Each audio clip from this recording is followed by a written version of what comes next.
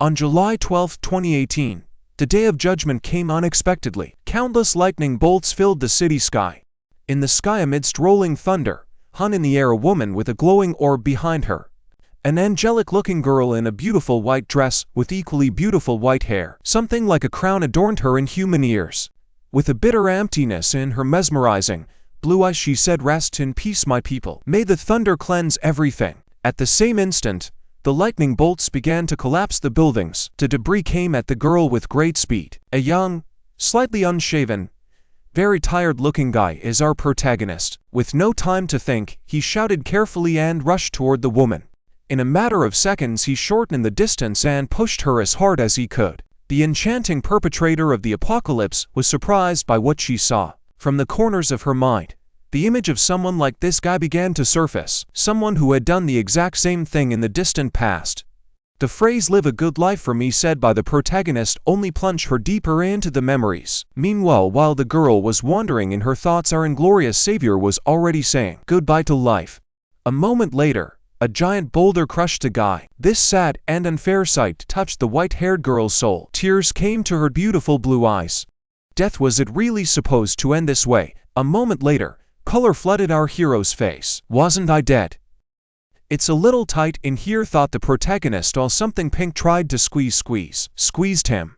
With the onslaught came the realization that the strength was leaving the body. "Why are you rubbing my ass?" That's the first thing our hero thinks of when he's in this predicament. While he tried to realize his position, gentle hands wrapped him in green diapers. A beautiful woman with scarlet eyes and hair the color of ash held a baby in her arms. Looking at the woman's eyes full of love, the baby couldn't understand who it was. After a second, the shock of realization consumed the guy. Have I become a baby? The baby's cries immediately worried the young mother, but after a few moments of thought, she realized that the baby was probably hungry. So without thinking, she bared her breasts and began to feed her blood. A delicate blush covered her face. At first, not realizing what to do, our hero was confused, but then quickly realized and began to absorb the liquid.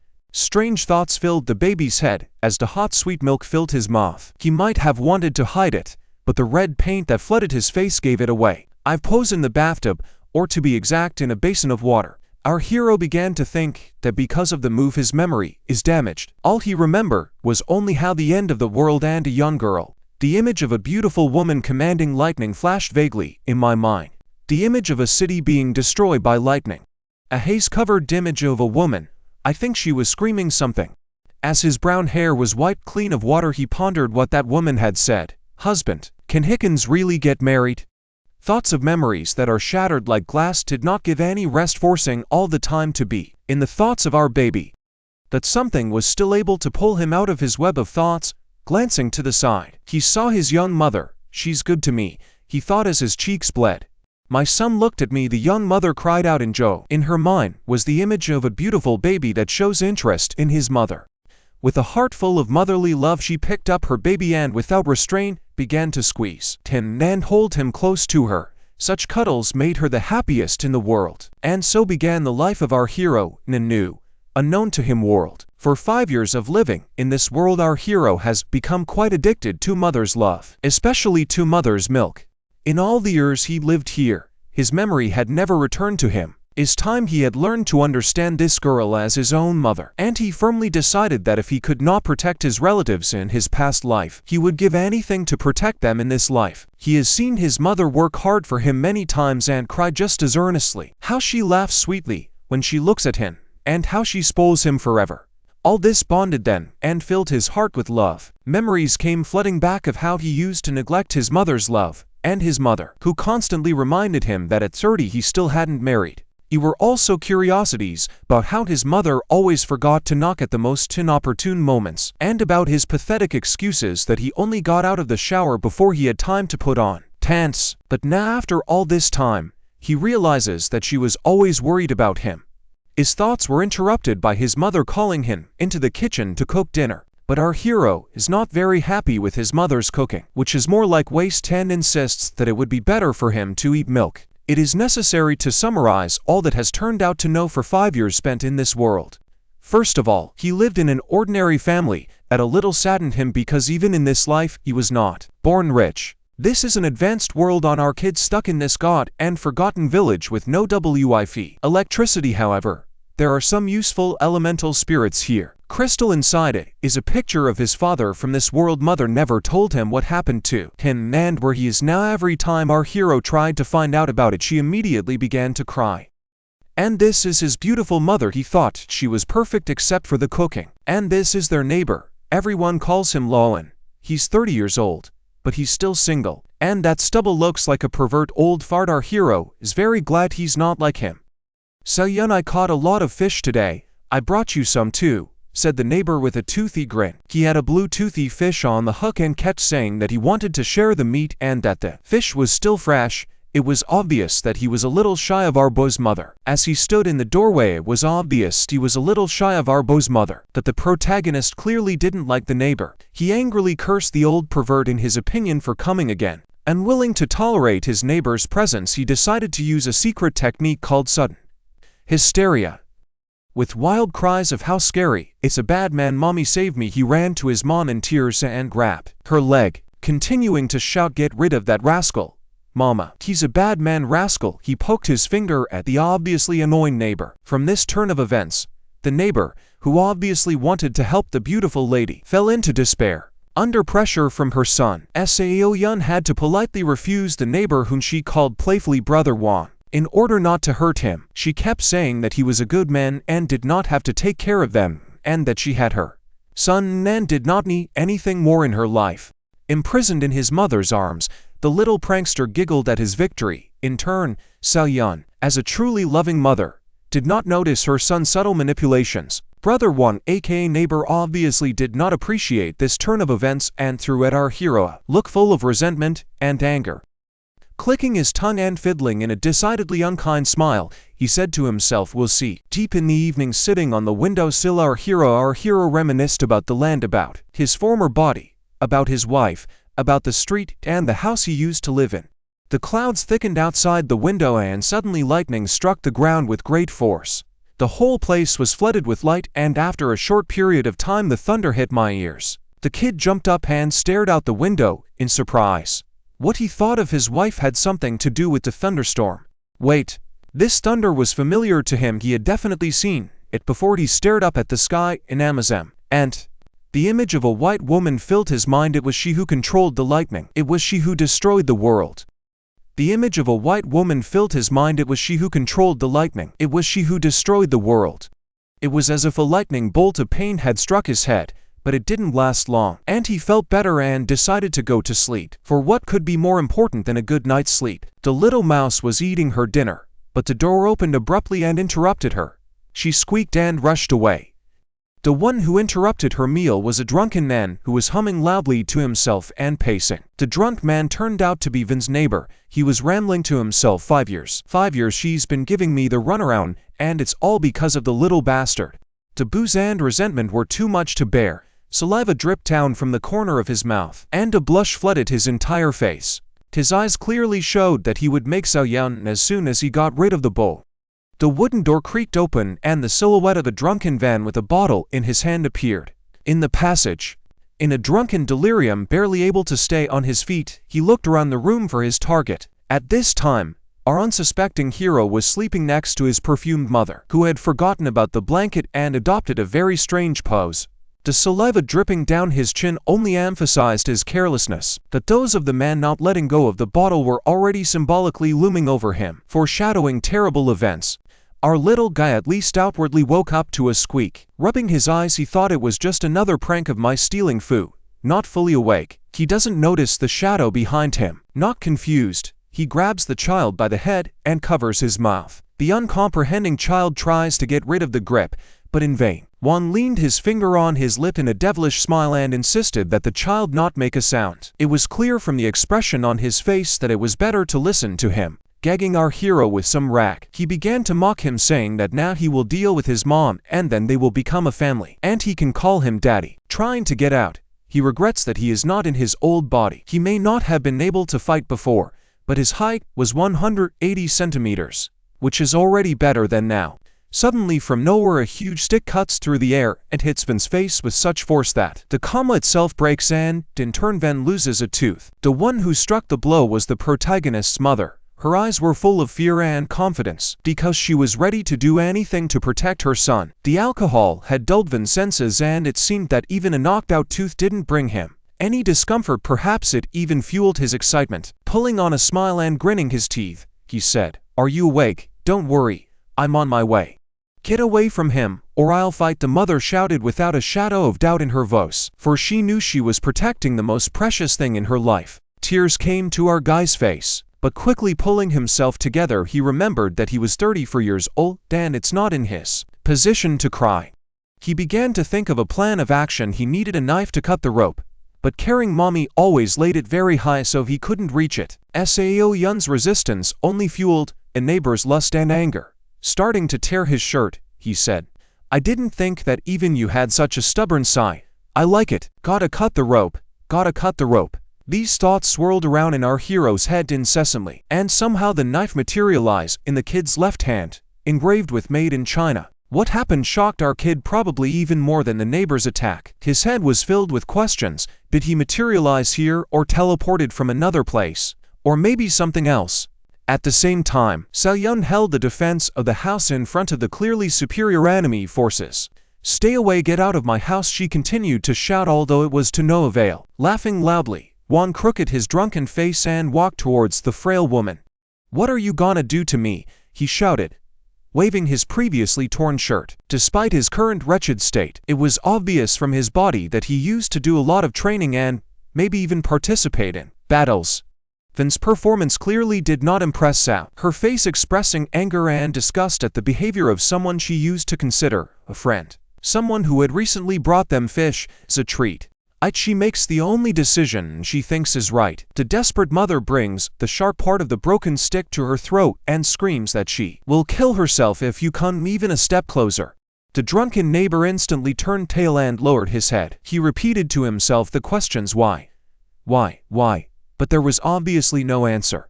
N's bright violet eyes straight down his alcohol-red cheeks, and he grimaced and wailed that it wasn't fair that he had been so kind all these 5 years and didn't understand why he was being rejected. Sao Yun, keeping her cool, replies that unfortunately love is unfair, and that there is no room in her heart for him. The calm and honest answer of the woman he had loved all these 5 years did not satisfy him. With a cluck of his tongue and, after thinking it over, he declared that if he couldn't get what he wanted, he would kill her himself. At that time, the son who had received the knife was already cutting the ropes, cursing every second of delay. He spotted the little spirit that lived with them. Just a glance was enough for a plan to form in their heads. After cutting the ropes, he immediately got to his feet without letting the knife out of his hand, squeezed it as hard as he could. The little fire spirit leaped out from around the corner, soared through the air, and a bright flash of light flooded the room. The jellyfish-like fire spirit strained his whole body to explore as much of the light as possible. Vanu had to cover his face to avoid eye damage or surprise. Trying to open his eyes, he cursed everything around him, even the fact that the elemental spirit was against him, although the elemental spirit had done nothing wrong to him. Taking advantage of the fact that the enemy was confused, in fact his only chance for victory, he rushed forward to hit him at his most vulnerable spot, the most vulnerable spot on a man. After taking good aim, he soared through the air using his best Shaolin technique called Rook Bird spread its wings. Screaming loudly, he hit with all his might. He probably had never exerted so much force using this body before. There was a loud crunch. It was immediately clear that the impact had an effect. One immediately grabbed his face and started screaming loudly in inhuman voice. No one could survive such a blow without repercussions. Jumping down and clearly entering the courage, our hero began to say cliched phrases that now he will definitely pay for all the insults that he said to his mother, and that no one dares to offend her. Swinging his Maidenkai at the blade, while Van came away from the pain holding his crotch and whimpering doggy style, our hero seized the moment and ran at Van from behind, shouting, "Let me increase your prison purse." This was the beginning of his second amazing technique called the Annals Punch. "You'll thank me when you're in jail," shouted Sonny, plunging his knife right into the most valuable orifice on the man's body. There was a wild scream from the neighbor and the sound of spilling blood. Feeling superior, the little guy took a fighting stance and shouted, "Hey, You piece of shit, try my fist, remember it well so you can pass it on to your grandchildren. Swinging as hard as he could, he put all the force in his fist.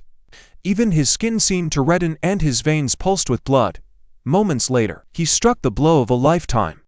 After flying through the whole room and breaking all the furniture that got in the way of the bathtub, flew into the wall and passed out completely defeated. As soon as Mom felt safe in her eyes, tears came out, whimpering, said how scary was Anne that she almost died of fright. It looked pretty nice, although the situation is scary. The sly kid immediately went around the mother and started to massage her, saying that everything was fine and there was no reason to worry anymore. Usually the mother calms the child down, but this family is special. Our hero began to have doubts that it seems that he got here for a reason, but also this materialized knife and the power that clearly cannot possess a 5-year-old child. Last night the bathtub was arrested, and it is said that he received special treatment in prison because they do not like those who attack women and children. And the next day the savior of the family had a fever and had a strange dream, after which he remembered everything. The beautiful messenger of the apocalypse says that since you have traveled through time, I will suspend the end of the world. In 0 years you will reach the level of creation, and you can use the heart of your world to replace the corrupted earth core and save humanity. Otherwise, I will not stop and will destroy all rotten humanity to give the world a new beginning. No one can escape death, not even your parents. Till in his earth form states that he was crushed by the stone on earth anyway, but if he can save at least his family, will be worth it. But he has a small request. He wants some superpowers or help. An awkward silence arose between the two, and our boy wondered if he was asking too much. His head filled with thoughts. Why is the goddess staring at me like that? Maybe she didn't like me and changed her mind about stopping the end of the world. What if she's focusing her powers on me? I'm still a sweet, innocent virgin, eh? But for the sake of the world, I'll do it. It's really not that big of a request. In manga like this, the protagonist always has some unusual power. I could use one too. I need to be bold. After all, it'll help me raise the levels. Matter how you looked at him, he was too weak, so he should not hope much to begin with. She would strengthen his astral body, his spiritual elemental, and the meta power will increase several times over. Also, the abilities of his hands will be multiplied to become more powerful and stronger than those of ordinary people. Really, looks like only the right hand can change. I wonder why it's the right hand. The guy immediately objected that he was an artist and always drew with his right hand, but the idea that it was all because of daily masturbation flew through his mind. He can also now summon things he once touched on earth, but only if they have no soul. And finally she will seal all her knowledge of the creation of worlds into the life energy in the ocean of his soul. Everything he will need in the future will be stored there. As he improves, the seal will slowly weaken, and gradually all knowledge will be revealed to him. By the way, to be frank, he died of fright and Sama did not understand how it happened. So she decided to make him a spirit. Nani, I died something stupid, he shouted, shocked by the unbelievable truth. Upon waking up, he immediately realized why his arm was so strong and how he was able to summon the earth knife. But such a ridiculous death still alarmed him. Well, sigh. Okay, there's nothing more to grieve about. We work with what we have. The hero thought and then said, today the seals have weakened, and I realized how I moved through time, and some of my memories came back and my head was filled with new knowledge. He was incredibly happy that he was only 5 years old, and he could already train his mental capabilities. These were the 3 most important methods for inner refinement. Learning even one of these truths would make the entire continent tremble. His choice was to take over the heavens and the earth later. He decided to learn the doctrine of destroying the heavenly laws. The thought of it stirred his blood. It felt as if heavenly earthly powers were accumulating in his body. An incredible surge of energy enveloped everything inside him like a mother hugging him before bedtime.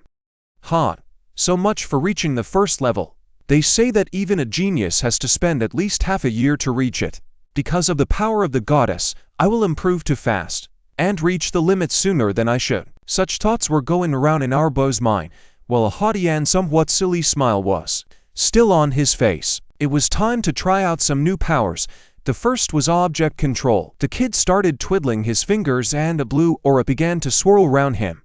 The still motionless pitcher with the pretty pink flowers trembled and soon soared into the air. After another moment, It turned to the right, and water poured out of it directly onto the table. Soon the knives came into play, and the knife rises from its sheath, flies forward with a whizzing sound, and crashes into a wooden beam.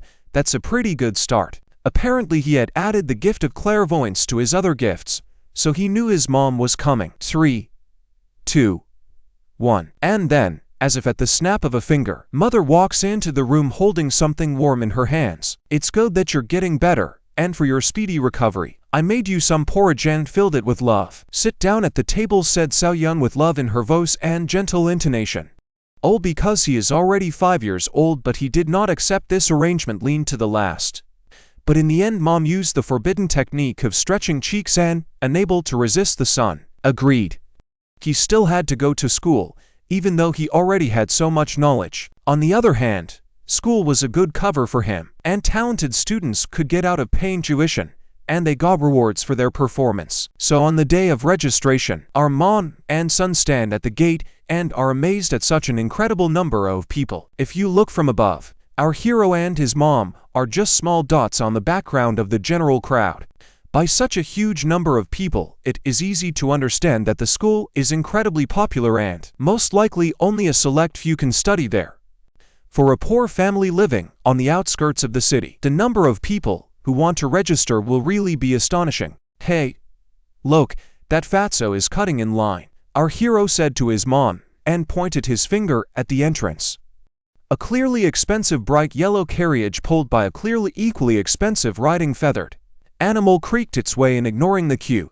An incredibly fat, cake-eating, silly-looking boy was showing his tongue and looking at the crowd from the window of his carriage. An obviously older boy leaned over to our hero with his finger to his lips and said, "Quiet, boy, don't make a fuss. This is the son of a local rich man who gave a considerable amount of money to get exactly here, so try not to let them hear your age. Not everyone likes criticism." Feigning disgust, showing his middle finger, our little boy realized that this world is no different from his previous one, and here money also opens any door. Oh, heard our hero began to mock him, saying that everything is really so, even if the poor will try hard or have some talents, it will not advance them in the queue. They only have to drag behind everyone. The second one just foolishly agreed and repeated the words of the first one. Now it's clear that the two bald, bespectacled men are just part of the guards of a young applicant with an incredibly arrogant face and a huge bag of presumably money in his hand. They made a sort of living corridor for this sucker. Raising his head as high as possible and adopting probably the proudest expression in the world, he uttered probably the most banal phrase in this situation, "Bow down to me, commoners." Noticing this, our hero had an idea in his head how to get through the queue quickly with the help of this landowner's idiot son. As he thought about it, a ringing smile appeared on his face. Raising his arm and grinning heavily, he decided it was time to try out his new money fountain technique. The dark blue aura behind him was more from anger than magic, but the green aura in his right hand was very real. The gems inside the bag seemed to go crazy and started jumping in different directions. A moment later, the bag burst from the pressure and the colored sparkles flew in different directions with a loud clinking sound. Is he throwing gems? Where people started to slowly turn toward the source of the sound. Jewelry. What? The word of mouth was like a wave over the crowd, and already everyone was looking at the culprit of the gala that was throwing away the jewelry. While the crowd greedily devoured the rich kid along with his crystals, our hero didn't hesitate to grab his mom's finger and run to the entrance while everyone was busy stuffing their pockets. Running hand in hand with her favorite son, she smilingly regarded him, thinking how much the son resembled his father, mostly in cunning. When she thought about it, warm memories came over her and she spread a smile as beautiful as the blue sky on that day. Eventually the testing queue reached them as well. Panting tiredly, they wiped off the sweat from their foreheads. A pleasant gray-haired man with an attractive mustache announced that the next person to be tested was Yu Shaoxi, and asked him to come over to him. To your hands on the ball of elemental power. If it does not glow or the glow is faint, the test is failed. In case it glows, the blue color will assign the law and the red color will assign the system. The brighter the glow, the greater the power, the examiner said, pointing his hand at the ball. Yu Shaoxi approached the ball that was polished to the point that he could see his reflection in it and extended his hand. The moment it touched him, a hurricane of blue energy soared through the air, lifting all the loose objects around him into the air. The orb glowed a bright blue color and the surrounding people began to exclaim without understanding what was happening. "I've seen some shit, but I've never seen such a reaction from a balloon," exclaimed the young man, whose veins popped in his eyes in amazement. "Unbelievable, such strength and level exceeds the limit. I've never met a person who can so unconsciously use elemental power on a test ball before," shouted. The same young man slightly calmed down. The balloon cracked from the force of such an onslaught of force. "Report to the chief at once, we have a genius thinker," said the examiner to his young assistant, who was still reeling from what he had seen. Yu Shaoxi boldly stated that he wants to go to the force system and he is not interested in loss. The confused elderly man stated that, after they finished this exam, he would take him for a power test despite the fact that the test showed that he had incredible potential for the legislative system. Walking into the room with a sign hanging on it, thought the little boy declared that he would not tolerate deceit on the part of the old man and threatened him with a finger holding his mother's hand. The practice of spiritual forces showed practically the same incredible results, which clearly broke the usual order of things and shocked the examiners. Just as with the test of spiritual powers, the kinship with the spirits met all expectations. When the elderly examiner saw it, he became enthusiastic and insisted that our hero must enter his faculty, for he had not seen such an outstanding person for several centuries. Xiaoyun folded her hands at her mouth and smiled sweetly, for her son was worthy of his father. "There is one last exam left, elemental force attribution. Besides, a distinguished person wants to meet with you. Let's go back to the hall," the examiner stated. At the sight of a harsh man in a white coat with gray hair on his temples, the crowd roared, "Hello, Vice Rector, hello." A man with bags under his menacing red eyes said he wanted to give our hero an exam himself. In the same instant, he disappeared, leaving behind only a residual silhouette. Yu Shaoxi didn't realize that the vice rector's hand was already on his head, and the vice rector was standing behind him. His speed was unbelievable, unexpectedly rare, but a very good combination of powers at such a young age, and already a level comparable to hermits. Not bad legislative system, you can definitely become an outstanding thinker. The vice rector continued in a calm voice. Another attempt to bend him to the side of the legislative system was clearly not to the liking of our hero, but clenching his fist he calmed himself, then said, "But I want to go into the force system like a warrior in battle to defeat enemies, like Arthur. Do you know who a tank is?" Pointing his finger at himself nonchalantly, the protagonist muttered. A slightly puzzled and arrogant smile arose on the provost's face. "I don't know who Arthur or tank is, but if you want to take the exam, I'll take you." Without changing his expression, the provost said.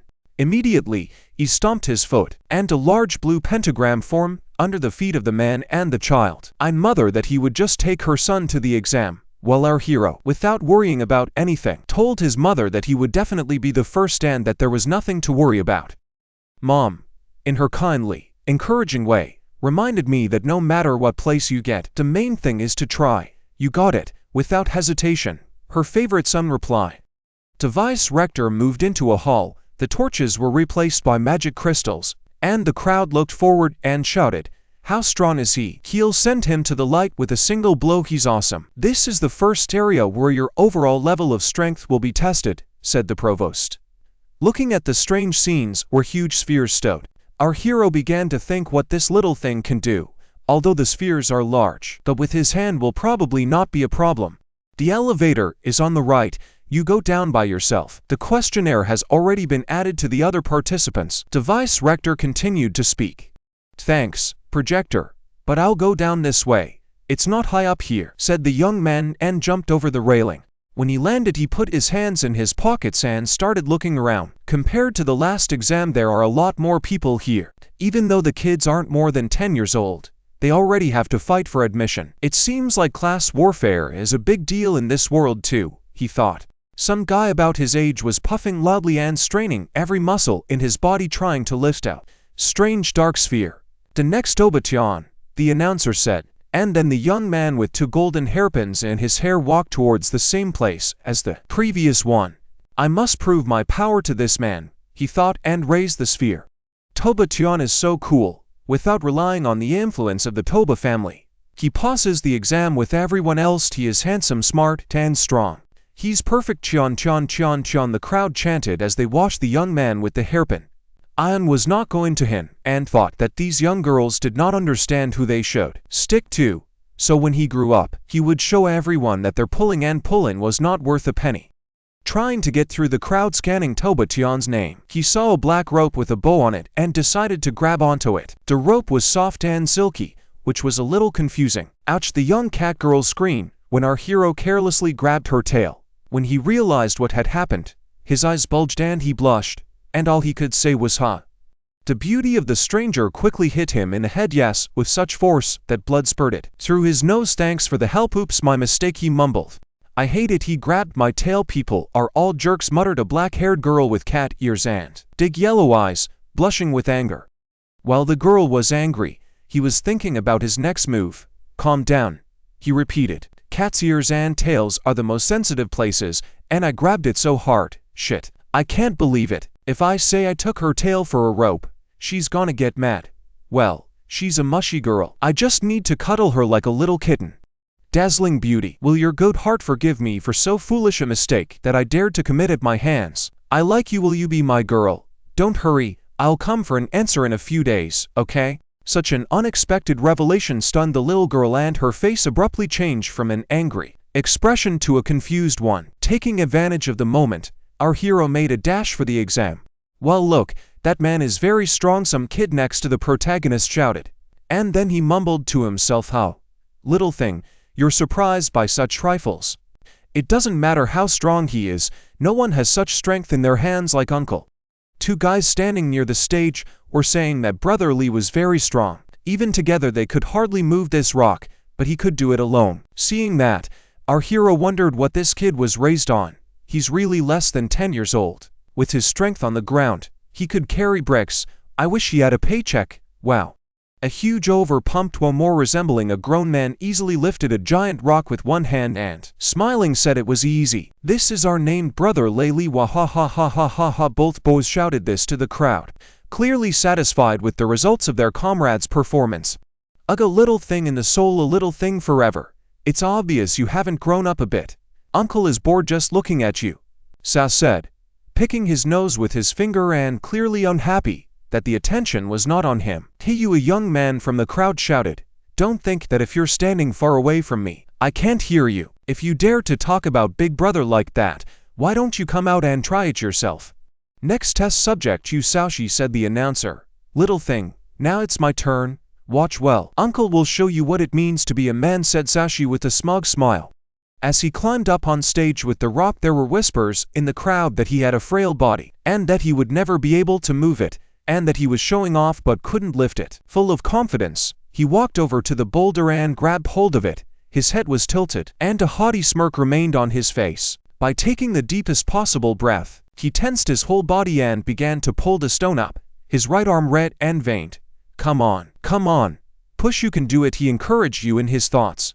Using all available forces, he managed to pull the corners off the ground a few centimeters. "Till ruddy from the previous conversation and already familiar to us," the cat girl was saying to herself that just now that weirdo's body had whispered something and emitted a painfully familiar scent. "So his name is Yu Saoshi.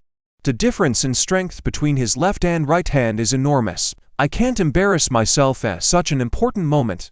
My right arm doesn't feel the strain at all, but my left arm has no strength at all, damn it. I'm dropping it. Ho, ho, ho, ho, the left arm is too weak. Don't you dare roll over on it," shouting to myself, trying to keep my balance. The left hand still can't withstand the pressure and the stone falls to the ground with a thud. While our hero is dumbfounded by what happened, the voice announces that the ball touched the floor. The ball was raised for a while. This is the lowest result, meaning the lowest level of strength. Then announces the next contestant. Guys we already knew immediately burst out laughing and started mockingly shouting that this fool was so much of a show-off and that he couldn't do a damn thing, that he was even weaker than they were. Yu Saoshi mumbled to himself that he was already several tens of years old, and these little guys dare not treat him like this. Having recovered a bit from his previous defeat, he headed to the next door pad for the next tests. The second test site turned out to be a treadmill, clearly not our hero's strongest suit. He glanced around the track and noticed that the leading place in the race was occupied by the familiar Toba Tion. The two brothers were already there. The blue-haired one was called Ji, and the one with brown hair and purple eyes was called Hao. They were also going to run, after running and wishing each other good luck. As soon as they spotted Yu Shaoxi, their conversation abruptly shifted from their great brotherly to discontent and disgust towards the protagonist. "Oh, my God. How come you have to run around here? It's like my stadium at the university." Yu Shaoxi thinks he's taller than the two little girls, and as an adult, he decided not to bicker with them. They're not going to stop at that.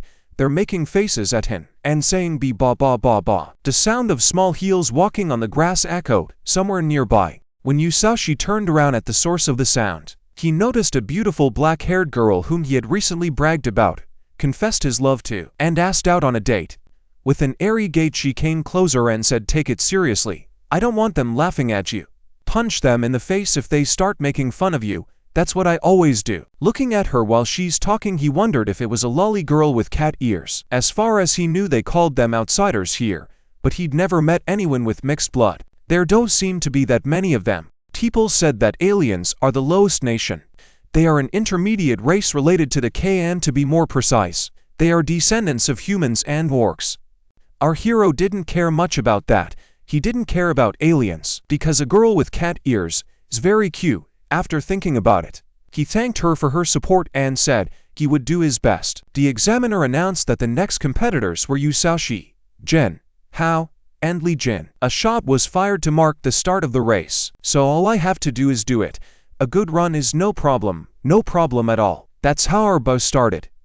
Yu Shaoxi began to staggeringly pick up speed, while the guys behind him laughed that they had 50 laps to run, so they wouldn't even try to catch up to him and would run at their own pace. Finally reached said G take the last steps while the sun behind us was already setting.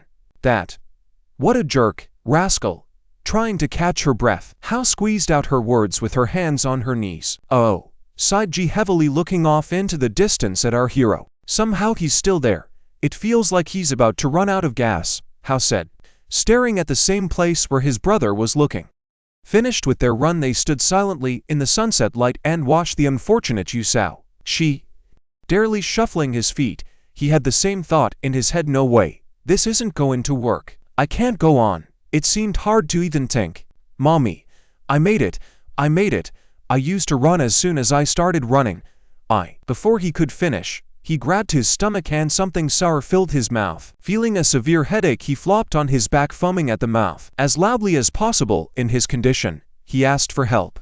Just moments later, an ambulance crew was wheeling him into a hospital bed, injecting and healing magic. The provost threw a facepalm, being extremely disappointed by such a sight. Not far behind, his young friend repeated, after the provost, a gesture of deep disappointment and shame. The third sight, the test of the strength of the blow. "I ask those who have not yet participated to come with me to the competition site," the pretty examiner said loudly and clearly. Hearing this, our hero began to come to his senses. "What?" he exclaimed, and immediately got up from his bunk. A test of his punching power. He realized that this was the one test he couldn't skip because he could do better here. A test of punching power. Uncle's at it again, saying that. A wicked smile spread across my face. A beautifully built examiner calls everyone to the third site for a test of hitting power. There is an absorbent magic stone on the impact strength competition field that absorbs physical stress. This was how the examiner explained the presence of the huge black monolith on the field. Visible on it. And while everyone's mouths were open as they looked at it, she continued to explain, a normal person, even if they used all their strength, would only be able to leave a small imprint. That the most valuable thing about it is that it can repair the damage on its own. Absorbent stone is a very rare valuable material that is mostly used as a valuable building material. The blush on the woman's face showed that she loved her job. Pointing her finger upwards, she announced, "Now the competition will begin. First up is the first contestant, Lin Shi." Who responded to that name was a black-haired cat girl. "Hurry up and get up on the platform, and use all your strength." Girl, the examiner, who was standing a little farther away, shouted at her. "I know without you, I'm not going to let that one in the group of ignoramuses mock me," she thought as she walked up to the huge cube in comparison. Concentrating as much as possible, she shouted Kia. At the same time as she screamed, she gave a blow very similar to the blows from the movies of the protagonist's world. There was a loud sound and the cube shook, like a vibration, like a localized earthquake. As soon as she removed her hand, Her fist was imprinted where the blow had hit, and the cracks from it spread across the wall of the cube. The crowd was shocked and frightened. People started talking about how scary it was, that she was a tigress, etc. One of the guys even started to tease the other about how he was making fun of her and now she's going to kill him for sure. And the other guy says he'll never make fun of her again. Not bad. The highest level of power brought glory to our girl. The next contestant, Jin Hao. As I expected, his punch had no effect on Cuba, but rather on Hao himself, as his hand made a cracking sound and his face reflected panic and pain. The next contestant is Li Ji. The situation is similar to his brother's. His hand was clearly injured, and he held it without hiding the pain, almost crying. The next contestant is Lei Li, a huge pumped-up kid, more like a man. He approached Hube with absolute confidence. On the way, he also said it was nothing and that he would show you how to do it. His brothers, one of whom had seriously injured his arm, were waving and cheering him on like a group of cheerleaders. "Look, I'm gathering all my strength in my hands," said he, taking a stance to strike. The sound of the impact was unbelievably loud, and the cube itself almost flew off to the other side, the indentation on it looking more like damage from a cannon than the effects of an impact. This year, the school has received a large number of promising applicants. These kids haven't started training yet, but they already have the physical fitness of a Yuanling apprentice. Another Yu Shaoxi, who is strong in spirit and has the ability to reach the level of a hermit. In the setting sun, his words were even more serious than the first time they met. As soon as the projector finished, the examiner began to praise Lei Li in a singing manner for showing the highest level of strength in the test. At this time, our hero mentally pushed himself with all his legs and rushed forward just to be in time for the test of strength. Next, Yu Shaoxi announced the examiner, and at the same instant he burst through the doors shouting, "Here," which were barely audible due to his shortness of breath. But after a second he came to his senses and started talking as if he had always been here. With a wave of his hand, he walked toward them. The three brothers, two of whom had failed the test, silently stared at Shaoxi. Absolutely the same look that says we don't expect anything from you. A cute yellow-eyed cat girl and a guy with hairpins looked at him. The deputy dean didn't change his face in any way, maybe only became sterner. But in his mind he didn't understand why the kids still didn't despair. This is the child who attracted the attention of the vice-rector known as a fair official. The red-haired beautiful examiner thought to herself and then said, "Yu Shaoxi can pass the absorbing stone. Oh, what a beautiful face, and a figure to behold, ha," said the protagonist while he was advising the examiner with a silly expression on his face. Anyone seeing him from the outside would think he was a pervert. What, clearly embarrassed by the coaxing from the child, she shrank back a little and blushed. Beautiful orange eyes, softly red hair, scarlet sunset, and bright blush created a truly beautiful picture on her face. "You idiot. Suddenly you've got the nerve to hit on your sister. I'll kill you," a child in the crowd spoke angrily. Ovost was thinking that this child should realize that he cannot get everything he wants, and that the world does not revolve around him. Our hero touched the magic stone hopefully. It will not fail him. Admiring the mineral, he pondered how big it was. There probably wouldn't be more than a few of them on the entire continent. "Hey, show off. Don't hit hard or you'll cry from the pain. Get down," shouted someone from the crowd. Turning around, Yu Shaoxi saw that it was you two again. "Oh my god, I just said one phrase about their big brother. Do I have to be teased like this every time?" he thought. The brothers stood and glared at him from the audience seats. Grinning heavily at the children, he proposed, "Let's make a wager. If my score is better than your brother Li's, you will always call me Grandpa. If my score is lower, I will call you yours, okay?" "A bet's a bet," one of the brothers declared. "You can't seem to accept defeat, so get ready to call me Grandpa." The second one only agreed with the first one, repeating Grandpa in a nasty voice. "Good grandson, Grandpa is here," said Sha, smiled even more wickedly, and before he raised his blushing red hand, clenching it as hard as he could into a fist, he tried to concentrate all his strength into it, whereupon he rushed forward with a shriek. Like thunder in broad daylight, his blow struck the rock. The enormous force of the blow sent a shockwave from the point of contact. The impact was so strong it shattered the absorbent stone. Once again showing his haughty screen not benevolent smile, he turned to his abusers and said, "Little one, hurry up, call me Grandpa." The three brothers stood there with sagging jaws and eyes that looked like they were about to fall. out of their orbits. All I had the vocabulary for was aloud and synchronized up, but the crowd's reaction was no different from that of this trinity. How can he be so strong? And the two of us? Since we haven't gone through any competitions, we're left with no choice but to pack our baggage. Outrageous, I can't stand it, thought the brothers, watching what's going on. Ling Shi shouted with her jaw hanging open in surprise as she tensed up and her eyes became like two round saucers. When she came to her senses and was a little embarrassed, she said, "This weirdo's kick is out of line, but his physical training is nowhere near as good. It's very strange." Hallucination, the examiner asked herself that she could barely stand on her feet from surprise. "This precious absorbing stone is the only one in our military magical university," shouted the completely confused vice-rector. It was night outside the window, and the room was lit by a strange lamp that looked something like the spirit that lived with the protagonist. "Those standing here have been chosen by our military magic school as the most talented applicants." The vice dean stood at his desk and said, "Since ages, the aim of our school is to select outstanding individuals by means of a strength test. All of them can receive support and encouragement from the administration." The vice principal continued, standing in front of a group of 4 children. It included the little jock Li, the cute cat girl Lin Shi, our main character, and a guy with a hairpin named Toba Tian.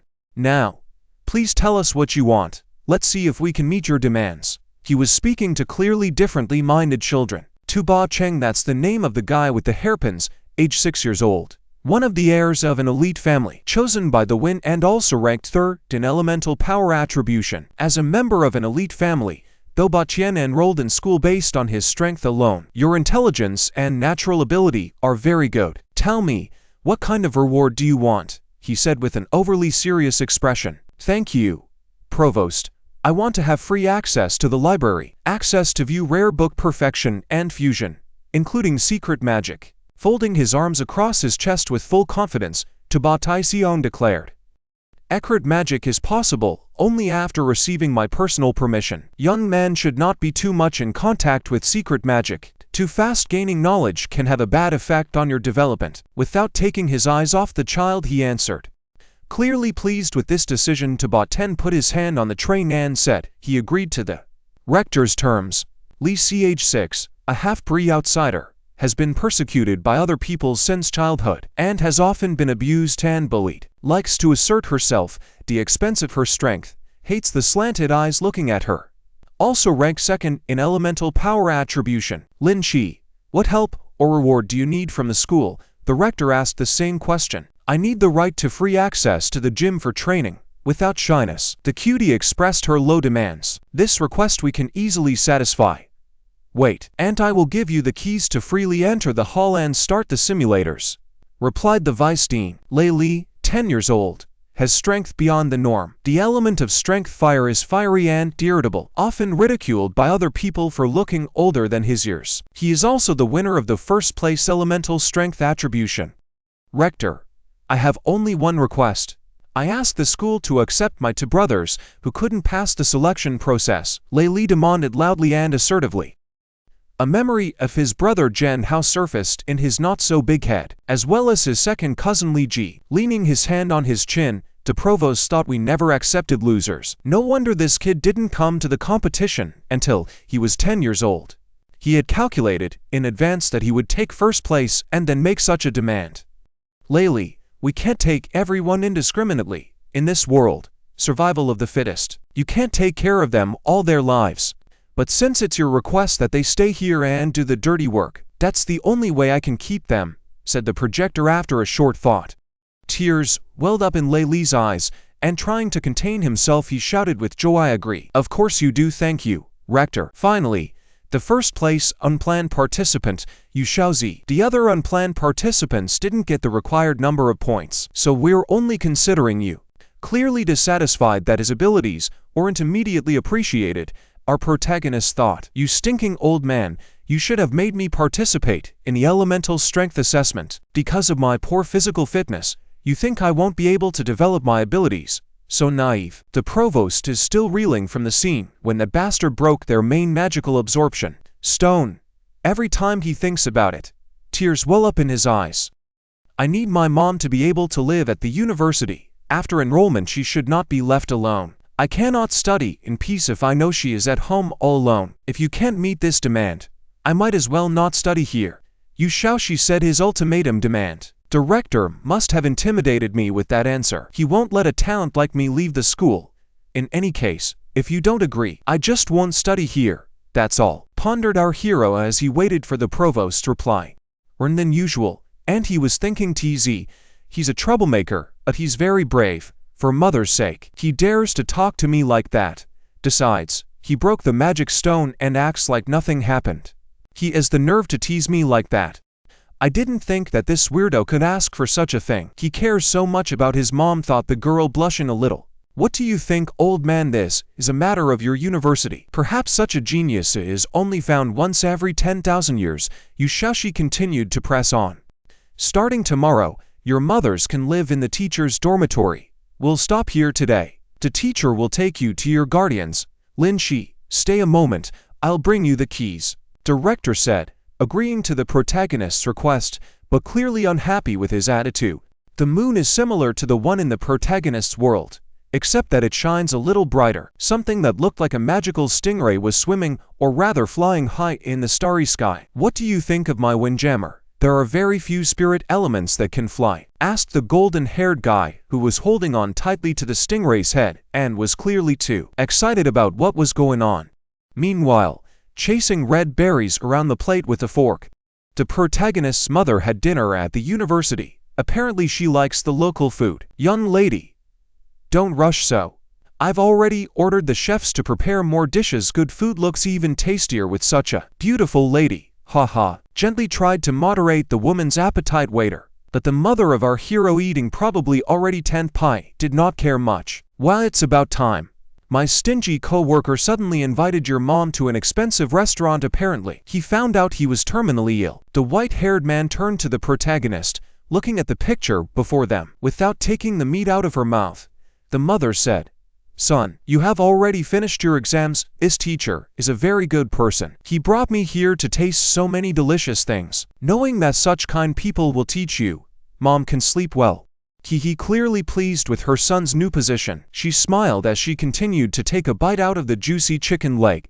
Antly showed his flying spirit to the protagonist, was struck by the beauty of the dining lady. Yes, so much that he could not hide it. His face immediately covered with a blush, and a look gave him away. I feel like I'm in love. It turns out there are still beautiful girls in this world. Little C, don't be afraid. I'll raise you like my own son, said the guy, who immediately switched his demeanor and put a rose between his lips. Disgusting teacher is a pervert. Shaoxi shouted. His face became like a demon mask and his right hand was already glowing red. Teacher's a pervert. You'll teach him in the next life. With this shout, he hit his teacher as hard as he could. He immediately flew upwards, hitting the ceiling with his head. It seems his soul began to leave his body. Mom, I passed the competition. The vice-rector let us live together in the faculty dormitory. We're moving in tomorrow. The protagonist, who took his mother's hand, declared, clearly satisfied that he was able to protect her from the dishonest actions of his teacher. But mom wanted to object, but thought, I just asked them to wrap us some food for dinner. They haven't brought it yet. That's what really bothered her. Hearing her son's statement and stopping thinking about food, the mother was immediately shocked by what she heard. Can we live together at the Mowu school? Hurry up. I'm late, screamed our hero to run as fast as he could. My name is Yu Shaoxi. As of today, I have been in this world for 5 years. Some time ago, based on my natural talent, I entered the university and received special permission from the projector. Now we moved together with my mom to the teacher's dormitory of the military magic school of Mowu. In this dormitory, all but me and my mom are teachers and their families. Neighbors in the neighborhood take care of us, sometimes offering mom dirty work so she can earn a little money to live on, but they pay her well. But of course there are some strange men with dirty intentions. Today, my goddess should come to clean. I can't wait. The chubby green-haired man thought to himself, rubbing his hands together. I gently hint to them to watch their behavior. I'll lose my hands in a much less vulgar manner, said Xiao, sending the 2 detractors to the same place he had sent the teacher before. Don't think he's often late for school, though there isn't a single person here who understands and knows more than he does. He is now in a hurry to get a part-time job. In his past life, his name was Yu. He was a professional erotic pictures artist. He has scrawled countless notebooks and become an adoptive father to countless hikikomori. Father, father, father, father, father, father shouted to him from different directions, his admirers. His main specialty now was selling small albums at the university after classes were over. When high school students were just about to finish their classes, laying out his wares in front of him, he waited for customers with an enterprising smile. Two chubby guys, one in blue, the other in a red row, were walking down the street and talking loudly. A few days ago here sat one miracle child selling drawings that made me shiver with excitement, said one, to which he was answered by a second, no, I chatted with him too. Z still hurts. Spent half the money for this month's expenses and then got a reprimand from my parents. You, Honorable you, the 5-year-old hero who sold albums a couple days ago, is here again, shouted someone on the street, where a chubby man in a blue robe immediately blushed and shouted, oh brothers, I remember a while back you bought quite a few of my masterpieces. There's new merchandise today. I painted a lot of new compilations at home the other day, said Xiao, waving his fan at himself, like he's a dealer of illegal substances. For real? I'm buying, I just got my pocket change today, hurry up and let me see, I can't draw by myself, the chubby one shouted as soon as he heard about the new products on sale. Making a monster-like face, he beckoned to the buyer with his pen, kid, come here. Uncle will let you see, art is all available, if you like to draw, buy more and look. Hey, look, I've improved the structuring of the human body. A great textbook for learning anatomy. The protagonist was clearly slyly showing a picture of the examiner in a latex costume. Ooh, gods bless you. Honorable you, very profitable, the fatty man huffed with an increasingly lewd expression and stared greedily at the picture. It's rare to find a knowledgeable person to I'll give you a 5 discount. Bro, the main character said, with a sly smile and a wave of his hand. He put his hand on the chubby man's shoulder and began to pull the book toward him. What is it? If you want to buy it, then buy it quickly. You wait a little, and there will be nothing left in turn. The chubby one greedily licked his lips and couldn't make up his mind. The clatter of high heels approached our couple. Red-haired examiner shown in the picture, coming closer and folding her arms at her chest. She smilingly said, Xiaoxi, what are you doing here? Just when class was over. You ran over here in a flash. What are you holding? Show it to the teacher, okay? She took the book from our hero's hands unhindered. Shocked and dumbfounded that he was about to be uncovered, he began to shout, wait, but there is nothing to be done.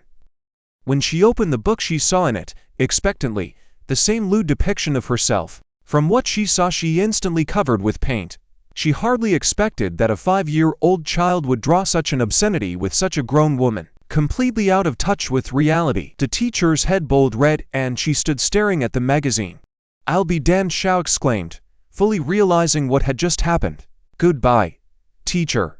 Next time, I'll invite you for tea, our hero declared with a brisk gait and strode away from here. A disconcerting scream echoed behind him, as if the very gates of hell were scattered by that fierce shriek. The echo of that shout echoed throughout the immediate neighborhood. Haha, the class is going to go crazy, the main character said to himself, smiling all over his face, because he was glad that he had gotten away with such a prank. Walking away from the creek epicenter, he came upon a strange gate with a sign above it that read Mo Wu Nursing Home. Throwing a glance over his shoulder at this gate, Xia thought, nursing home. Lonely old people, loneliness, emptiness, cold. There's a lot of potential customers inside. That was the conclusion he came to in his head. A moment later he came back with the package. Few warily ran home to get the latest compilations. Ha. His malevolent silhouette passed through the gate, not boding well. Suddenly an old man with a huge bald spot on his head with bright blue eyes and the same blue crystal on his robe appeared in front of him. He also sported a gray beard and a tired look. How did that damn old man get behind me? Scared my uncle to death. Didn't make a sound, said the frightened kid, while the old man was intently studying the magazine open in front of him. This old man is dressed in similar clothes to the rector. She also weighted gem. Yes, and gold-rimmed. Not everyone is given to it. It can't be that I ran into some great figure of the university, Xia thought to himself, but something distracted him. Laughing, he's laughing, and he's laughing so dirty. The kid didn't understand the reason for the old man's laughter, but he should have known by the look on his face, since he had a lot of experience. And immediately met a perverted old man. What the hell? Why are you staring at me if you're not going to buy anything? shouted our hero as soon as he realized the reason for the old man's laughter. His eyes were squinted, his cheeks were red, and saliva was running down his chin. Probably the most perverted face you've ever seen. The smirk on this old man's face was becoming all go and go chased away the thoughts of Xiao. Looking at the older man with a condescendingly contemptuous look. Immediately the old man's face changed. His eyes were bloodshot, his eyebrows were eaten to the center. A wicked grin appeared from behind his lips. It seemed as if aura itself was darkening around him. How? And he got angry again. High-ranking people have such fickle moods. How will I be if he tells my mom everything? The panicked treasure merchant thought to himself. A second later, he realized it wasn't a look of anger, but the intense gaze of a man trying to get a closer look at all the details in the image. So scrutinizing. I don't think I'm gonna get away with it this time. Is it possible that he'll kick me and my mom out of the university? He thought to himself. The old man stood up sharply, and not just the old man, which looked possibly disgusting. Then he said, "Hey, little man, where did you get those books?" "I drew it myself. It's my hobby." With disgust, the protagonist clearly noticed the bump between the legs of the old man. "You should study hard at a young age and not waste your abilities on such things. I'm the elder official of this university. Confiscate your books. I hope you learn your lesson. And next time think about what you should spend your time on," the old man said without a trace of doubt. "Go on, if I catch you next time, you won't get off that easy." Looking over his shoulder, the elder official said, taking his entire collection of special books with him. Yes. Yes. Yes. Yes. It was. I realized, repeated our very upset hero, because his whole business plan had just collapsed. But suddenly, dawned on him, wait a minute, that doesn't make sense. Shit, that old man had me fooled. Realizing this, our hero sprinted off in pursuit, shouting, "Hey, it's so easy to believe that horny guy. How could I? Uncle is furious. Wait, you damn old man. I'll have more of you." Grabbing my head and tearing out my hair, screamed the protagonist. Meanwhile, at college, "Let me go. Please, don't hurt me. I'll give you everything I have," shouted a short, scruffy-haired beau who was lifted by the neck into the air. Judging by the look on his face, his pleas didn't help much. And now, beaten without teeth and with a black eye, he said, "If my parents find out, you'll be in trouble, but if you know your place and let me go, I won't tell anyone." "Corpses can't talk," says our little overgrown baby Lee. "I need you, and I need your money to, so go to hell," he said through gritted teeth without letting the beau go. The one in turn was already blushing from lack of oxygen and tried to remove his offender's hand. Our protagonist, who was watching from the roof, suddenly said, "Oh, brother, you're still so young, but you're already as angry as the devil. Guys, we fought. Let off steam, man, that's it. There's no need to kill anyone here." With a slight movement, he jumped off the roof. Lee still didn't let go of his victim and taught, "So you're the self-taught one who obtained you Xiaoxi's special place." His kick was very strong. It's called the killing kick. Upon touching the ground, our hero immediately heard, "Little man, mind your own business." This giblet signed his death warrant today. "Lee, I remember you sacrificed yourself for your brothers, and now you're in this alley beating up people. If the university finds out, you'll be expelled. If he dies, it won't just be about expulsion." Stepping on his eyebrows, said Shout, who understood the whole age. Clearly more than Lee. "Stay here, trash. I got a new case," said Lee, and finally dumped his victim. Gritting his teeth in anger, he said, "I am not your brother. You don't understand. Since you caught me, then you'll have to be destroyed," to Ken said, and his hand flamed with scarlet fire. "Try my Yuan Li firepower, or fought," he shouted at the top of his voice, as the tour around him seemed to be engulfed in flames. "I would really like to know if all big heads are really so brainless," Xiao said with a clearly mocking expression, spreading his arms out to the sides. "That's the case, your uncle will also use your beloved violence and beat you to the point where you'll be on your knees singing conquest," said Xiao, while some red matter was forming under his feet. Glowing red magic circles appear under the feet of the protagonist. Quick little lightning bolts, or discharges of electricity with a crackle, flew out from under his feet. The magic of speed. "Let's go, big head. Wait, uncle will kick your ass until you cry." Saying that, he rushed forward with incredible speed. Whizzing through the distance, he left behind only a blurred silhouette where he had been earlier. Two-hand combat. What are you, sick in the head? Even if you know the celestial kick, hand-to-hand combat isn't as easy as you think. Despite his silly appearance, Lee said some pretty sensible things. Sking and stepping his eyebrows, he tilted his body and head, then made a swing with his burning hand. Easily reading his opponent's punch, He swung it aside. Your movements within my energy sphere. They don't seem fast, something akin to the movements of a snail, said the protagonist haughtily. Hey, Buffalo, try Uncle's lightning fast iron fist, you'll love it. While he was saying that too, a red glow resembling the red current discharges that had recently gathered around his feet began to gather around his hand, and of his own nature and the kai of capturing the heavens and earth. His elemental power became red in color and also acquired an intimidating effect. I think any passerby would be frightened to see it. Soaring into the air and swinging, he shouted, today we'll use your buffalo head for my experiments. With incredible speed and a cracking sound, the fist pointed towards Lee's face. It's fast, I can't dodge, the thought flashed through his mind as his fist came at him with great speed.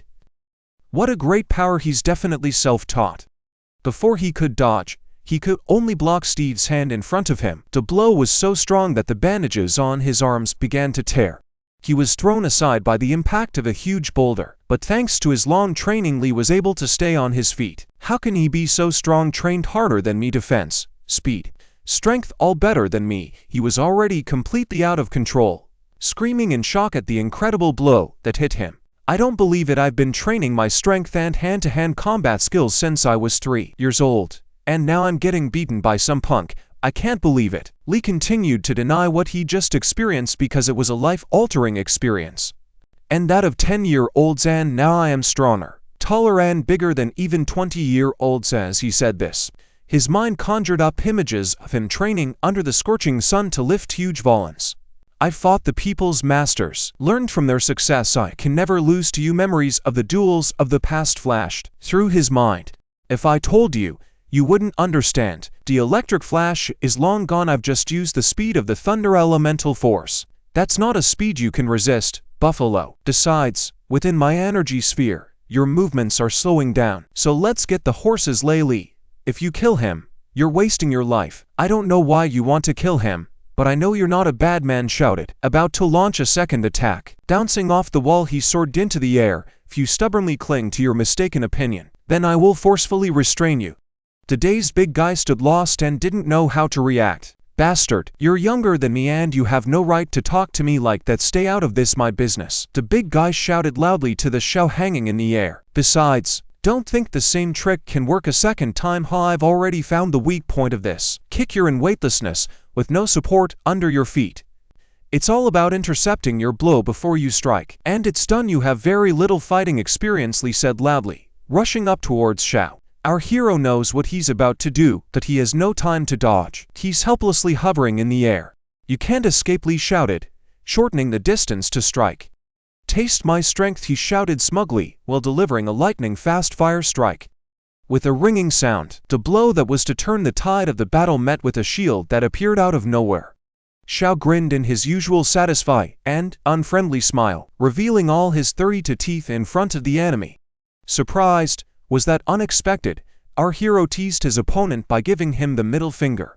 How is this possible? It can't be, he shouted, his face blurred with anger and incomprehension. He had never heard that there was a magic shield in this world that could move following a person's movements. All the tutors open the magic shield with their hands, and yet they can't move. Moreover, they can't use any other abilities. It is simply impossible. Taking his opponent's arm aside, Xiao swung again. Nothing is impossible. There are tons of things I'm good at. Change. You better listen to your uncle and forget about killing someone. Disgusting, this scumbag doesn't play by the rules after he's obviously a self-taught suicide bomber, somehow trying to justify his imminent defeat. A swinging blow went straight for the big guy's neck. The force of the blow was judged by the lab pot and crunch. Calm down, uncle, only used to moves, and you're already hurt, just lie still. From such a blow, Lee immediately lost consciousness. His body flew downward with great speed, and fairly quickly made contact with the ground, forming a small crater at the point of impact. Finally, this buffalo-headed head has subsided, Xiao said to himself, as if to indicate that the work was finished. Wiping under the pillar after a seemingly not very difficult battle for him, he began to complain. Phew. Hilarious, uncle, this magic shield uses too much elemental power. All of this was accompanied by heavy sighs. A little coming to his senses, and by measure in the joy of victory, he soberly reasoned that big brother Lee was actually very strong. After all, you didn't lose, uncle, for nothing. After losing the competition, I practiced a lot, Xiao said to himself, looking at his hand. which was read from the goddess's gift of strength. In addition, by studying the world creation technique, I have increased my spiritual abilities, he said, creating a small green glow behind him. And now he could finally try them out in a real fight. He covered his face with his hand and small tears oiled up in the corners of his eyes. I'm a fucking talent, wah ha ha ha ha ha ha ha. I declare that he was shouting at the top of his lungs, showing his true colors. After praising himself enough, he remembered the boy who was being beaten up by the Li. Picking him up, he spoke, you look like Tuleera, the eldest son of the clan head. Don't you dare die, or you'll cause trouble for that buffalo-headed Howley. The little ones fight, but uncle has to clean up. Already go in to take the wounded to the infirmary. He was interrupted by a seemingly defeated enemy. This immediately set off the thought process in the protagonist's head. Oh holy crap, even after that blow, he can still stand on his feet, plus he seems to have flown off the handle. His face was not human in anger. Don't even think about taking him away, he must stay here, the maddened big man shouted. A bell sounded not far from our couple. While he was wondering who had dared to disturb them, our hero had already looked under the skirt of the girl who had disturbed them and noticed that she was wearing pink underwear. From such a sight he immediately blushed and blood involuntarily spurted from his nose. The figure of a beautiful girl appeared on the roof in the evening sunlight. A light, flowing dress only emphasized her gracefulness. Looking at them, she said, "Stop this useless slaughter, Howley. I understand that you want to kill this rich parent's vacation for a reason. I assume the reason is because of yesterday. Yesterday, the heir of the Tulear clan disgraced your brothers, didn't he?" Looking down from above, the big girl asked the big man, while the sneaky leaves prevented us from seeing what Xiao had seen. When two contented brothers helped clean up the school grounds after school yesterday, Layar, Peng and the other majors came to mock them. Disgusting, their kind stinks like a dung pit, the rougher of the brothers said, through gritted teeth. Clutching tightly in his hand the broom he had previously used to sweep the yard, he didn't hesitate to swing at the mastermind of the haunt.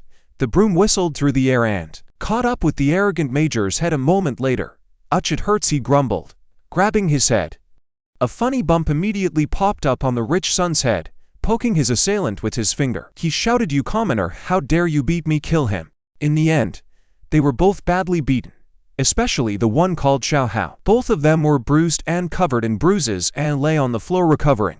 Now he's lying in the medical building waiting for a huge medical bill. First, you want to kill him for revenge, and second, you need the money for emergency use. Isn't that right, Lei? Seriously asked Lin, while her face was flooded by the warm rays of the setting sun. "So you saw everything, why didn't you help Ho? You watched my brothers get maimed," Lee exploded with a response. He said, "Why did I have to help them, when everyone thought I was an outsider and teased me? Did anyone help me? In this world, if you are not strong enough, you will grovel under the heels of others. You can protect them for a while, but can you protect them from everything in the world?" she asked, clearly not sharing the big guy's life path. "Why the fuck did you show up here? My business has nothing to do with your business. Get the fuck out of here. This man is going to die today," he continued shouting, consumed with anger and resentment. "Lei Li, I'm not here to decide your business, I'm here for him." She shifted her gaze to the protagonist. "Here he is, the mysterious disciple of Xiao. Oh, are you looking for me? What did you want?" He points his fingers at himself and doesn't know what's going on. "Why did you trick me? Your name is obviously not Wan Xiaoming." She was clearly nervous and blushing as she said to our hero, remembering how he had deceived her by pretending to be a different person when they first met. Unable to tolerate such an attitude, we shouted, "Bastards, get the coquettes away from here, let me burn this scumbag. I haven't finished yet. Take the money and go save your brother, or he won't survive today," said the kitty cat as she jumped down. "Get off me," Lee yelled, throwing a punch with his main arm. "Dickhead. Do you have a brain problem? You see a man and you hit him," she said as she easily deflected his blow. She put out her claws and prepared to attack, with a wave of her hand. Sliding her claws across her cheek, her hand was stopped. "Why the hell would some stray cat dare to spread her claws?" "You've had it," shouted Lee, grabbing the girl's arm. "What a mess," shouted the protagonist, torn between the sick man he needs to take to the infirmary and a new fight brewing. "Brother, hold you here," he said, as he threw the wounded man to the ground and headed towards the battle. Either experiencing a spin to the major or a great love for the girl throwing the sick man to the ground, he kicked him for extra speed. "Sis, I'm coming," he shouted as Major's unconscious face met the asphalt. With a lightning-quick dash he darted toward the fighting couple. "You're going to hell," he shouted at the top of his voice, grabbed the girl by the face and ran him against the wall at breakneck speed. "Hands off!" screamed a last-ditch punch to his assailant's arm. Just then he reached out his hands to catch the falling Lin, either worried about her or just wanting to touch her without aggravation. "Honey, are you okay?" said, in his most natural tone, our hero trying to make himself a tough match like in the romance movies he watched in his homeland. Lin, in turn, was extremely shocked by Xiao's strength and toughness. "Everybody stop!" the red-haired teacher shouted in her cold and stern tone, creating a magic circle with a blue glow under her left arm.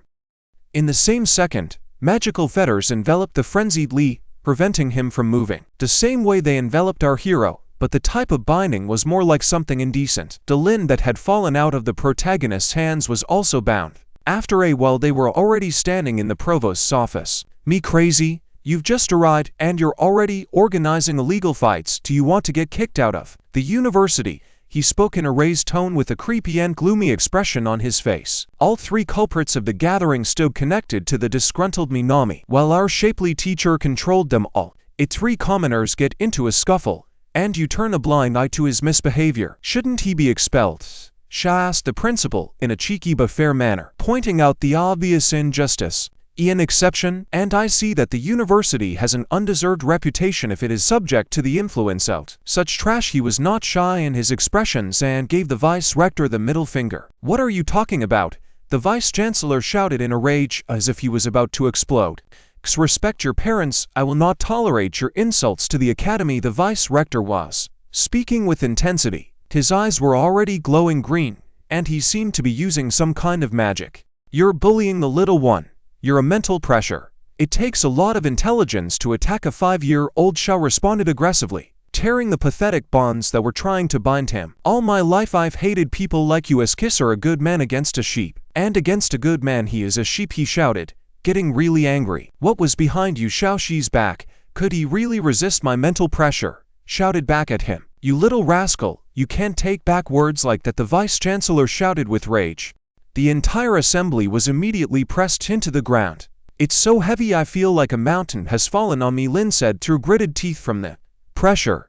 What power? What power?" the big man thought to himself, trying to resist the pressure. "Oh, ouch," the teacher moaned excitedly, all her charms pressed against the earth. "You're no better than me. We're all equal. Let's turn up the heat. I won't give in to you." Xiao continued to point his middle finger at the old man's words and stood on his feet despite the pressure. The provost clucked and began to come to his senses, for as an older man he was not supposed to react so violently to a child's words. "You don't understand. The power struggle in a university among government students is not that simple. Equality is a word that the weak deceive themselves with." The vice-chancellor began to explain coldly. A punishment announcement came out. 3 people, Ling Shi, Lei Li, and Yu Shaoxi, were punished by the university due to their willful fighting and imprisonment. The Tower of Empty Souls for 30 days. The administrative building of the Military Magical University Mo, who was flooded with daylight. The architecture striking to anyone looking at it. Director, Brother Lei Li, woke up yesterday, notified the elderly projector by the young teacher watching him stand on the terrace and stare into the distance. "Okay.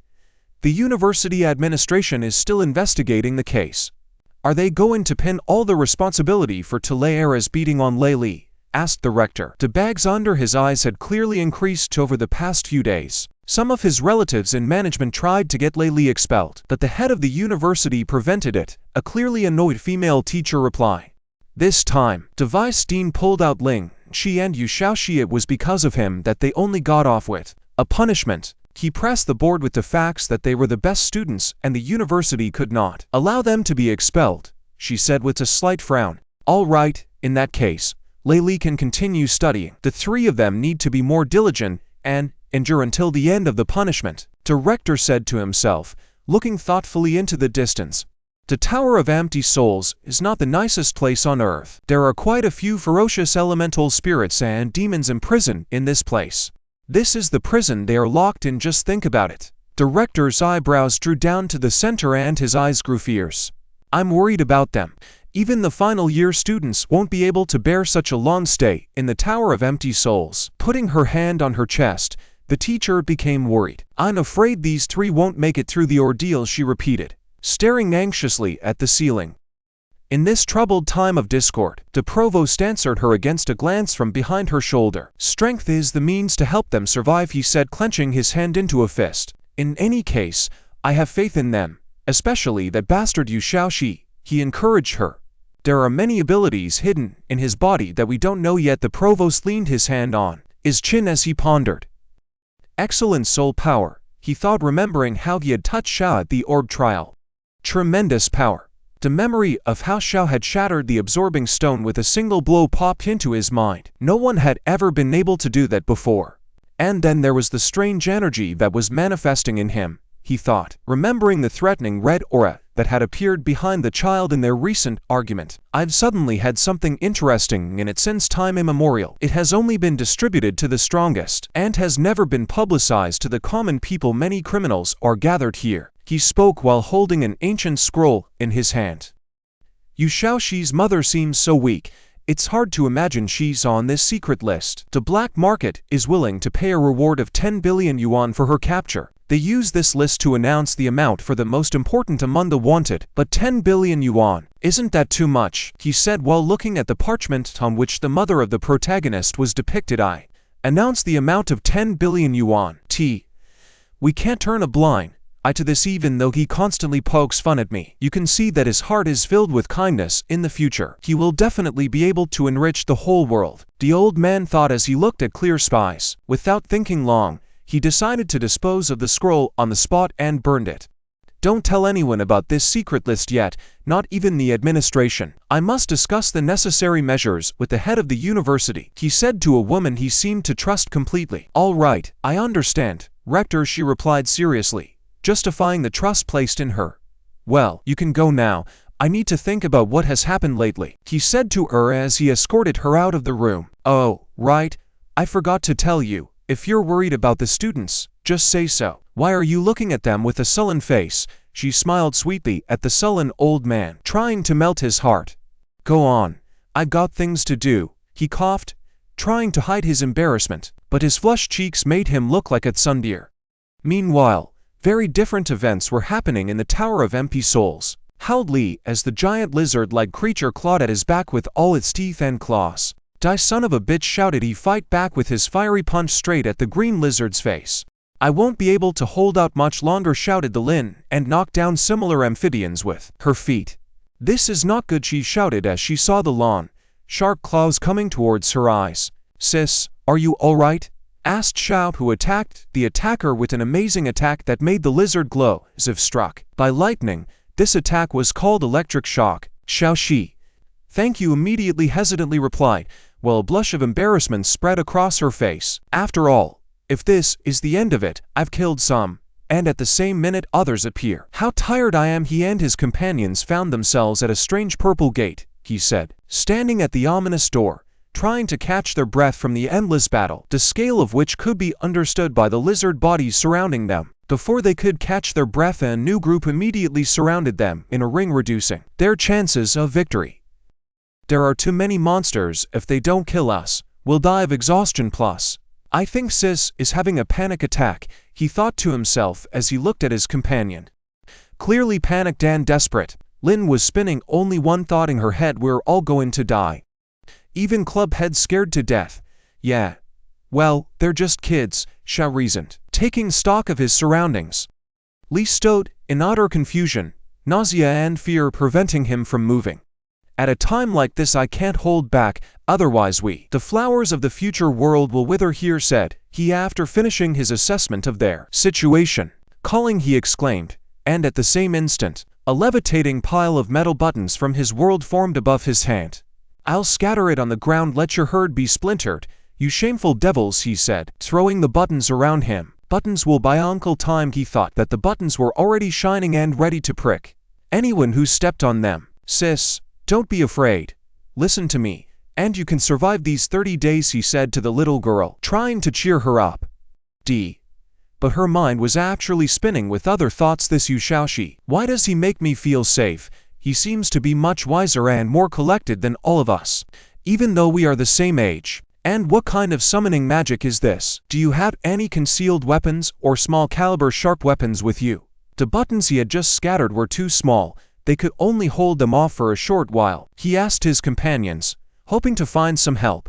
Meanwhile, the first monster has fallen into a prepared trap. Stepping on the buttons, he wailed in pain. It seemed tears began to flow from the monster's eyes. Dingo, before they locked us in here, I grabbed the little purse. There's, she said, reaching her hand down to her leg. Aching for her purse fastened on her left leg, she continued, with the poison dagger my mom gave me. She made it especially for me so I could defend myself against perverts and strange men. Will it help? KHA, good thing she didn't have it on her last time. She would have killed me for sure. He thought back to his first encounter with Lin, when he accidentally pulled her tail in the crowd and thought it was a rope. Sons of bitches, here they come again, he shouted, noticing the presence of the enemies nearby. Come on, I have an idea, said Ye, holding out his hand while in the other he was beating up the lizards. Unhooking the purse from her leg, she threw it towards Sha. Cat shouted. She dodged the attack of the wily lizard.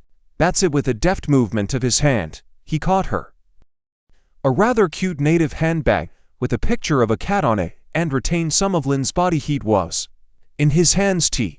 No, you can't stand me, but if you want to come out and see your brothers, you'll have to follow my plan, he said with a disgruntled expression to the man who had put them all in such a bad situation. We can't survive if we fight all the time, he added, knocking another enemy out using his right reinforced arm. TC, do I have a choice? It's going to be whatever you say, replied the big guy while simultaneously beating the lizard on his right and trying to take the lizard on his left off his leg, and beginning to cast some kind of spell with his left.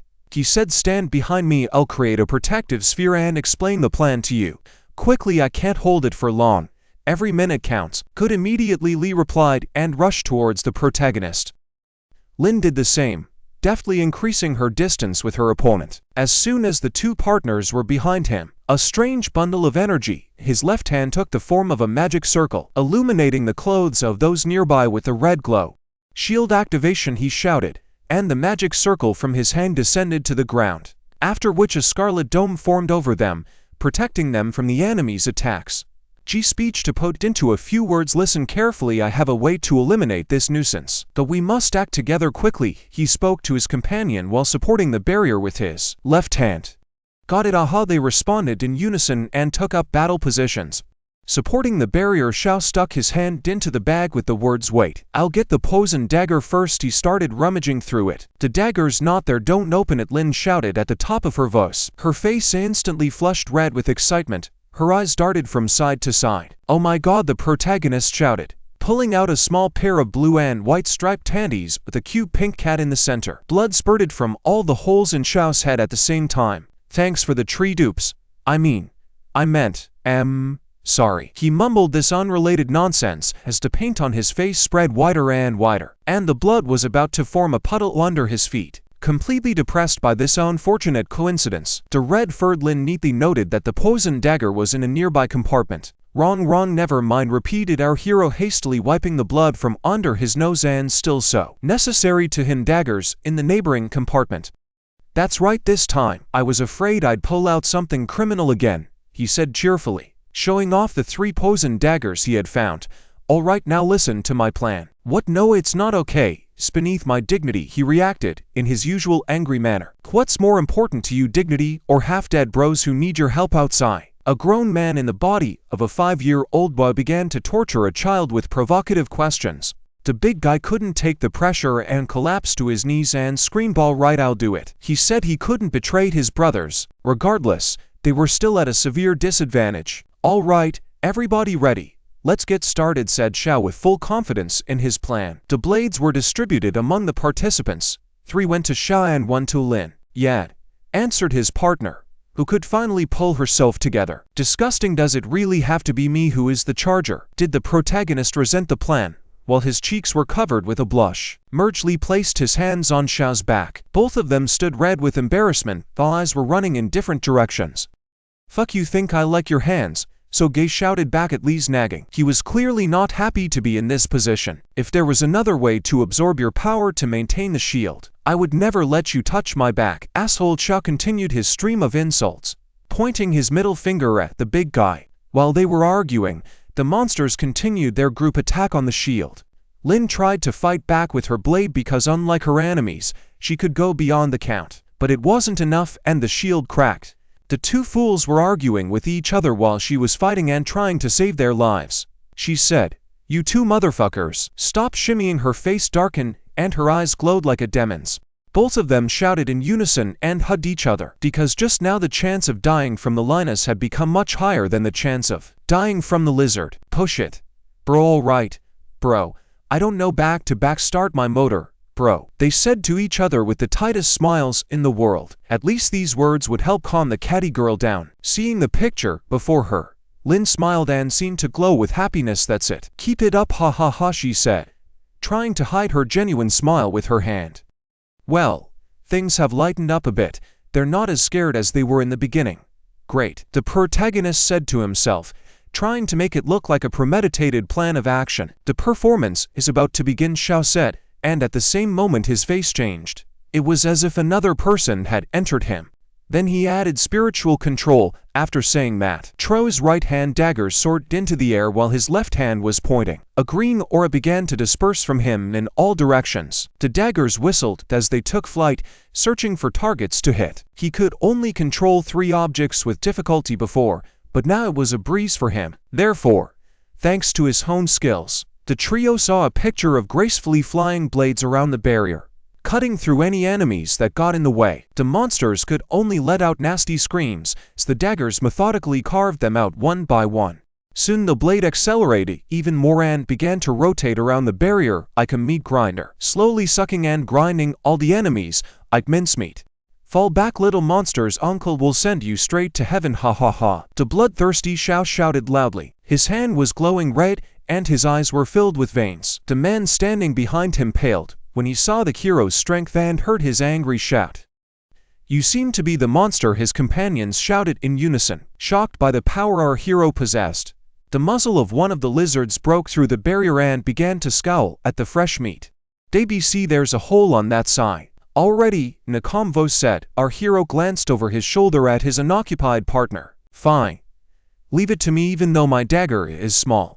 I won't have a problem defeating a couple of monsters," she said confidently and tightly, and clenched her weapon in preparation for battle. With one swift and precise jerk, she cut the monster's distance and hollowed it out at first strike, leaving the monster to cry out in pain.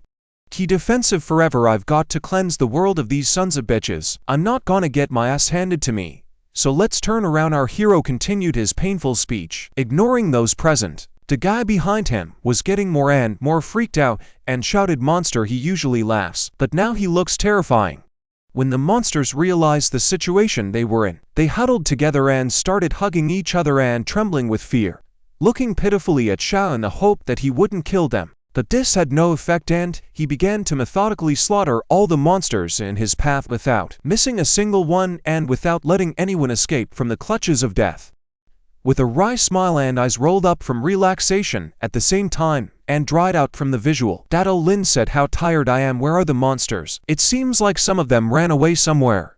Are we leave the Tower of Empty Souls? I will never agree to be your charger again." He was sitting in the lotus posture, the only difference being that now he looked more like a beanstalk than a big guy.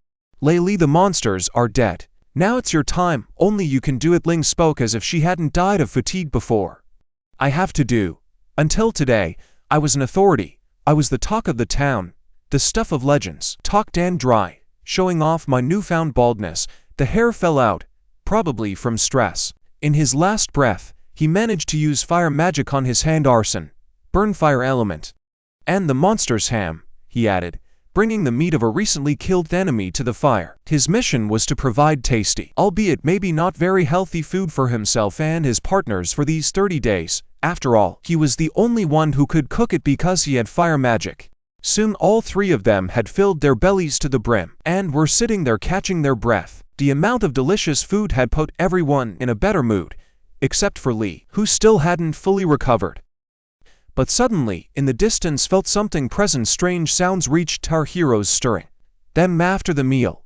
Meanwhile, it was a beautiful night outside. The sky was covered with a blanket of stars illuminating the street. "Phew, it's probably here," said the woman as she headed for the gate labeled Mowu Nursing Home. "We already know this place, because once I sold my erotic catalogs here and ran into a strange old man who was a pervert." There was a knock at the door. The woman, who went to the neighborhood late at night, turned out to be the protagonist's mother. "So late, who's come to look for me?" said the old man as he opened the door to the lovely lady. "Juan, it's me. How are you?" she said with a smile as if she had known him for years. "Ah, you've come," aided the old man. Tears rolled down the corners of his eyes and a blush appeared on his cheeks. But for the first time it was not caused by lust but by the joy of seeing someone after a long separation. Immediately after these words he dropped to one knee to show his respect for the person in front of him. He did not care that his expensive gold-rimmed robe might get dirty. He said, "I failed to take care of you and your son didn't even protect you from that scumbag. La Wang after all, a good-for-nothing old man who deserved to die," he declared without raising his head. "Don't say that. You've been wanted all over the continent for years because of us. So it's us who need to apologize to you. Otherwise you wouldn't have to hide in this nursing home." A white-haired woman with beautiful red eyes spoke worriedly, and clearly didn't like the elderly man's behavior.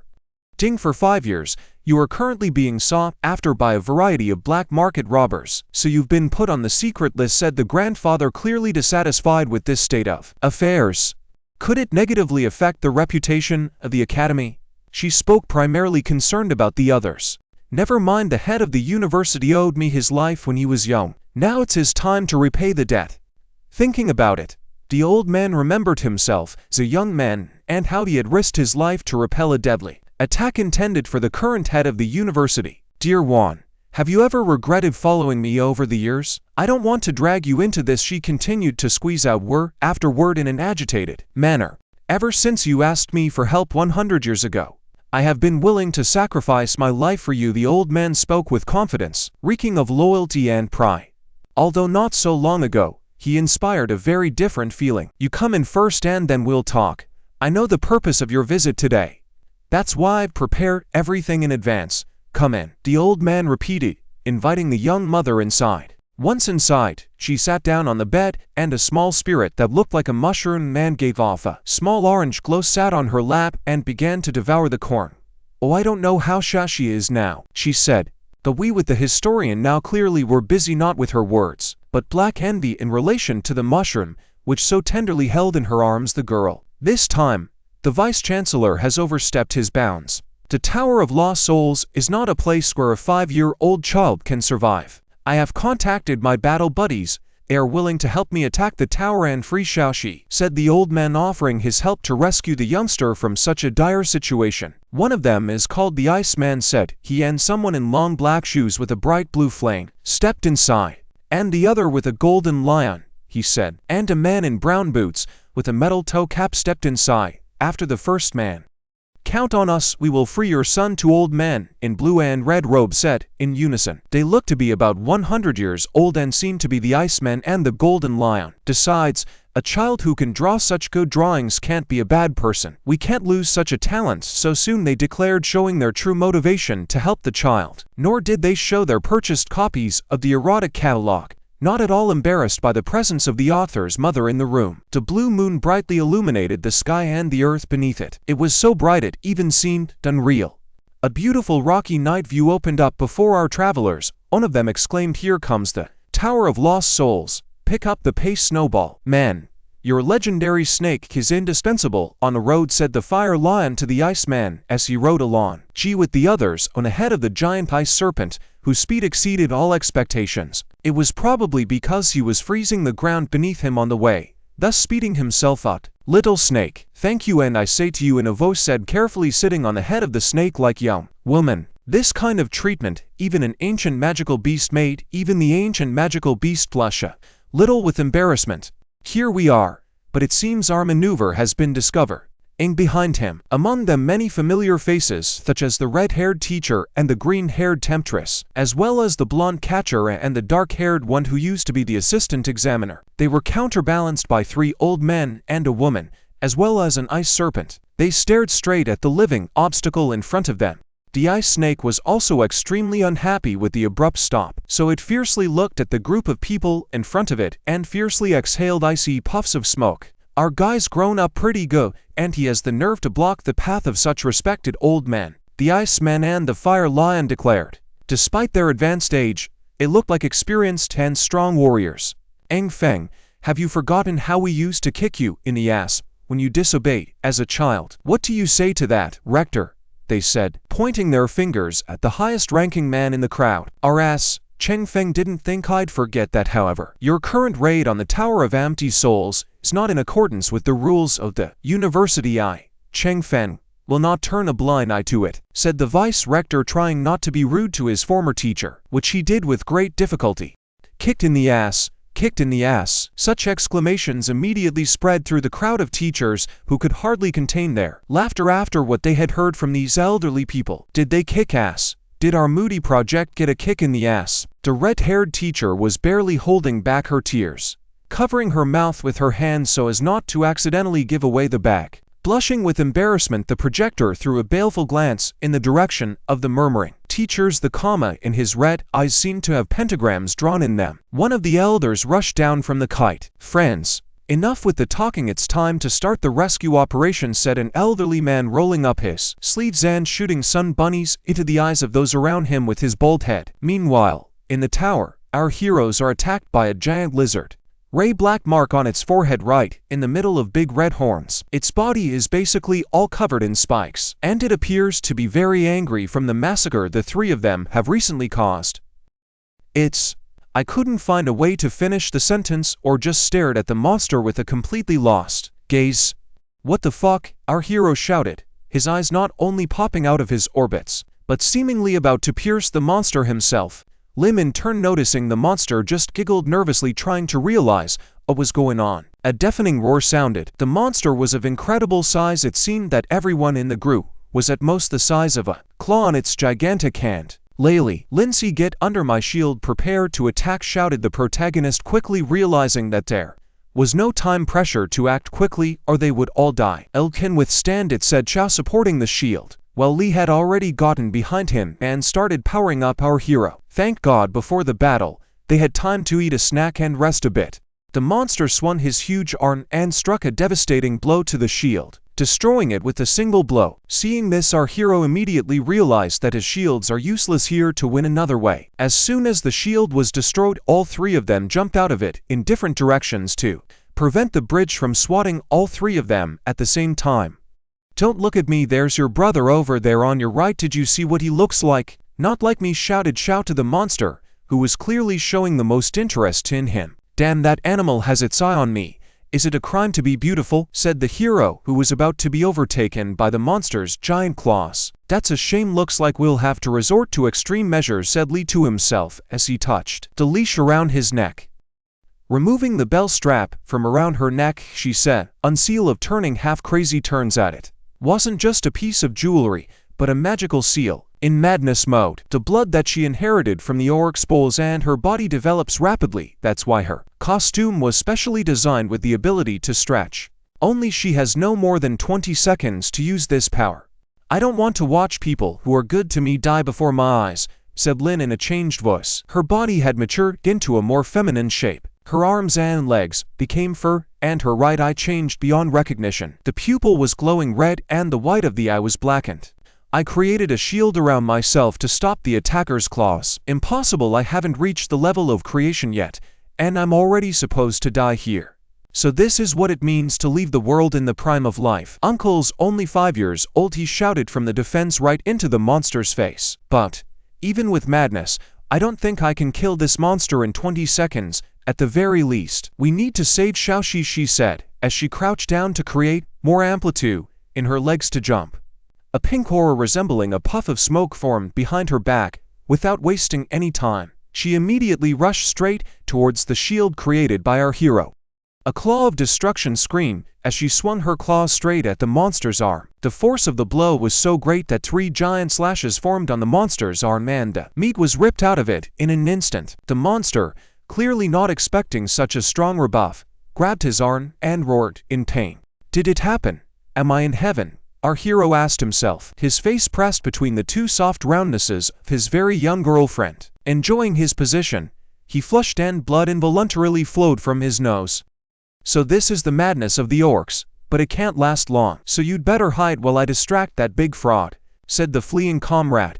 But my mind was on something else disgusting. What am I doing? Suddenly sacrificing myself for these two? How funny. Quick, tie the bell around my neck, said Lin, who clearly does not feel good about being in this form. Now with a serious face answered her, our hero approaching holding a strap with a bell in his hand. Meanwhile, in the background, and distracted, the enemy shouting, you fuck, come here, G-dog. Gentle and careful as possible, he slowly reached around his girlfriend's neck bell and clasped it behind her. I need some rest and recuperation, and I'll rely on the two of you for the rest, she said, blushing. Suspicious that she was blushing not because she was tired but because she was so close to Xiao. Oh my god, if that claw gets me, it'll break every bone in my body. Screaming, using all his strength and his legs to avoid the fatal blow to him, the monster decided to use a technique it had never used before. A huge tongue flew out of his mouth at incredible speed and headed straight for Li. Oh shit, that's not fair. This tongue can also extend, he shouted in response to his enemy's actions. He's got me cornered, I have nowhere to hide, he shouted, dodging like he'd never dodged before. And then another snake's tongue swiped right at him. This language is huge, what am I supposed to do? He shouted, barely dodging the jumping attack. Monsters over here, look at my luxury radio-controlled car. A voice came from somewhere far away, and the monster immediately turned his gaze to the irritant offer. The monster turned out to be a small pink SUV car on radio control. Its headlights were glowing and one made a maddening sound. Having lost interest in its previous victim, the monster, absorbed by the new stimulus, rushed at it with all his might while the car turned around and drove away from the monster. Run back and forth, frog-like creatures like this can't see very well and only react to moving objects. It can't attack us if we stay still, shouted to his comrade Xiao while driving the small vehicle. Hats with the moving box, Li said to him with disbelief and incomprehension. Who could quite understandably drink? Xiao is 5 years younger than him, and he just had nowhere to find out such information. Of course, it's true, it's my favorite creature that my teacher told me about. The main character's head was immediately filled with memories that made his nose bleed and his eyes misty. Xiao, I'll be late today after class. The teacher will give you a personal counseling session. A woman with large breasts, a short skirt, and a very revealing neckline bent over our hero's desk in his distant childhood when he was still alive on Earth. Judging by the toad on the notebook, it was a biology lesson.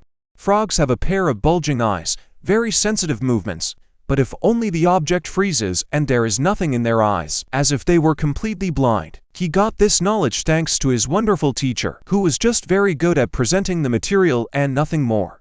Meanwhile, the giant toad caught up with the machine and gently grabbed it and sent it to his mouth. Don't move, don't move, don't move, he repeated to himself, standing behind a column not far from a giant monster that could kill him with a single movement. After swallowing the car, the purple beast began to look around for its previous victims.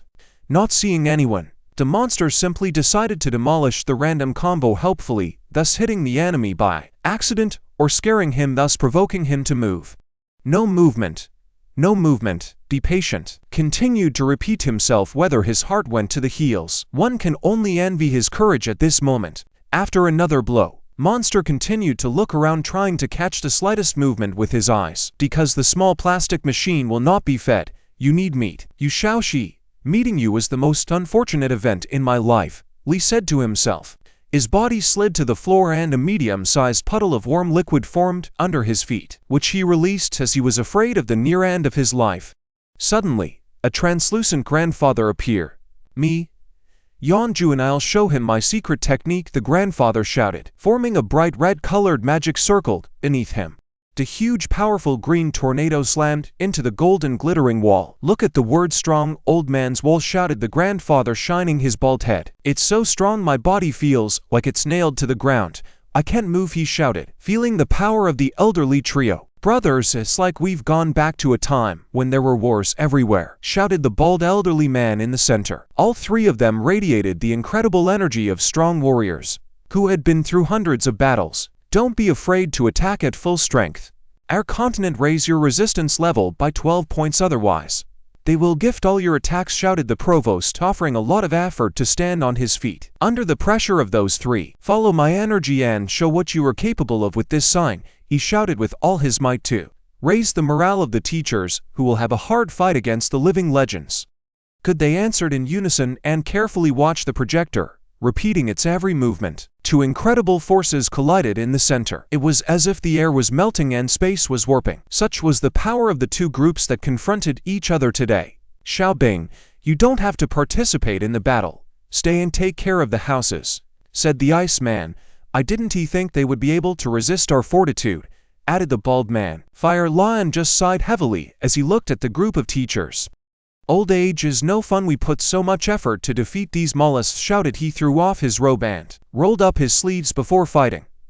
The older generation is always dissatisfied with the younger, said the teacher with purple hair slicked back.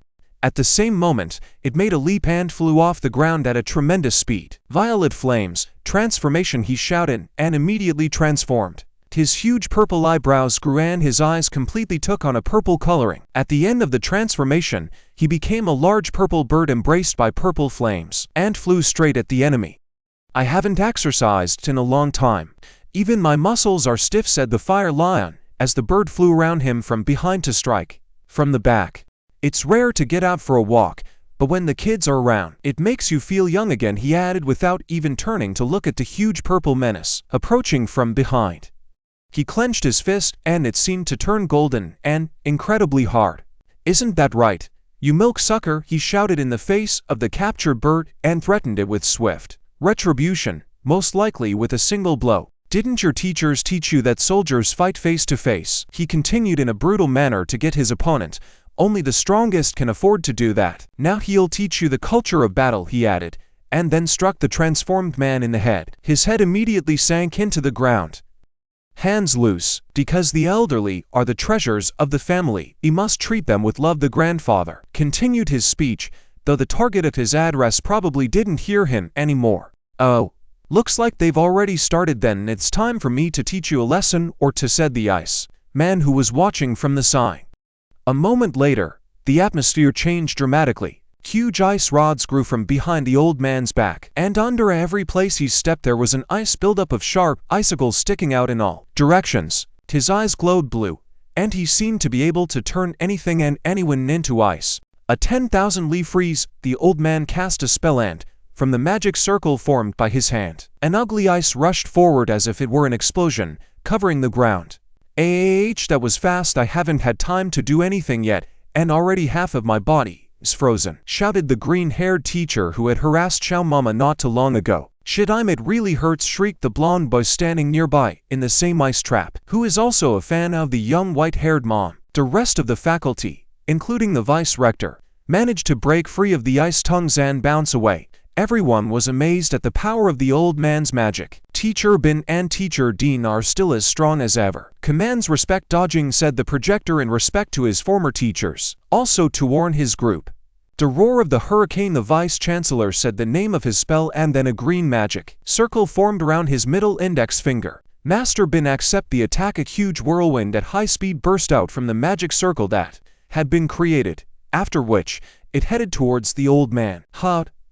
What's that breeze? Teacher Bin is busy right now. I'll be your opponent, said the bald old man, pointing his finger at himself. A barrier of divine light, he added, and then a large red magic circle appeared under his feet.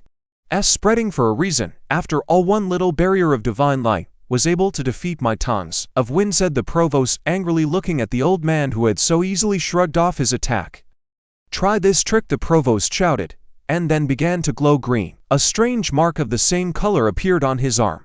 Concentrating all the energy in one point, the vice-rector struck directly at the barrier. Precise impact, he shouted, and his fist whistled against the barrier. It immediately cracked with such power. No wonder, the old man thought, because 4 years ago, he was the hero of the military magic university, Changfeng, and became the first person after director who managed to conquer both directions. At the age of 45, he had already taken the position of vice-rector of Manhwa University. Now, 10 years later, his strength had only increased. Thought that you, little one, would turn out to be so talented and be able to master both. Usually people spend their entire lives to develop skills of one kind. You were able to master both perfectly. The first generation of rectors would be proud of you, said the old man as his barrier shattered into splinters. I investigated and found out that you resigned from your position as a teacher at Manhwa University. 5 years ago, you came to our university uninvited and became a guest elder, although you used to," spoke the rector. The bags under his eyes showed how much energy such a blow took. Breeze furrowed his brows at his grandfather, preparing for the coming attack. And then, a moment, a fist and there was a rumble from the contact of the two blows. Space itself seemed to warp from the force of these two. Breeze, sometimes it's better for the young to temper their ardor. A lot of knowledge can be troublesome, said the old man. Meanwhile, the aftermath of their impact was becoming more and more nightmarish. Huge puffs of smoke gathering around the blast wave. It seemed that any careless traveler would have been thrown back a dozen meters if he had been nearby. But a terrifying rumble coming from the tower seemed to interrupt them. The tower itself seemed to shake with such a powerful sound. "What are those sounds coming from the tower?" immediately asked the main character's mother, for it is natural for a mother to worry about her child. Suddenly, blood spatters against a dark background showed. "My son's in trouble. I guess there's no other way. Do I have to use this?" She hesitated, not knowing what to do. "Son, Mommy wants to spend many more years together with you," she shouted. Meanwhile, the right eye turned black and the pupil red, while the left one, under which the mole was located, turned yellow-orange. A monster let out. "That means your son is fine in any case. This monster is unlucky. Stop it now," shouted the old man, realizing that this was far more important than their run-in with the projector. "Really?" she asked, genuinely interested in her son's well-being. "I think he's not lying," confirmed the old man's words by the giant blue frost beast. "I believe you.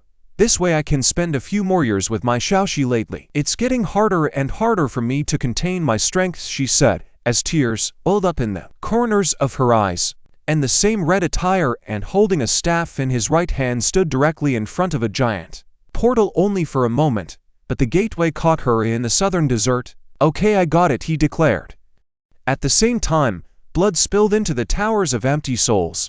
Our favorite big guy was lying on the floor, foaming at the mouth. There was a huge laceration on his back, and blood was pouring out of it onto the cold floor. "Lei Li, let's consider yourself lucky. You were only hit by a couple of debris. If I hadn't found the butcher knife my father kept, you would have been torn to shreds by now. That son of a bitch hits indiscriminately," said the protagonist, holding a decent-sized bloody knife in her right hand. "It's like the monster went crazy because he couldn't find us, indiscriminately started smashing everything around it." Disgusting, added the clearly tired and possibly scarred Lin. Enraged that he had been unable to catch his lunch for quite some time, the monster roared, drool dripping from his mouth. His mouth was so huge that he could have swallowed all three of them without even noticing. Meanwhile, our protagonist's weapon has broken completely, having fallen into disrepair. No wonder, considering how many monsters had been killed by him. "Daddy's favorite sword. When I return to Earth, he'll wring my neck for it. Ha ha ha," Xiao said, looking at the remaining half of the once great blade in his hand. "Even though it's broken, Uncle still has a chance," he declared confidently, tossing the more ineffective piece of metal to the ground. After energizing his hands and then his entire body, he rushed towards the enemy like a swift wind. "Uncle will kill you with one blow," he shouted, delivering a truly terrifying blow. But at the last moment the toad managed to jump back. A huge shockwave formed where it was supposed to be at the moment of impact, blowing everything in its path away. "It's a frog that turned into a human and learned to show the middle finger," he shouted as he saw his opponent, who had escaped the attack, looking at him with contempt and making obscene gestures. "Ho ho ho ho, that speed doesn't match your size, monster. Let Uncle hit you once, just once." "Okay," he said to the monster, trying to take the monster down. For several seconds, the one-armed Hulk just stared at him dumbly. After that, a giant water pressure burst right out of its mouth, flooding everything around it. "Shit, are you drooling? How despicable. You can't win a fight, and you immediately vomit drool. Be more mature. What are you, a child?" shouted, standing knee-deep in the drool of a giant frog. And it seems that after losing his paw, he's more agile than he was before. "I don't think I'll get a chance to hit him again, damn it. I can't swim," Xiao shouted, realizing the situation he was in. "I don't know how to do it either. I'm afraid of water," replied with a frightened response to his frightened little Lin. Most likely the reason for her fear of water was her feline nature. The woundedly continued to lie like that, slowly drowning in the toad's mouth fluids. I caught one girl at the beach even though my sis blew me off. I still have the duck lying around they say in his head. An image of a cute yellow inflatable ducky that no child could safely swim in. Calling for an inflatable duck unfortunately, my summoning powers are not strong enough yet, so there's no call for a motorboat, he added, holding up a deflated water toy. Lace on your ass after all. Who came up with that? After I get back to Earth, I'll be sure to stuff some ducks in XX. That genius, he said, while blushing himself in the process of inflating the toe. The expression on the duck's face could give him strange thoughts. Meanwhile, the girl had already dragged Lee closer to Xiao. "Ah, it feels so good," said Xiao, hugging his new inflatable friend. Meanwhile, Lin, experiencing a similar feeling, hugged Xiao. The big guy was lying at the very end, hanging his head down. He didn't seem to be able to breathe. Meanwhile, the giant frog wasted no time and swam in its own fluids in search of prey. It's amazing how so much liquid could fit in his body. It must be all about magic. Our heroes relaxed on the improvised boat, thinking that the worst was over. They didn't even realize that the giant monster was already right below them. Suddenly, a sixth sense of the protagonist smelled danger. He shouted as soon as he came to his senses, and thus alerted the others present to the impending danger. "Strong wind. Listen to my command," he spoke, creating a magic circle with his free hand. A huge gust of wind blew straight out of his hand, creating a wind blade that whistled across the neck of the monster floating nearby. The impact of such force caused great waves, and the monster screamed in pain. "Why can you use wind magic?" wondered the cutie with soft ears and a bell around her neck, holding on tightly to him. "When a mage's soul reaches a certain level, then you can start using other types of simple magic," he replied as briefly as possible, trying not to waste time talking. He was still busy using spells to save their lives. "However, it won't have the same power as the kind of magic attached to you," he added as he continued his sorcery. At this time, Lee seemed to already feel the breath of death on the back of his neck. Back again, shouted and used wind magic to speed up his makeshift raft as much as possible, trying to increase the distance between them and the monster. "Ha ha ha ha, it's like a jet boat. I did it. There seems to be a small platform up ahead. Let's climb up on it," he said as soon as they broke away from the monster. "Turns out this column has a picture of a frog on it," he said, when he saw what was on top of the column. "You can thank the toad's drool for that view." Climbing up, he said excitedly. "Oh, it feels so good to sit on solid rock. We're definitely safe this time." Lying next to Lee was only glad that he no longer had to fight for survival with the water. But their tranquility is quickly broken by a toothy lizard, which burrowed its jaws into the column on which our heroes were catching their breath. Those sitting on top of the pillar were immediately shaken. It was a big surprise to all three of them. Apparently, they had underestimated the monster's intelligence. "What a setup it looks like. That damn creature has the beginnings of a mind. How did it know we were here? If it breaks the pillar, I don't know what to do anymore," said the completely confused Xiao. "We're about to fall," the remaining conscious heroes shouted in unison as the tower began to lurch sideways, about to submerge. "Uncle must think of something soon. There's no point in engaging in a fight underwater. Our only chance of victory is to bring him to the surface. There's no other way," said Xiao, trying to keep his balance on the falling block of stone. "We're about to fall off," added his lovely companion, falling to her knees holding onto the rock with both hands. "Got it," said Xiao, pointing his finger upwards. It seemed a wonderful thought had just visited his bright head. "I remember when fishermen in the village used electric fishing rods. You only had to put it in the water and the small fish would pass out and the big ones would jump out," he said. "Attention, nowadays fishing with electricity and explosives is strictly prohibited by law. Now the monster is underwater, but he will not be able to hit it with such a force that this giant will lose consciousness. But it will be possible if the monster feels bad and jumps out of the water. The most important thing for Xiao is not to miss the moment to attack. The question is, how do you take him down the moment he jumps? I've got nothing left at all. The dagger and knife are broken. Normal kitchen knives are too weak here." Such thoughts visited him as he recalled all the broken weapons used today. While he was thinking of a plan to kill the offender, he in turn gnawed the column, from which it immediately began to sink under the water. "Oh shit, we're falling," he shouted, shaking like a child's toad that was about to lose his balance and fall. "No time to think, let him jump out of the electric shock first, and then we'll deal with it," he shouted a few seconds before diving in. "This big-headed guy is really heavy," said Lin, dragging the unconscious Lee by the leg.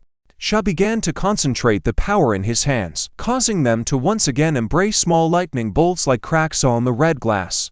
After a couple of seconds, his entire body was filled with red flashes of electricity, so much energy that the air swirled beneath his feet. Lightning, he exclaimed when he realized that he had stored enough energy to strike. Do I need to shout something? He thought, then decided to waste no time, and began to transfer the energy of his hand directly into the water below him. After a moment, he used his other hand to transfer as much energy as possible in as short a time as possible. Giant red streams of electricity spread out from all directions. Sha's eyes were red, and the water beneath him was saturated with a huge amount of electricity. Air bubbles began to slowly descend from under the water, after which the horns and the top of their assailants had showed up there as well. Suddenly, the giant head popped out of the water, roaring at the top of its throat from the pain the electricity had brought to her.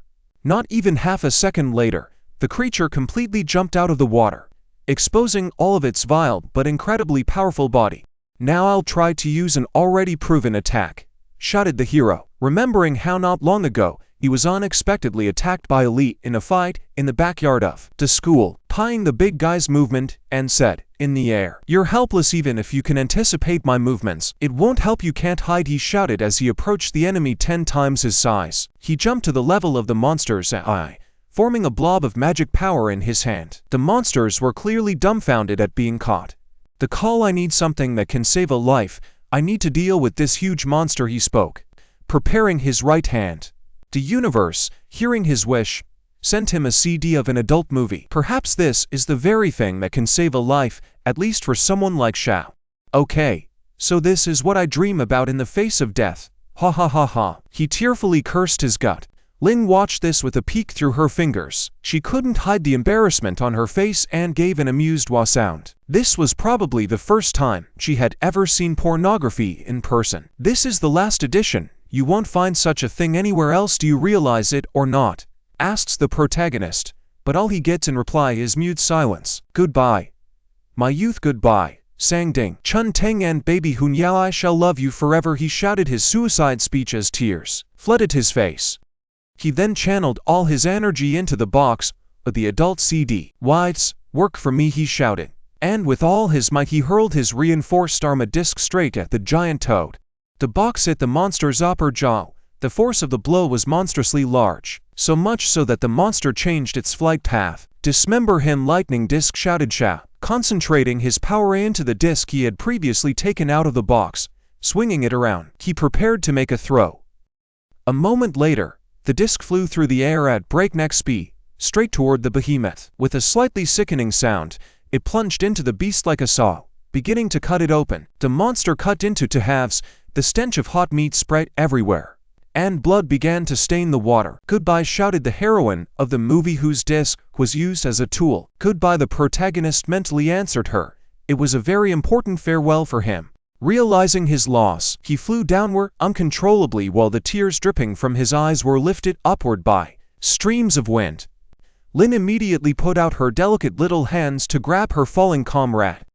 I can't figure out why she has that look on her face, whether it's because he used the lightning element or because he's experienced a mental trauma. But either way, he has no idea, he said in the arms of a cute little cat of a girl.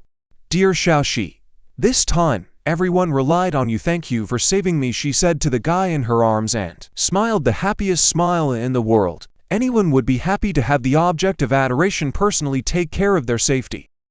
My rare edition, my rare disc. While Shao was crying and his thoughts were completely consumed by his loss, without wasting the opportunity, gently kissed him on the cheek. But the hero did not care.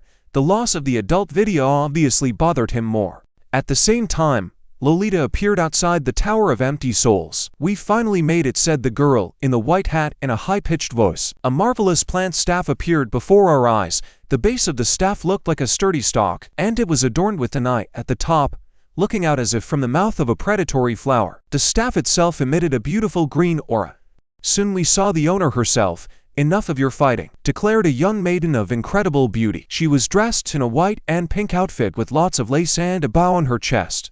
She was also wearing a giant white hat with a pink strap to which was attached another pink bow, with a flower in the center. There was a rose hanging from the brim of the hat. Her hair resembled springs and was a bright yellow color that shimmered in the darkness of the night. Her eyes glistened turquoise. The fire lion and the trapper continued fighting, paying no attention to the little girl who had suddenly appeared.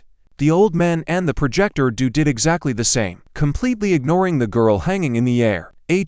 Great, they're all separated out there, not even noticing me. But don't expect me to stand here idly like a poor relative, she said, in her thin, haughty voice. Forbidden magic. Chain of imprisonment. A huge green magic circle with many pentagrams on it appeared behind her. The spellcaster's pupils disappeared, and countless plant tentacles reached out to her from below.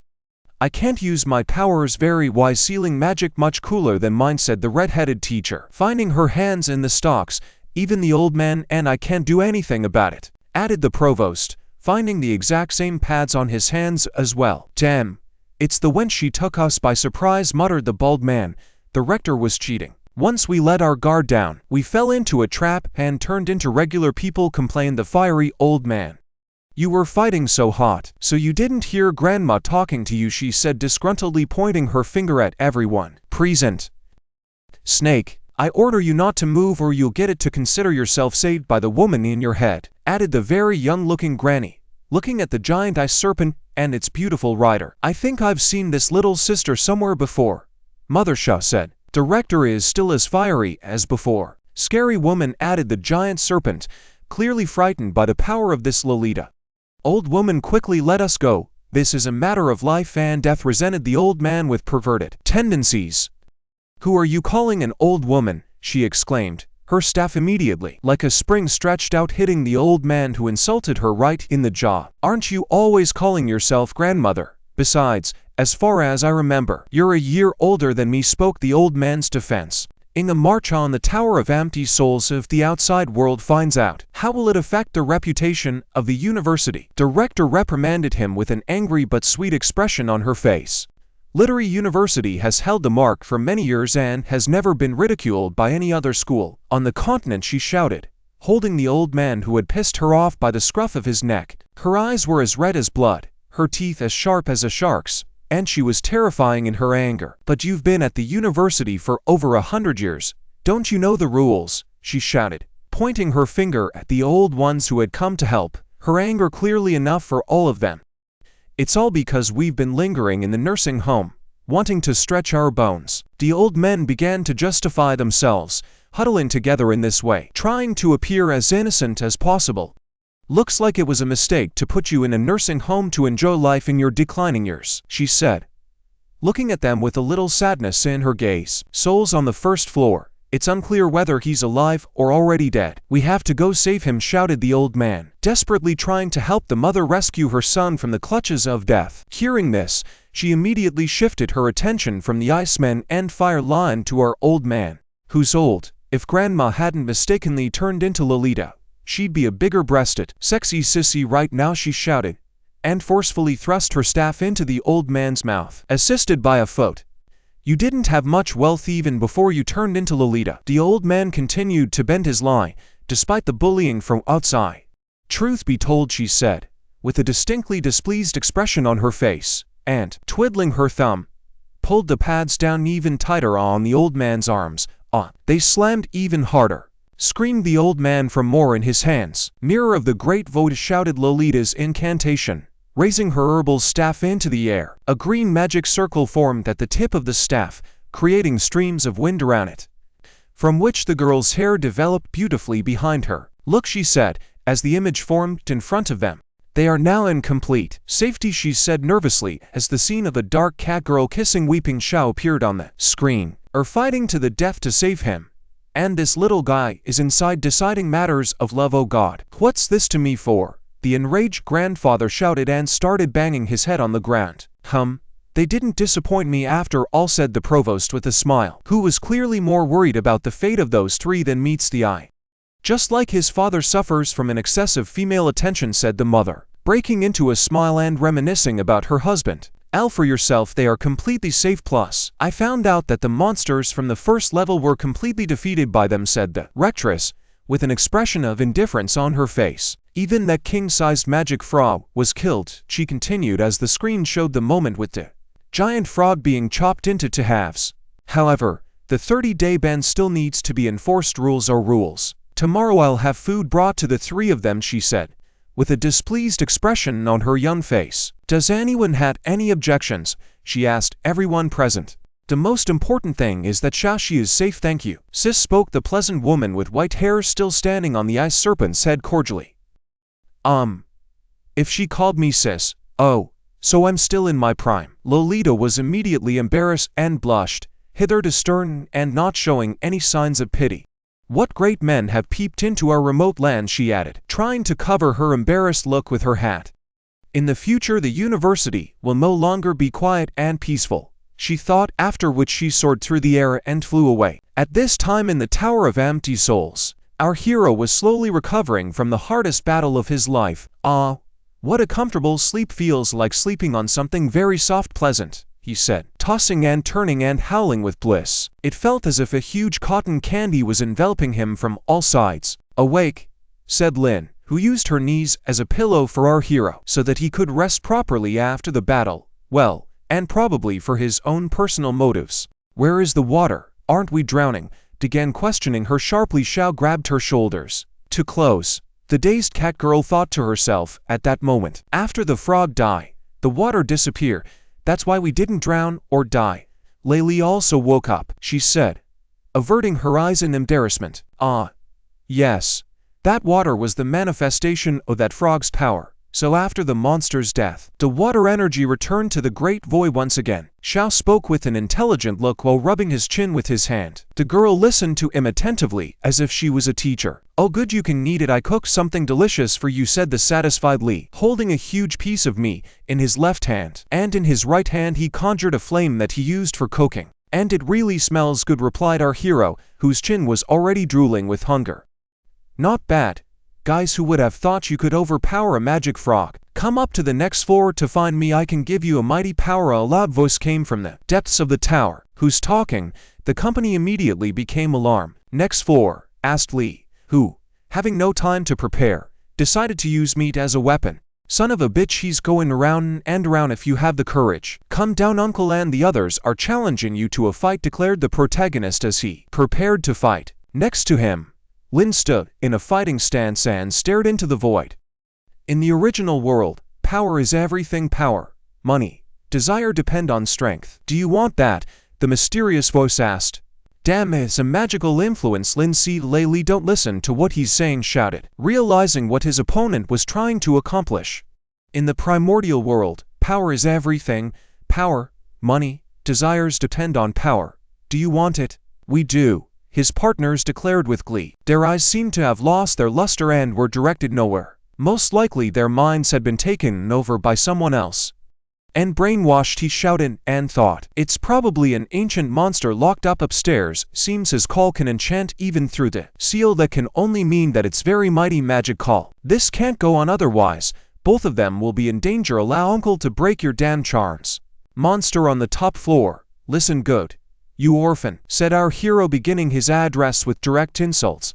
I must have done a lot of good things in my past life if I'm only meeting dirt from under my dad's fingernails in this life. You must have had a hard time in life because of that. From the lack of love in your childhood, you were never able to grow up to be a big thunderous monster, and you have no one to keep you warm on long cold nights. Sha continued his mental attack. Arted to make you hallucinate. Insomnia. Not worth it anymore. No longer feel like a man, he continued, pointing his middle finger somewhere upward and feeling absolutely no threat from his opponent. Kidneys are fine, you son of a bitch. Why didn't my charms work on you? Disgusting. This isn't the time. Wait a bit, I'll leave you today. We will meet you again, replied T. He mysterious voice. What just happened? It's like something got into our heads and confused all our thoughts, said the dumbfounded Lin and Li, who had just come out from under hypnosis. Why tricks against children? You're just a pathetic chicken in a cage. You want to make fun of chickens like us, continued the not quite enraged protagonist, concentrating the power of his pumped arm. You bastard, you're pissing me off. Calm down and wait to die, continued the mysterious voice, who was clearly affected by the kid's teasing and bullying.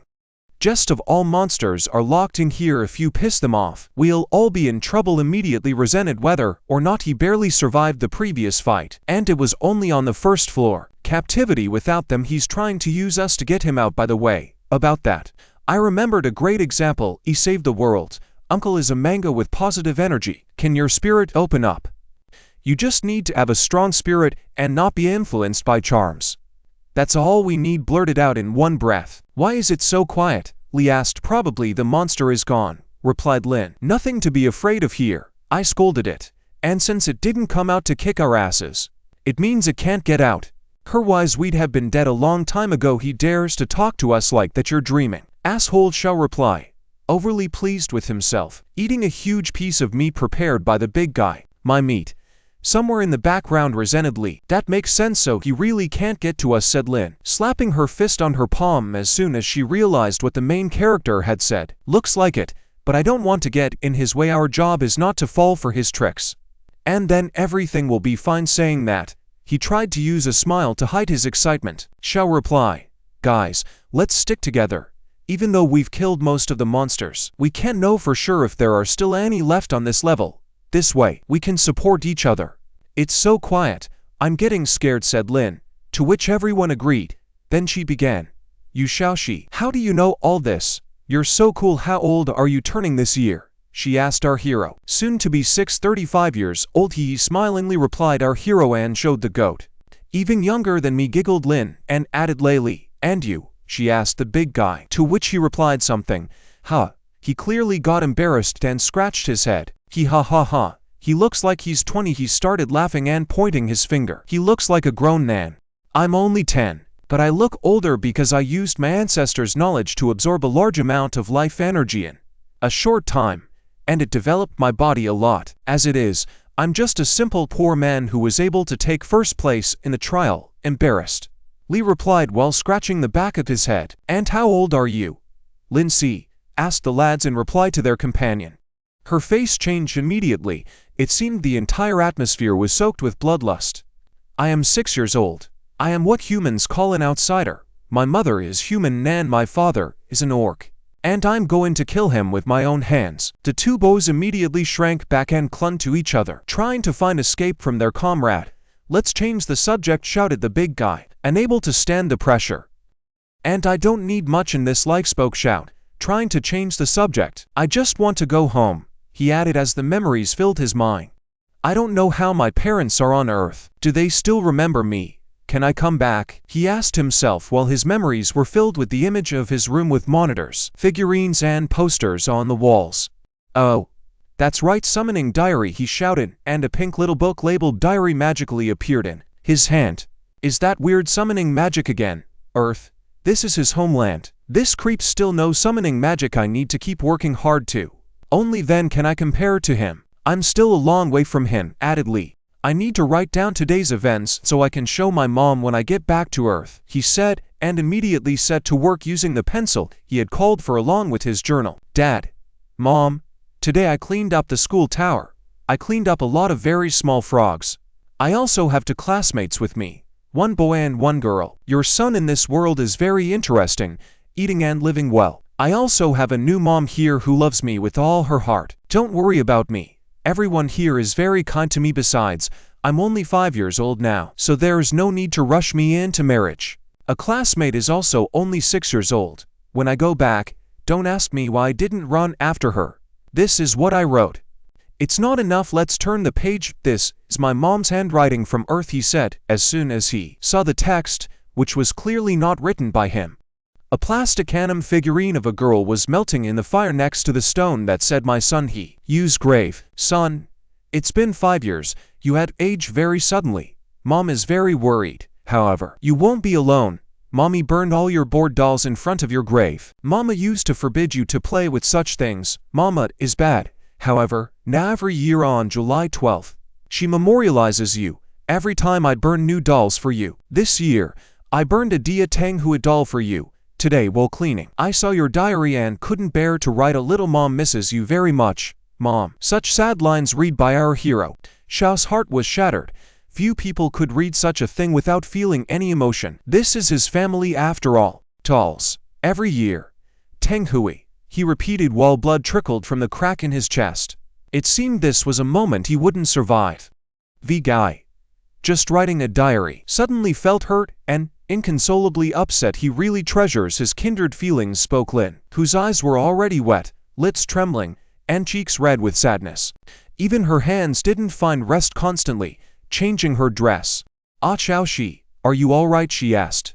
My wives, I haven't had my fill yet. Sai Li Mi, Guan Hui, Violetta, Saber, Lei Mu, Quan San, Old Man Luca. Lying there, our hero enumerated the names of all his figures as his soul slowly left his body. 29th day, in the Tower of Empty Souls. Let's get some rest first. That's right, says she. Today is today. After all, lie down next to us to sleep. I warn you, relax. I will definitely not indiscriminately prank, only on purpose, said Xiao. All right, I believe you, replied the embarrassed Lin. That's how they ended up in this situation. Thinking, oh, Lei Li, why do you lie down with me every night? You're also breathing on my face. Oh my God, Lei Lei, where do your hands wander? And how should I turn to you, face or back? Ah, how hard it is. Strange sounds came from the mysterious door we had seen earlier. With a rustle, a hand, though rather a paw composed of black impermanent matter, slipped from the door. Stinky. Because of you I had to generate power for 20 days. And now I was finally able to put some through the seal. Ha, you're dead. I'll teach you a lesson. Screamed a terrifying dark essence that looked like a demonic shadow. Little children, you will be my dinner. Take it as an honor, he wailed at the top of his voice. Mysterious clots of dark energy, making a characteristic nose, headed towards our heroes. After passing through some sort of portal, they were already here. The dark matter began to penetrate into Lin's head through his forehead in a thin stream. Our protagonist was a little less fortunate, and the black mist, like an evil tentacle, began to penetrate through his mouth. Lin got his dose of darkness through his right ear. Little one is just dreaming. Ha. Let the revered one play with you for a while. Let's see if you'll be as cool as before, shouted the shadow monster when he saw the dream in our hero's mind. Carefully said, in his dream our hero in his adult body and, apparently, giving a lecture at the university, he was holding a pointer in his right hand, and his students looked like typical perverts. I'll have X as my assistant today. Please come here. Your figure is just right for a visual study of the human body, he said, inviting the woman in. Eacher, you've got a nerve. You're hiring me as a model again. Can't you spend a little money and buy mannequin? The shapely student was indignant, clearly unhappy that she would have to pose again. Oh, where would a poor teacher like me get the money for such equipment? Give me one time. I'll recruit more students in the future and buy myself one piece. Xiao, who looked much more attractive in the dream than in real life, said in embarrassment. Hurry up, the students still have to listen to class. I don't want to take up their time. Our hero immediately began to push her, his face spreading into a lewd smile that was hard to hide. Okay. Every time you come up with some strange reason, the student embarrassingly resented, folding her arms under her chest. Her face was nicely drenched in taint. Even an old man like me, who has been on the primordial continent for countless years, has never seen a world like this. Besides, it has too much detail for a mere dream, thought Monster as he watched the protagonist's dream, which is not surprising, because our hero is not because of this world. Ah, it must be this energy in the past 20 days trying to deal with this kid. There are many secrets hidden within this little body. Perhaps he possesses reincarnation artifacts. The dark monster continued his musings. Assistant X, thank you for modeling for me. How do you want me to repay you? Asked our hero, pinning the student against the wall. Teacher, don't enough, the embarrassed posing model rebuffed. Oh my God, am I definitely asleep right now? I guess I'm not. I'm even hurting a little, he thought, pinching his cheek. His nose was already bleeding from the excitement, and his face had taken on a more natural lewd expression. Meanwhile, in reality, Daddy, don't go. Don't leave me. Lin pinched the cheek of the protagonist, crying and turning in her sleep from a nightmare. ID, are you happy in this dream? Since I was born, no one has ever treated me so cruelly. Let me repay you for that. Let the revered one reincarnate as this girl and play with you. He, said the monster and took over the body of the sleep student. Don't be shy. I'm a good person, said Xiao without noticing the switch. He chuckled the monster to himself, realizing that his plan was about to come to fruition. Licking his lips, he began his nightmarish performance. Teacher, stop it. Everyone is watching us. Wait. little one. The deity is going to send you to heaven from pleasure, the girl said, pushing Xiao away from her. The students have already left, it's just the two of us. Why am I so brave today? I feel like I can do anything I want, it feels like I'm in a dream. Then come, teacher. Stinky little one, said Monster, playing his role of an innocent student. Waving her arms in all directions, she prepared her strongest punch, the gliding flight of the dragonfly. And then the fingers grabbed the main character's nipples right through his clothes. Then the strong fingers squeezed them with all their might. Man, you may be proud that you have been tricked by the honored one himself, declared the monster in the body of the girl, who was pulling the hero's poor nipples some unreal distance from his body. Sha had nothing left but to grab her face and scream from the unbearable pain. Wait a minute, revered. What the hell? He thought. Revered? It's got to be the devil dog from the Tower of Empty Souls. Get out of here, resented our heroine. His thoughts. Unfortunately, I can't kill him in his sleep, but it's in my power to mock him a little bit. There's not much time left, and most people still have time to plant the seeds of their consciousness in the world of knowledge of these stinking kids, declared the dark monster. And there it is, this bastard sea of knowledge is quite large, so his spiritual power is also great. No wonder he didn't fall for my call last time. The black as pitch monster with a red mouth and eyes reasoned. Like it received a blessing from some big shot. But now it will belong to the great I, he declared, after seeing the blue crystal shrouded in red chained somewhere deep within the protagonist's soul. By absorbing it, I'll have a chance to rise to the level of the creators, he said. Then opened his mouth wide to swallow the crystal, and so the crystal found itself in the monster's paste. And it's not easy to reside, spoke the monster, trying to absorb the crystal. But the crystal wouldn't give in and started emitting a bright yellow glow in all directions. What happened? It's hot, the monster cried out, grabbing the neck where the crystal he had just swallowed was. A bright orange color began to come out of his mouth, and he seemed to shake in pain. Fucking hell, a protector left behind by the creator. He was outraged as the crystal lifted his body. Huge magical circles appeared beneath and above him, enveloping him in glowing bands. A moment later, our hero teleported directly to the monster. So that's who broke into the sea of my consciousness, the scumbag who just ruined my sleep, asked, clearly angry from the lost opportunity to relax in sleep. Our hero. How long has it been since I had such a good dream, and you dare to encroach on it? Asked Sha out of anger. This is my sea of consciousness, my world, everything here is in my power, he declared with a smirk, pointing a finger at his assailant. Behind him, a spiked collar and leather straps materialized out of nowhere. A moment later, they raced towards the dark monster imprisoned in bounds at a tremendous speed. Stinker, what the hell? Other revered one is close to God, let me go and I can still be of use to you, wailed the monster, shackled in chains, latex and leather straps. Summon one of the 10 hidden weapons, Slate, shouted the protagonist, and in his hand materialized a tink shoe, or rather Slate. You son of a bitch, you can't even defend yourself, and you dare to sneak into my body, Shao said, as he beat his dark assailant mercilessly. How did you say I should address you?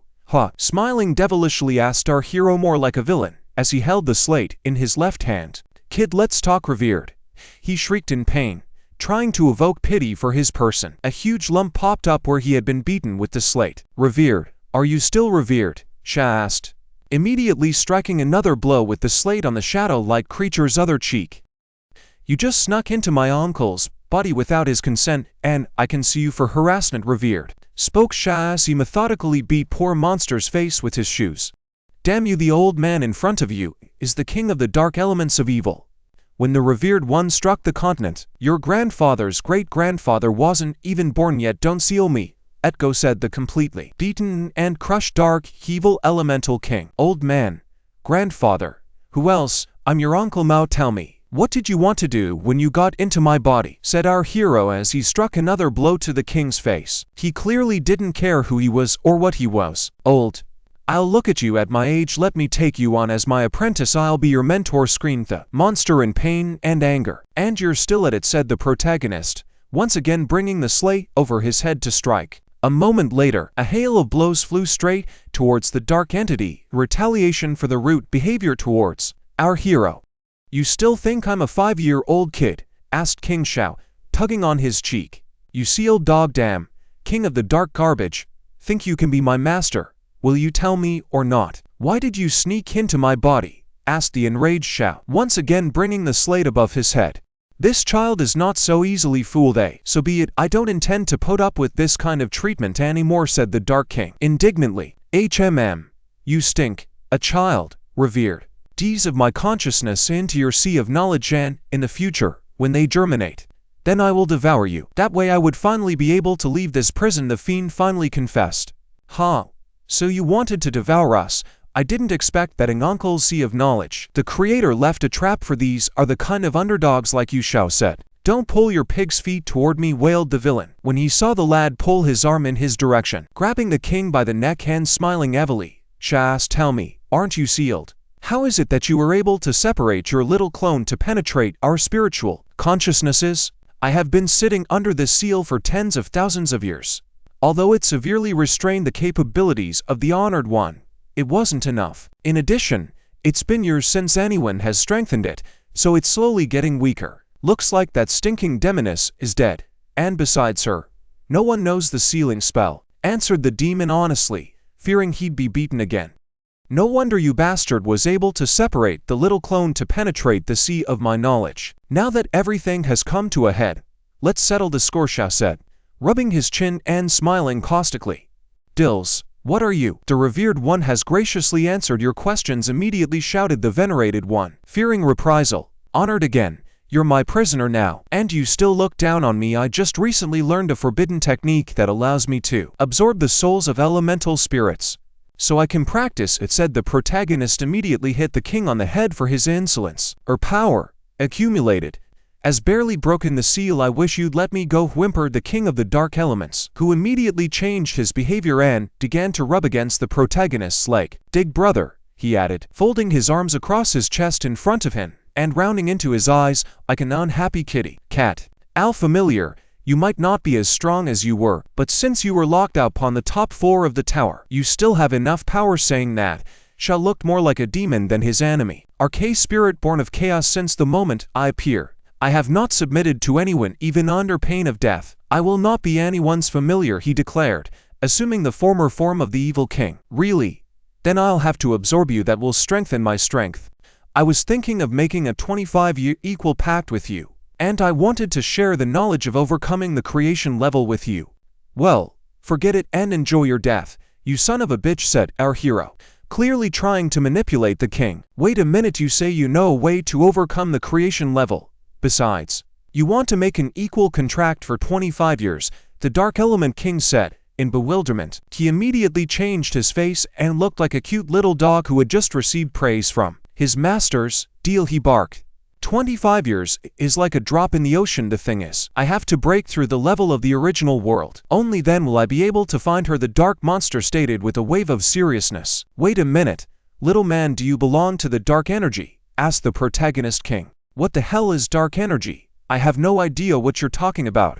After being reborn here, I became a 5-year-old boy, Xiao stated, scratching his head. The two parties not being able to coordinate their actions and will only interfere with each other. I'll put my hand to my forehead, said the king, clearly irritated by his future master's ignorance. Like this, the hero asked, trying to figure out where the forehead of the gaseous monster was located. Oh, yeah. Right, groaned the blushing monster and thought, how strange, his hand makes me feel safe just like it did with that man. Damn me, you little man, you've got the energy of primordial chaos belonging to the mixed type thunder, light, and dark, shouted the king of the dark elements in astonishment. Sign a contract with a spirit of the same essence as him, but with the energy of primordial chaos. You can sign a contract with spirits of different energies, began the dark monster's explanation. Light and darkness at the same time. What a pisser, but the strange thing is that your predisposition to light is hidden too deep. If you hadn't touched me, I wouldn't have felt it at all, he said. I thought the vice-rector said I had a good combination of strengths, but why didn't he say a word about the mixed type? Xiao thought, remembering how the provost had touched him at the ball test. To which the king replied to him he probably didn't know it himself. Opal with light or dark energy, but those who belong to both light and dark have unlimited room for growth. Oh, you still don't understand what I'm talking about. I only found out about it by chance. While you were talking, I remembered that after I managed to withstand the mental pressure of the university head, A black shadow appeared behind me. It must have been the irritation that caused my dark essence to break out, he said, pounding his fist on his palm, remembering how he had gotten involved with the vice-rector not too long ago. And at such a young age, it's already showed affiliation, damned monster, huh? In that case, signing a contract with you won't be considered an insult to my evil title, snickered the King of Darkness. All right, enough talking, you and I will sign a contract, said Shao, starting to draw a magic circle on the floor next to the monster. You Shaoxi, and I, evil, today sign a 25-year equal contract. For better or for worse, for richer or for poorer, in sickness or in health, both parties will love and care for each other until the end of this contract, they said in unison. What's wrong with the words of this vow? Thought Shao. This equality treaty oath is really disgusting, thought the evil one. Signed, I finally have a source of energy, now I can show my true colors, declared the evil one as the dark energy enveloped him.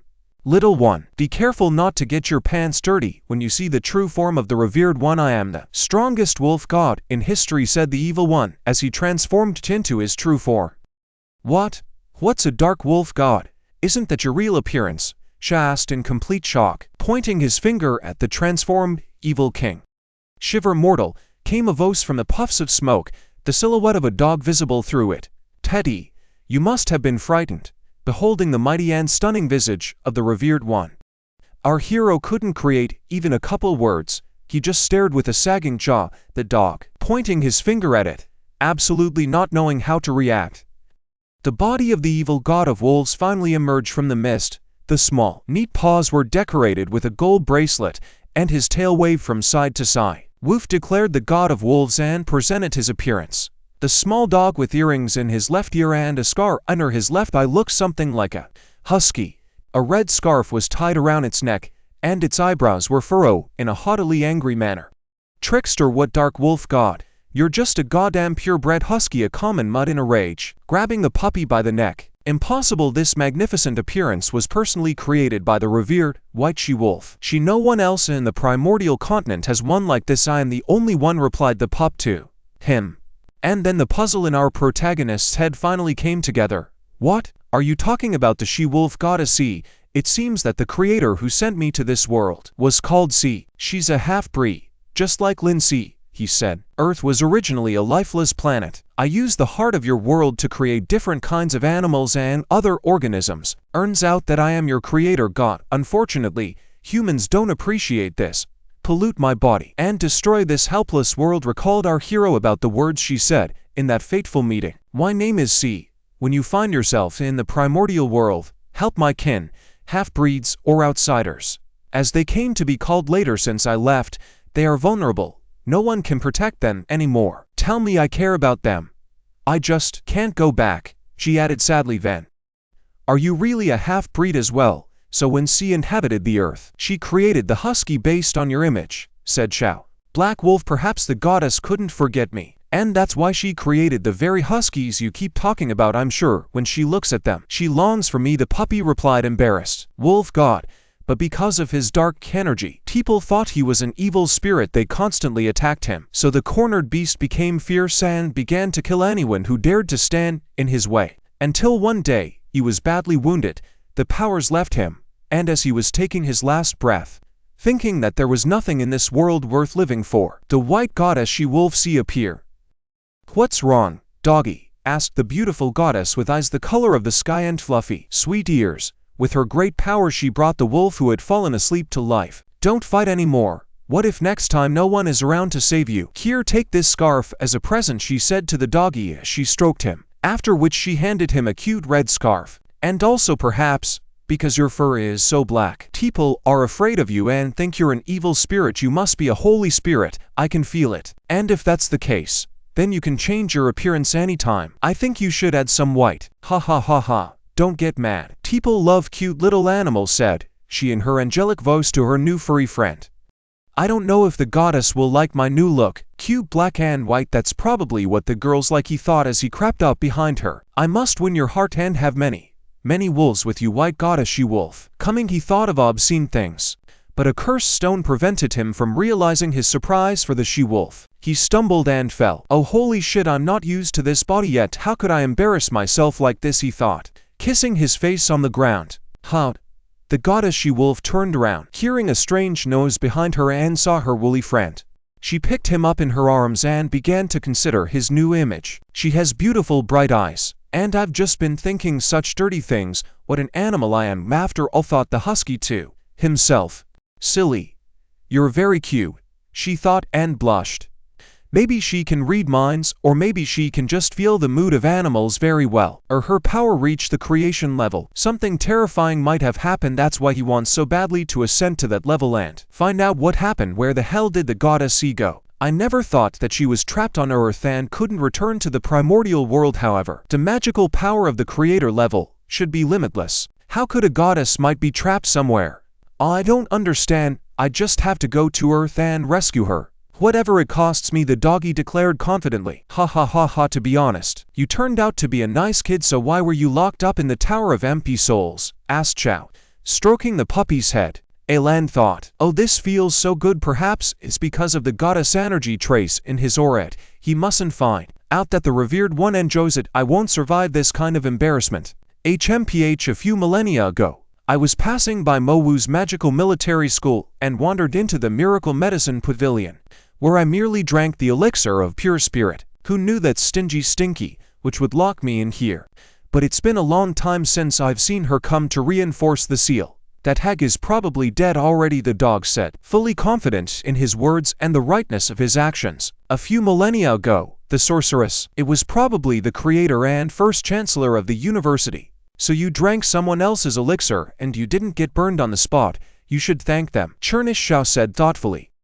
Who the hell is Blackie? Call me the revered evil spirit. The pup immediately objected to the nickname, striking a cute pose and wagging his tail.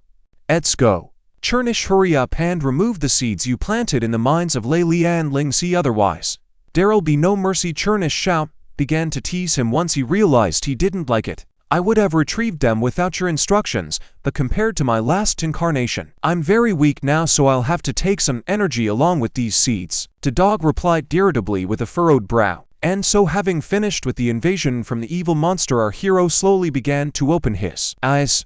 Awake at last, he said, in a tired voice as he opened his reddened eyes. The black bags under them spoke of his fatigue. He immediately grabbed his cheek and screamed, oh, for fuck's sake, the left side of my face hurts. He didn't know that the culprit was also his friend, Lin, who was tossing and turning in her sleep. Doggy carefully approached his companions and with his left hand, which was adorned with a golden bracelet, he dispelled the spell he had cast on them earlier. I feel much better now. I don't have much energy in the seeds, but it's enough, said the dog as he lay back on the soft blanket. You and I are going to the top floor of the tower to recover your body. That way we can get stronger, said the main character as he put on his normal clothes. I'm afraid it won't work. Why? Because I wanted to trick you, plant the seeds, suck the energy, and kill you. The top floor of the tower is much more dangerous than the first floor. It requires at least a master level of strength. And because you're all at private level right now, even if you go up, you still won't be able to break the seal. You need to reach the Holy Spirit level to retrieve my body, said the dog, waving his hand, showing Tam that nothing would work. First comes the apprentice, then the private, then the summoner, then the teacher, then the master, then the Holy Ghost. Treaty won't help me. It's just an extra headache, that's all. Damn. Miscalculated again, Shao said, as he tried to calculate in his mind all the disadvantages he had gotten from his newfound friend. Very strong, you little one has picked up a diamond. The honored one's powers are just slightly inferior to the creator's, the husky said haughtily to himself, holding something strange in his hands. Something small shaped like Bob, was black but still illuminated his fingers. It seemed like small planets, reflected in the obscure thing. If you looked a little more closely, you could see the whole galaxy spinning inside this black sphere. Son, what good is it to us if your body is trapped in that damn tower? I'm going to strangle you, shouted, grabbing the throat of the little dog. Ha ha ha ha, it's too late for regrets now. We made a contract, and you can't break it without my consent. Ha ha ha, it's good that I was able to sign a contract with you. Thanks to your energy, I can maintain my body. Otherwise it would soon dissolve into thin air, screamed the little dog. Stop chasing me, you want to bite my ass, asshole, yelled Shao, running away from the enraged dog. I'm not old at all. Stop running away, you fool. Let me bite you, shouted the dog, catching up with him. Even if he can't use all his power, he knows a lot about this world, unlike me. Even though I've learned to use techniques, He still doesn't understand the intricacies and peculiarities of life on the advanced continent. Let the old trickster help me fill in the gaps. That way, I'll quickly catch up and raise my level, thought Xiao. On the 30th day, at exactly midnight, all three were released from the tower. Honored in the body of their new master also slipped outside. Soon, they had dinner together with the protagonist's mom. It's been 5 years since the hero was released from the Tower of Empty Souls. Lin Shi is now 11 years old, by far the most famous girl in the entire academy. Thanks to her hard work, people have begun to treat her with respect and seem to forget that she is a half-breed. With her brothers, she joined the school team of young eagles, with whom she performs various tasks and even earns money. It turns out that the head of the university didn't send us to the tower to punish us, but rather because he wanted to train us, at least he thought so. He appeared to us all grown up, now 15. But he looks 25. He uses a giant axe as a weapon. Meanwhile, our hero was gently sleeping with his spirit somewhere within the walls of the university.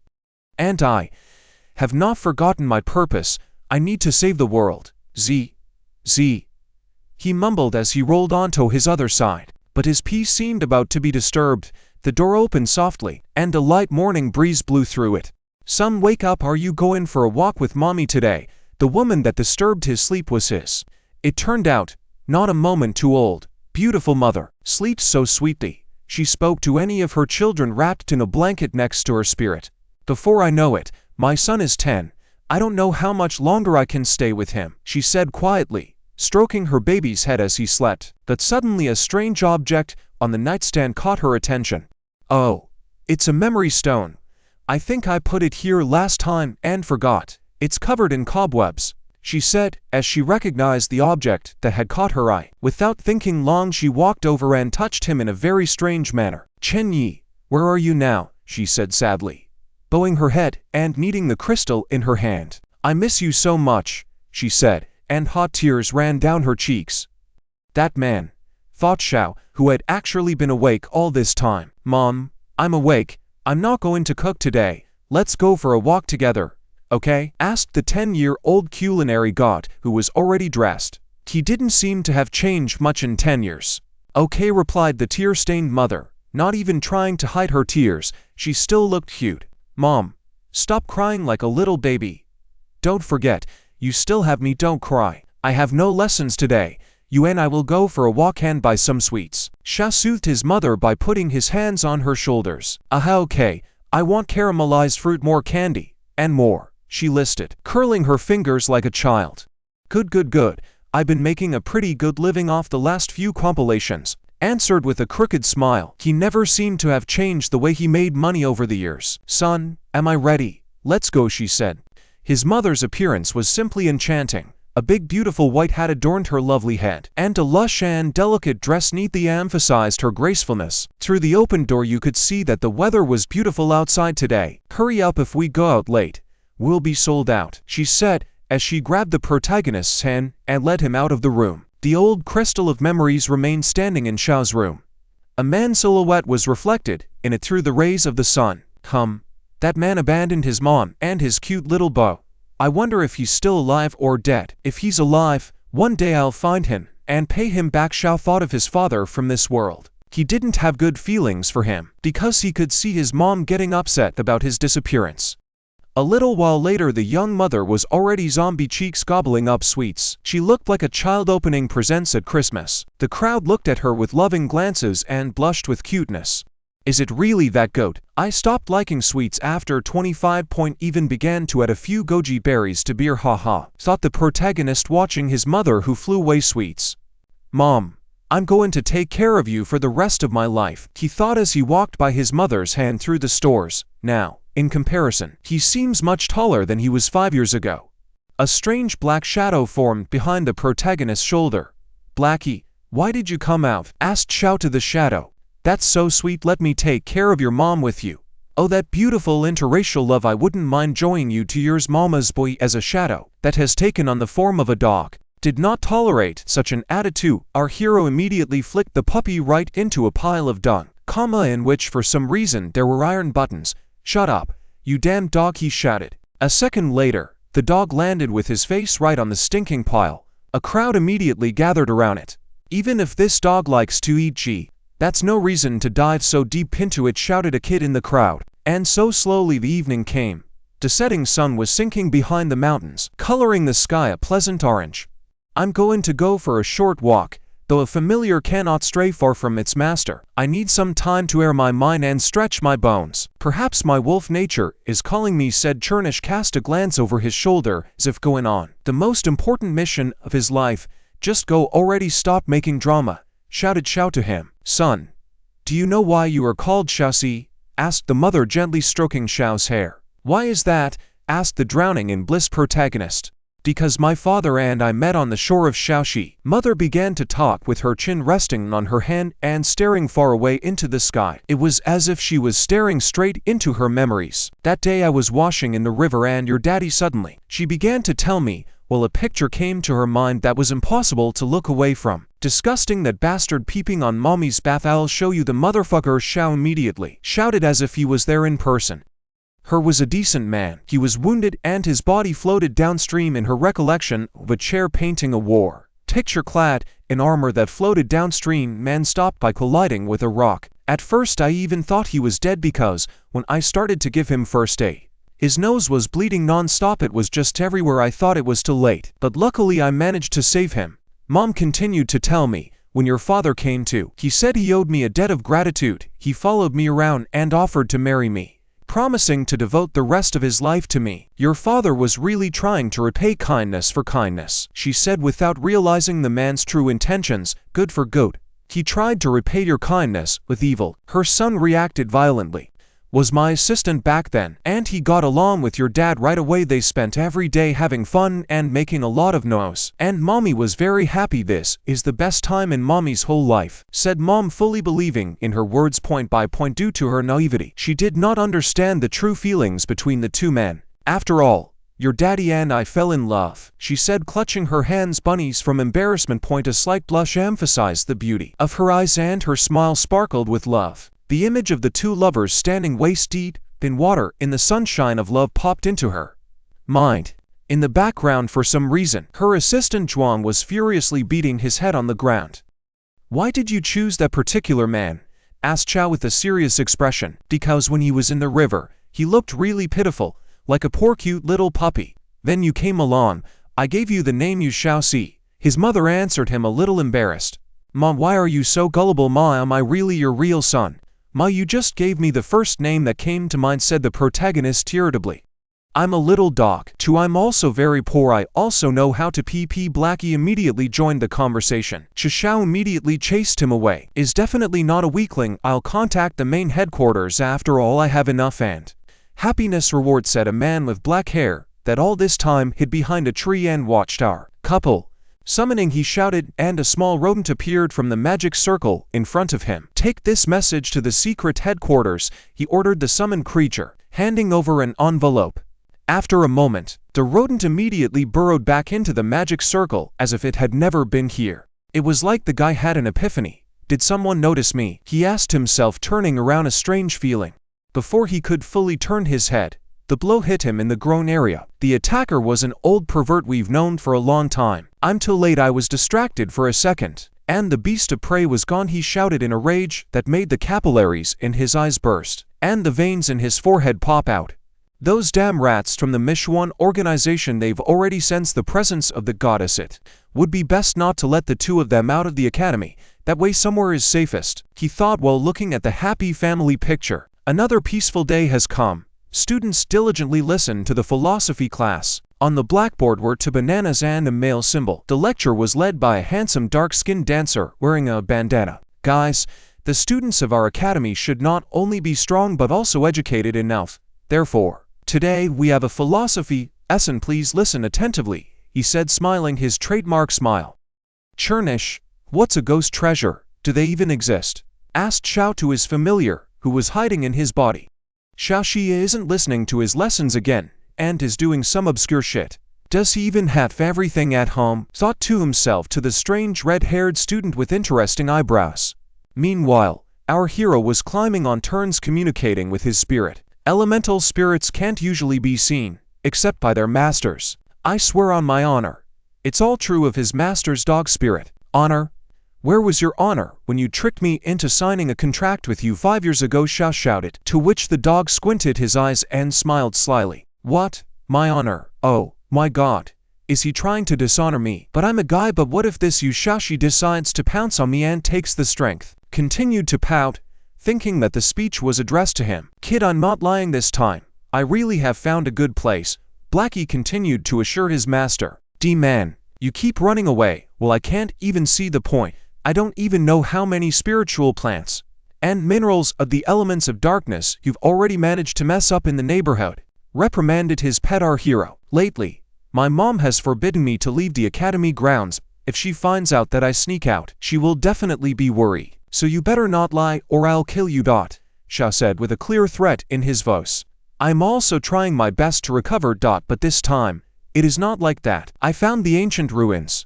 From within, one could feel the fluctuations of the darkness element. It's quite possible that there is some treasure of darkness hidden there, the dog answered him. Darkness. I wonder if it could be a sword of darkness. Uncle likes big swords. The most immediately lost himself in the abyss of temptation. Sha pointed his eyes glowed and his grades dripped saliva. Huff, I didn't see it with my own eyes. I could feel the vibrations of the darkness element emanating from there even from afar for the 100th time, said the dog looking at our hero with a glare. No way, that type is definitely not to be trusted. The more he assures you, the livelier his words seem. One must be careful, he thought judiciously. Meanwhile, elsewhere, these are messengers from the church. Messengers of God, came the shouts from the crowd. Glory to the gods, my salvation to our gracious God, said the old man in tears. Take the scarf, now you to have joined our ranks, replied the man holding out a red strip of cloth. Guys, take your time, I still have plenty of food, said a beautiful woman with blue eyes and the same blue hair. She was dressed in nun's robes and was handing out bread from a basket to the children. Dear citizens, believe in the light and you will be saved, preached a man dressed in very expensive church garb. A long beard hung down below his belly, his right hand he held a long golden rod with a cross on the end, and in his left an open book. Hurrah, hooray, hail our God has not turned his back on us at all, shouted the crowd as they listened to the sermon. Exclamation point. Where did those white-haired guys come from? That's a lot of people. Hey, Churnish, you're more experienced than me. Don't you know who all these people are? Asked while looking at the huge crowd and the preachers that surround them. Blackie, when did he hide in my mind? Usually is a pain in the ass, thought our hero, shaking his head. Church? And what's with the Blackie? He seems suspiciously calm today, he thought as he walked past the crowd of worshippers. There's a faint aura of darkness emanating from that child. Who is he anyway? Pondered the chief among the priests. I think I'm being followed. Immediately caught the slightest change in the atmosphere by our hero. He glanced at the empty alleyway with sunlight streaming through. No one, he asked himself, looking around the area. No. There's definitely someone here, but my gut won't fool me either, he said to himself as the wind howled in the back alley. Suddenly he sharply over his shoulder, hoping to catch the secret watcher by surprise. And then did the same thing again, over the other shoulder. Same result. Suddenly, out of nowhere came the heavy clatter of a metal staff on the stone road. The head preacher appeared before our hero. May the light purify all darkness, may God's words be charged, he thundered. Why the hell are you following me, you old pedophile? Even if my uncle is attractive, that doesn't mean I can be attacked, he said, giving the priest the middle finger. The old man was immediately taken aback by what he heard. Pedophile, he asked with his eyes goggling and his mouth hanging open. And this guy is very strong. I don't know why he's following me, but it's definitely not a good thing. We need to get out of here soon, Sha thought. Of my money rain 2.0, we're slumming now, and the effect of the money rain will be even more powerful, he said, smiling a sly smile all over his mouth. Thanks to the protagonist's magic, the gems in the priest's pouch began to push in all directions. A moment later, his sack ripped open and the gems scattered in all directions, attracting poor people from all over the neighborhood with the sweet sound of easy profit. Dear poor people, there's a priest here giving alms. Hurry over here, shouted Sha at the top of her voice, trying to attract the people living here. Just then, a lot of poor people poked their heads out from behind the alley walls. Alms? I've been starving for days. With the money, I can finally buy food, they said as they stared at the fallen money with searing eyes. How many jewels, shouted someone, and the poor people immediately snapped out of their seats and headed straight for the money they so desperately needed at breakneck speed. They instantly surrounded the old man, preventing him from making a move. One of the crowd seemed to pull out a woman's revealing underwear, pointing, "That's not mine," immediately declared the preacher. Another poor man pulled out a yellow revealing bra, period, "Mother of my woman. Does this belong to this priest too?" Meanwhile, our hero had already broken away from his pursuer. "Phew, finally got away from that old man. He looked suspicious to me, but he seemed to really want me," he said to his spirit. Phew. The aura of that old priest man was really unpleasant and frightening. Good thing I got away in time. If they had discovered me, they would have definitely banished me as a creature of evil. The dog replied to him, "You mean to say you're a good spirit of darkness? You should be ashamed of yourself. Or is it that you don't want to die so badly? When you smelled a roast, you made a run for it, leaving me alone. I'm eat off, you know, shall resent it. You're just lucky the church hates everything about the element of darkness more than anything else. A weakling like you is better off staying away from them, eh? Back when I ruled the continent, such bugs were small things to me," he said irritably and rolled his eyes. Shao walked around behind him and grabbed him by both cheeks. "If you want to show off, do it in front of those churchmen. You're the first one to tuck tail and run away," he said, pulling the dog by the cheeks. "Kid, move it. We're almost there. These ruins must have appeared after the rock was washed away by the rain," the dog said, as they got closer and closer to the ancient structure that was built right into the rock. "Hey, Blackie, since you were the first to discover it, why did you call me?" asked Cha suspiciously. "Naturally, because friends need to share. We're best friends till the grave," declared Blackie, smiling the most dishonest smile in the world. He also seemed to be showing his middle finger on his paw. Dastard, there's definitely something wrong here. The thought of a setup never left the protagonist's mind. Suddenly, 3 dark silhouettes appeared on the mountain where the cave was. "Done. Great. Now use the barrier to hide these ruins," came from far away. Suddenly a huge magical dome began to cover the mountain, transforming it. The place where there had been an entrance now seemed to be grass and bushes. "What the hell? Who the hell are these suckers? You dare to take over my treasure? I found it first." "Okay," Ship began to shout, and indignant Blackie watching the injustice. "Hush, don't shout, let them go first. Point, just scout out all the traps for us," soothed him the protagonist. They sat in ambush behind the bushes and watched from the sidelines. "Ah, this is great," whimpered the dog in pleasure, when they put their hand on his head. At the top of the mountain stood 2 young men. One had purple hair and a few earrings in his ear. The other was blonde with a colored patch on his forehead. He also wore a white and orange hooded robe. "Captain Wataru, we are at the very spot where the locals say the horrible screams are coming from. The barrier is in place. We're good to go," said the blonde man. "I know. Thank you, dear," replied the Wataru, smiling sweetly and clearly expressing some specific emotion. The third member of the group was a woman with short-cut pink hair. Her robe clearly looked different. She was also wearing a hood, but the part that should cover her body had clearly been altered. "Captain, our job is to find out what's unusual here," she said, trying to get the others back on track. "Let's go, we'll finish here early, and I'll buy you dinner," and shouted the captain. "Cool, thanks, Captain," replied the girl cheerfully. "Ha ha ha ha, Captain, I'll do my best," added the blonde. Citro, they were ready to enter the ancient cave. "Damn, isn't that the same you? I've seen him before," shouted one of the members of this group. "I don't want to get close, I'm all about the girls," he said with panic on his face. "Ha ha, it's your own fault for being so handsome, since even men are crazy about you, ha ha ha," laughed his furry companion, poking the protagonist with his finger. "A few hours earlier, kid, are you the best in the academy? Yesterday I beat up your young eagles Bortons. If you admit you're trash, I'll let you go," the purple hair guy said, holding a bat in his right hand, studded with sharp spikes. "Are you talking about what happened at the school gate? Why would I pay you? Are you some kind of school idol?" resented our hero, not feeling any fear of his opponent. Sight glared at him. "You little brat, it's not my brother Do Jun's fault, it's all your fault. And I'm going to make you regret it," stated the anger-stricken Watanabe. A moment later, our bully was beaten and left to lick his wounds under some wall. His body was covered with bruises and his mouth was bleeding from a knocked-out tooth or broken lip. His bat was broken in half. He seemed to have lost all will to fight. "Go find out for yourself, you stupid big brother," said Sha, walking away from him. "Brother, I'm sorry for extorting money from you. I was unreasonable. I have been taught by his brother. Therefore, Please be with me, declared Watanabe after a while. For extra assurance he knelt down and bowed his head. Did I hit him to heart? Sha thought to himself, embarrassed. You reached out to someone like me, multipoint. No one has ever hit me, point. I even liked it. Thought he or she would, while his heart was filled with strange feelings he had never felt for the guy before. For some reason he's looking at me so weirdly, a little startled.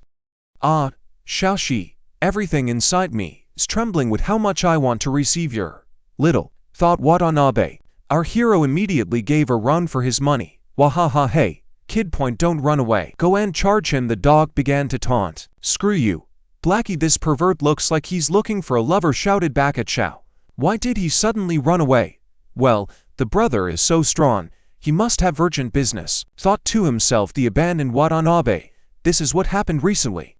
Ha ha, every time I see him. Memories of it, ha ha, continued laughing mockingly. The dog swayed on the floor with laughter. Let's go already. The ruin barrier is already set up, and they've gone inside. If we're too late, they'll clean it out, our hero said irritably, trying to get out of this conversation as quickly as possible. Man, that seal makes it look like it's just a forest. I'm going to make a little hole in this barrier. Good thing I remember where the entrance to the ruins was, began to use some kind of magic point. In his right hand a green magic circle appeared.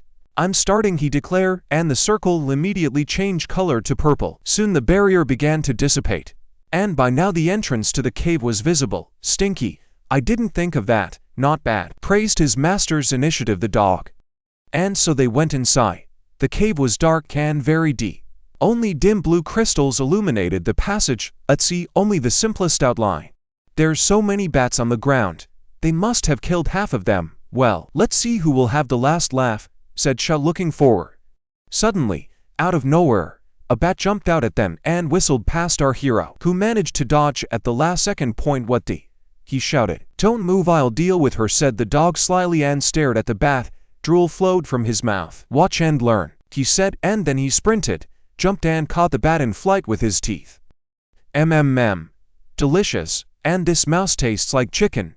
Not bad, said Blackie, burping after the little feast he'd made for himself. You villain, said Xiao to him. It's called being frugal. These mice of the attribute of darkness will help me regain my strength, replied Blackie to him. Then hurry up and eat some more of those over there, said our hero, pointing his finger deep into the cave. His face seemed nervous. What kind? Asked the dog, already licking his paws in hopes of eating more. But his plans changed abruptly. A moment later, the two of them were already running at full speed from a huge swarm of bats. Use your speed and ruthlessness to devour those flying rats, shouted his companion. Shit, run. Run, shouted the furry familiar at the top of his voice. Why are we drakes? Don't you want to go back and eat them? Said the point. Now why should I eat them? Answered the dog, picking up more and more speed. Here for a second, our hero distracted. By the way, what is that wall painting? He asked, looking at the wall. On the wall was a picture of an angel with 6 wings and the people who worshipped him. I know her. She doesn't look familiar to you? Asked Xiao. Who the hell is that? Churnish, can you read the text? Asked Xiao.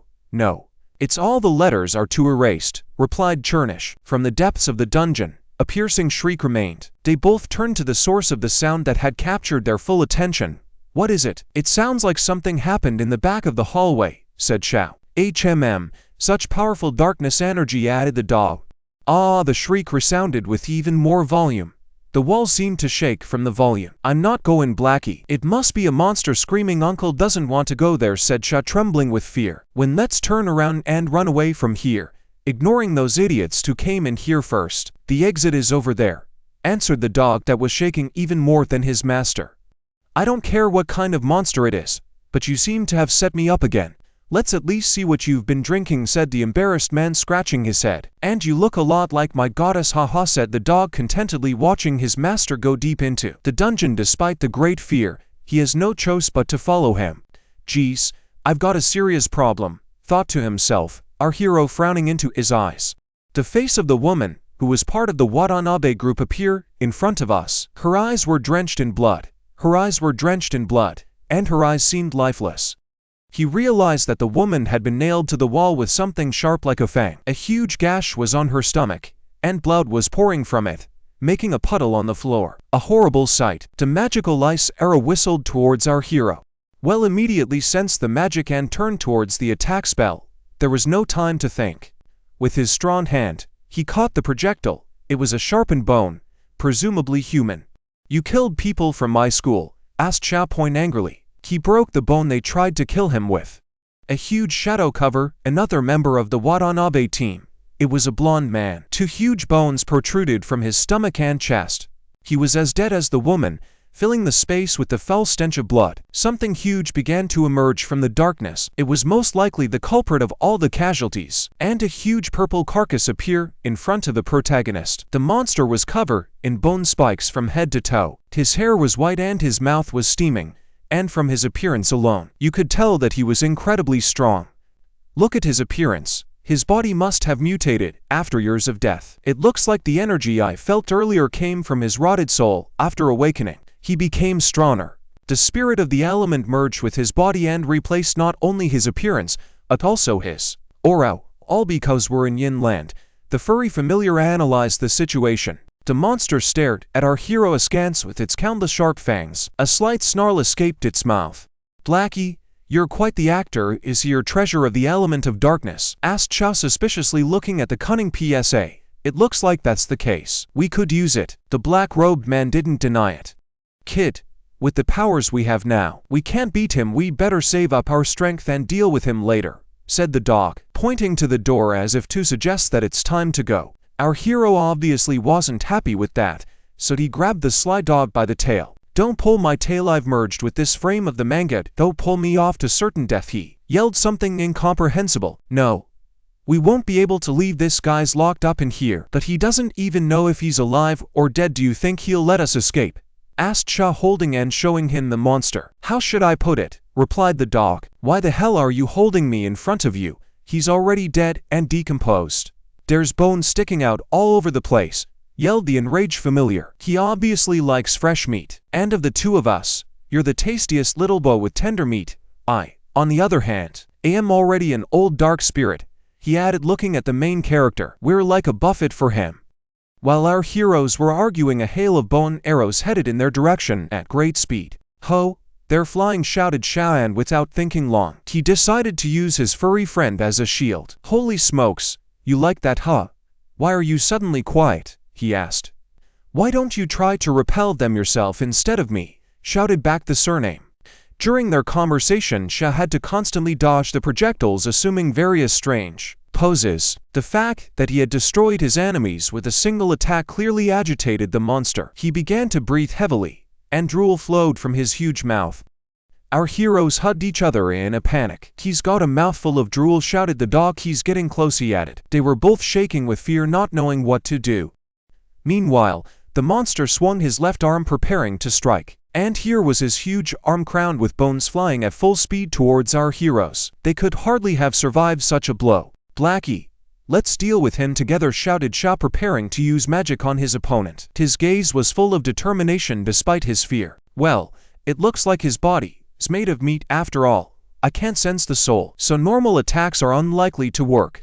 Bone growths. The body should be very hard. Get ready. Point. I'll use my true form as a dark deity and help you," the dog called out. His body immediately began to be enveloped in a strange dark haze. "Shape-shifting," he shouted, and his body immediately transformed. He became a huge, terrifying beast. Its fur was as black as tar, its 3 eyes glowing with a threatening red light. Its mouth was billowing with steam, and its body was enveloped in dark energy. He immediately sank his jaws into the monster's arm, and it seemed to be able to hold him back. Without wasting any time, Shao immediately rushed forward, energizing his right arm. His speed surpassing all expectations, wanted to be illuminated by the red aura. "Get ready," he shouted, shortening the distance. "Get my fully charged fist punch," he shouted, delivering a devastating blow right into the monster's body. The blow was so powerful that a huge blast ripped out from the other side of the monster's body, destroying everything in its path. The impact was so terrible that its force caused the dungeon to collapse. The monster seemed to be buried alive. "Wah ha ha ha ha. The black wolf is too strong for you. Point. Ha ha ha ha. I'm a deity after all. I'm the one who allowed you to contract me and have such immense strength. His bone will definitely be black," the dog said haughtily. "Churnish, you," shouted our hero, frozen in surprise. "I'll wipe the floor with you," he shouted as he grabbed the dog, and a moment later, He was rubbing his face on the rough dungeon floor. The force of the rubbing seemed to make the dog's face hot and red. God be a man and don't ruin my beautiful face. I'm the most beautiful black wolf on the entire continent. Let me keep my looks, said the dog. Hold on to the wipe with his hands. Where's that corpse? The rubble covered the light fog point. There was nothing but a silent chest of rocks. But then suddenly the arm of the seemingly defeated monster emerged from the rubble. The point is, he's not dead yet. The battle continues. You said you were the strongest, spoke Xiao with a frustrated expression on his face. Blame me. Yes, replied his familiar to him. And then, as if nothing had happened, the monster appeared before them again. The only difference from last time was the huge gash on his stomach left by the blow from our hero. But it doesn't look like that's going to stop him from fighting again. The monster stretched his arms forward and clenched his fists. Immediately afterward, the bone spikes on his body began to fly away from him at high speed. Another hail of bone arrows headed towards our couple. It seemed this time they were even faster than in the past. These bone spikes are much more numerous than in the beginning, piercing through, said Xiao, whose shield was at its limit from the purple beast's attacks. A moment after the shield broke, Xiao's body was nailed to the wall with many bone needles. Blood oozed from his shoulders, arms, legs. But it seemed that his vital organs were not damaged. Head. I guess we're done for, he said, assessing his situation as extremely disadvantageous. Likewise, his furry familiar was also beside him. His body was also nailed to the wall with bones. Kid, looks like I'm dying. Point. I can't keep my spirit, said the dog as it slowly vanished into thin air. The huge carcass of the purple monster was approaching the heavy-skinned body of the protagonist. The monster was dripping saliva and its eyes glowed like purple gems. He was clearly pleased with the sight of fresh blood that he led our hero. Suddenly, someone appeared and stood between the wounded Xiao and the monster. Stop it, he shouted. This man turned out to be Watanabe. He was not in a better position than our hero. Bone needles were also sticking out of his right leg and left arm. Blood was also flowing from his head. Don't protect me, said Xiao. He will only come near you over my dead body, replied Watanabe to him. The monster was in no mood to listen to their heroic speeches, and with a sharp movement of his right hand, he struck straight at Watanabe's face. Blood gushed from all his wounds. Could he survive this blow? The beast roared ferociously, instilling fear into the bodies of its enemies. Immediately afterwards, he bit our hero's neck with all his might. That must have been his way of feeding. Suddenly, the main character's heart beat frantically and began to study the yellow aura. His blood also turned yellow in color. The bite site was flooded with a bright light. No one realized what was happening. Golden yellow blood. What is that intense burst of light? Marveled a half-dissolved Chernish. Suddenly, Xiao's body was covered by a magical dome. The pillar he was nailed to was enveloped in divine light. It looked incredibly beautiful. That is, the monster was covered in yellow blood. His eyes also began to glow yellow, and veins sprouted all over his body. That is, the monster was covered in yellow blood. His eyes also began to glow yellow, and veins sprouted all over his body. The wound around our hero's neck was bleeding yellow and glowing. He himself seemed to be unconscious. The monster's body was racked with terrible pain. Its eyes and mouths began to glow yellow, and it raised its arms up and wailed in pain. It was like a cleansing. It seemed as if the blood flowing out of the wound began to levitate, after which our hero's entire body began to be shrouded in a divine yellow light, and he was lifted off the ground. Shrouded in yellow light, more like a glow, he took off. His consciousness still hadn't returned to him, though. Holy blood! Screamed the corch monster in pain. It used to be a deadly threat to everyone around it, but it seems now it has become a victim itself. Ouch, no. It hurts, he continued to scream, in pain and anger. The monster began to smash everything around him with his fists. Head hurts, memory. The memory is coming back, he shouted, and beat his head against the stone walls with all his might. He had enough strength in his body to leave deep cracks in the centuries-old monumental structures. What's with this pile of bones? Once he drank some of the holy blood, his memories started coming back. This kid has to destroy it quickly, or he'll blow the place apart, thought the dog, peering carefully around the corner. The monster fell to his knees. A column of steam rose from his back. Pieces of flesh fell to the floor and stank horribly. This seemed to be the end for the monster. I distinctly heard him say holy blood. I remember a long time ago, there was an extinct race. What was it called? I asked myself. A long time ago I've already met someone with blood with similar properties. The familiar tried to remember. Someone has set a strong seal on him, and he seems to be a ring crone of a long-destroyed race. The power of his blood is far stronger than my true form. Voth, who the hell is he? Spoke the dog, looking at his levitating master. Bones fall off along with the skin, the husky asked himself in surprise. The disgusting flesh clumped to the ground, forming a disgusting puddle of meat. A new, much more proportionate, and youthful body seemed to be born out of a large rotting meat shell. Guess that he was cleansed after he swallowed the holy blood. Exactly an exclamation point, since you've been purified. There's no need for protruding bones anymore, he explained what was happening. The newly born young man took a deep breath as his former form had steam coming out of his mouth as he breathed. His body was halfway out of the monster, his shoulders were armored with bony growths, his hair was pale yellow, and his head was adorned with four crooked horns. A violet crystal protruded from his chest. He forcefully ripped a remaining body from the meat prison. It was a truly disgusting sight. So I've gone from human to filthy monster, he asked himself, examining the remains of rotting flesh in his hand. He had no clothes on, but a small puff of smoke was covering his features very well. He was able to be reborn! And his memory seemed to come back right before he died. Like that. Is it because of the holy blood? Memory can be awakened just before death, as if he was saying, in the wheel of worldview, after death. New life begins after death! No, there must be something else, said the shocked dog that watched from behind a pile of rocks. My strength is already at the demigod stage, but my memory is still slipping away. At least I still have my power left, spoke a pale youth with black eyes and red pupils.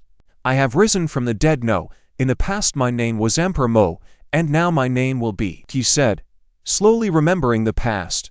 Emperor of Bones, he declared, and then a tar-black aura enveloped his entire body. Immediately gloves appeared on his hands and pants on his legs, along with a belt adorned with a toothy skull. Right after that, he screamed as hard as he could. He was so angry that veins popped out of his face.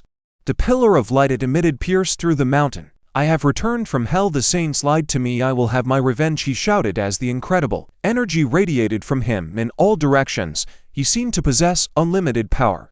Without thinking long, Chernish grabbed his master by his cloak and dragged him away. Let's go! That bag of bones finally woke up and remembered how strong he was. He's spreading the breath of God around him. We should get the hell out of here first, he said as he dragged his comrade. So this little one, from the lineage of the gods, he said with a clenched fist. He probably knew a lot more than Blackie or our protagonist. A moment later, he disappeared, leaving behind only a residual silhouette. Die the memory of my dead wife and daughter, I will kill you, he shouted at the top of his voice. A sharp spear-shaped bone grew from his right hand, and he swung it to kill our hero. He cut the distance between him and Xiao incredibly fast. The little dog couldn't drag his master, who was unconscious, far away. Freeze! The irritated dog stopped him, pointing his finger upward. It was probably the last thing he could do in this situation. Have I seen you before? I recently felt a divine blessing.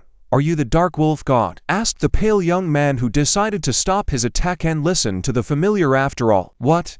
Did you hear my name?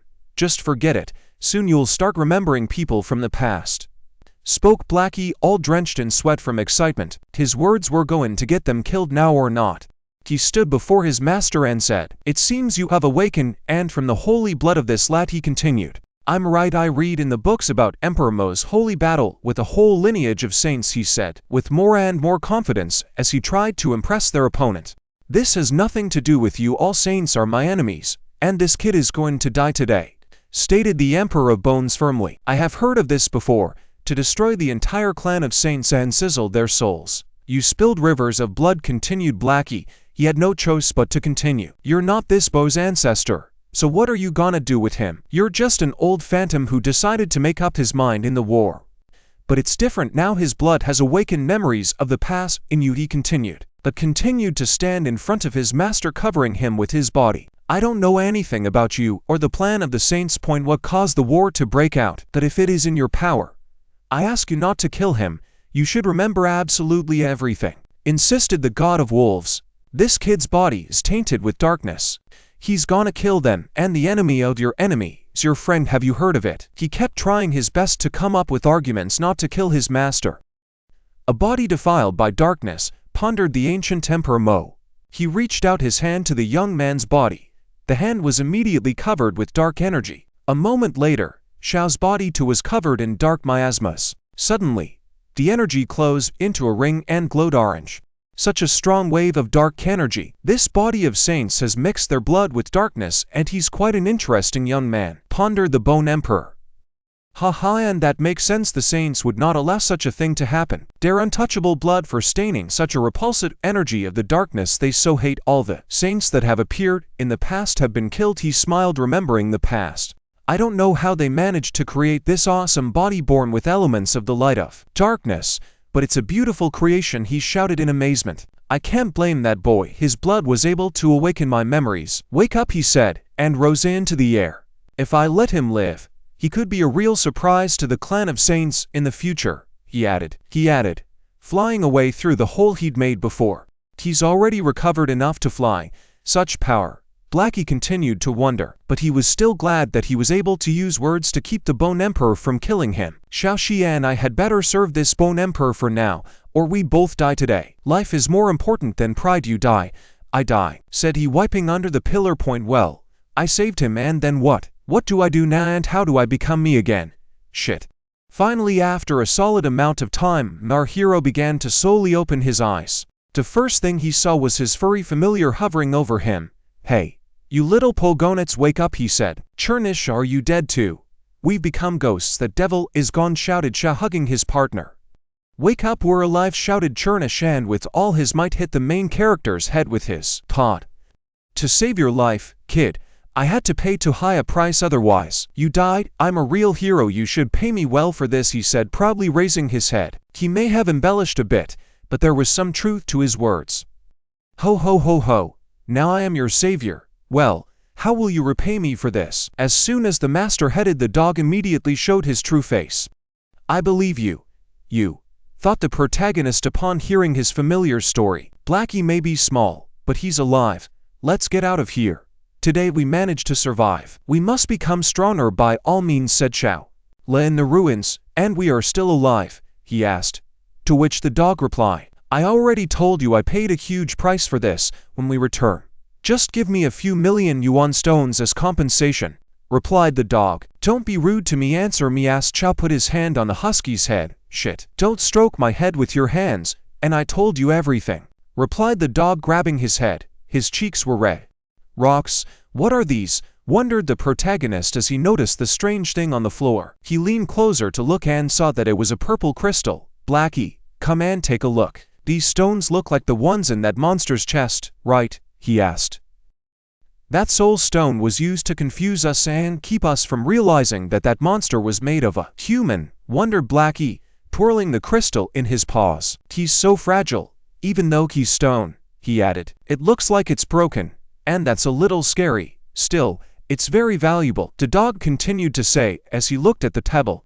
A moment later he put it in his mouth and began to chew on it. Perhaps in this way he was trying to learn more about him. I'm the one who found him. Are you eating everything you see? What do we do now? Started yelling. Xiao grabbed the dog by the neck. This spirit stone is a great way for me to replenish my strength. You like swords, don't you? I can turn into a spirit sword, shouted the dog in response.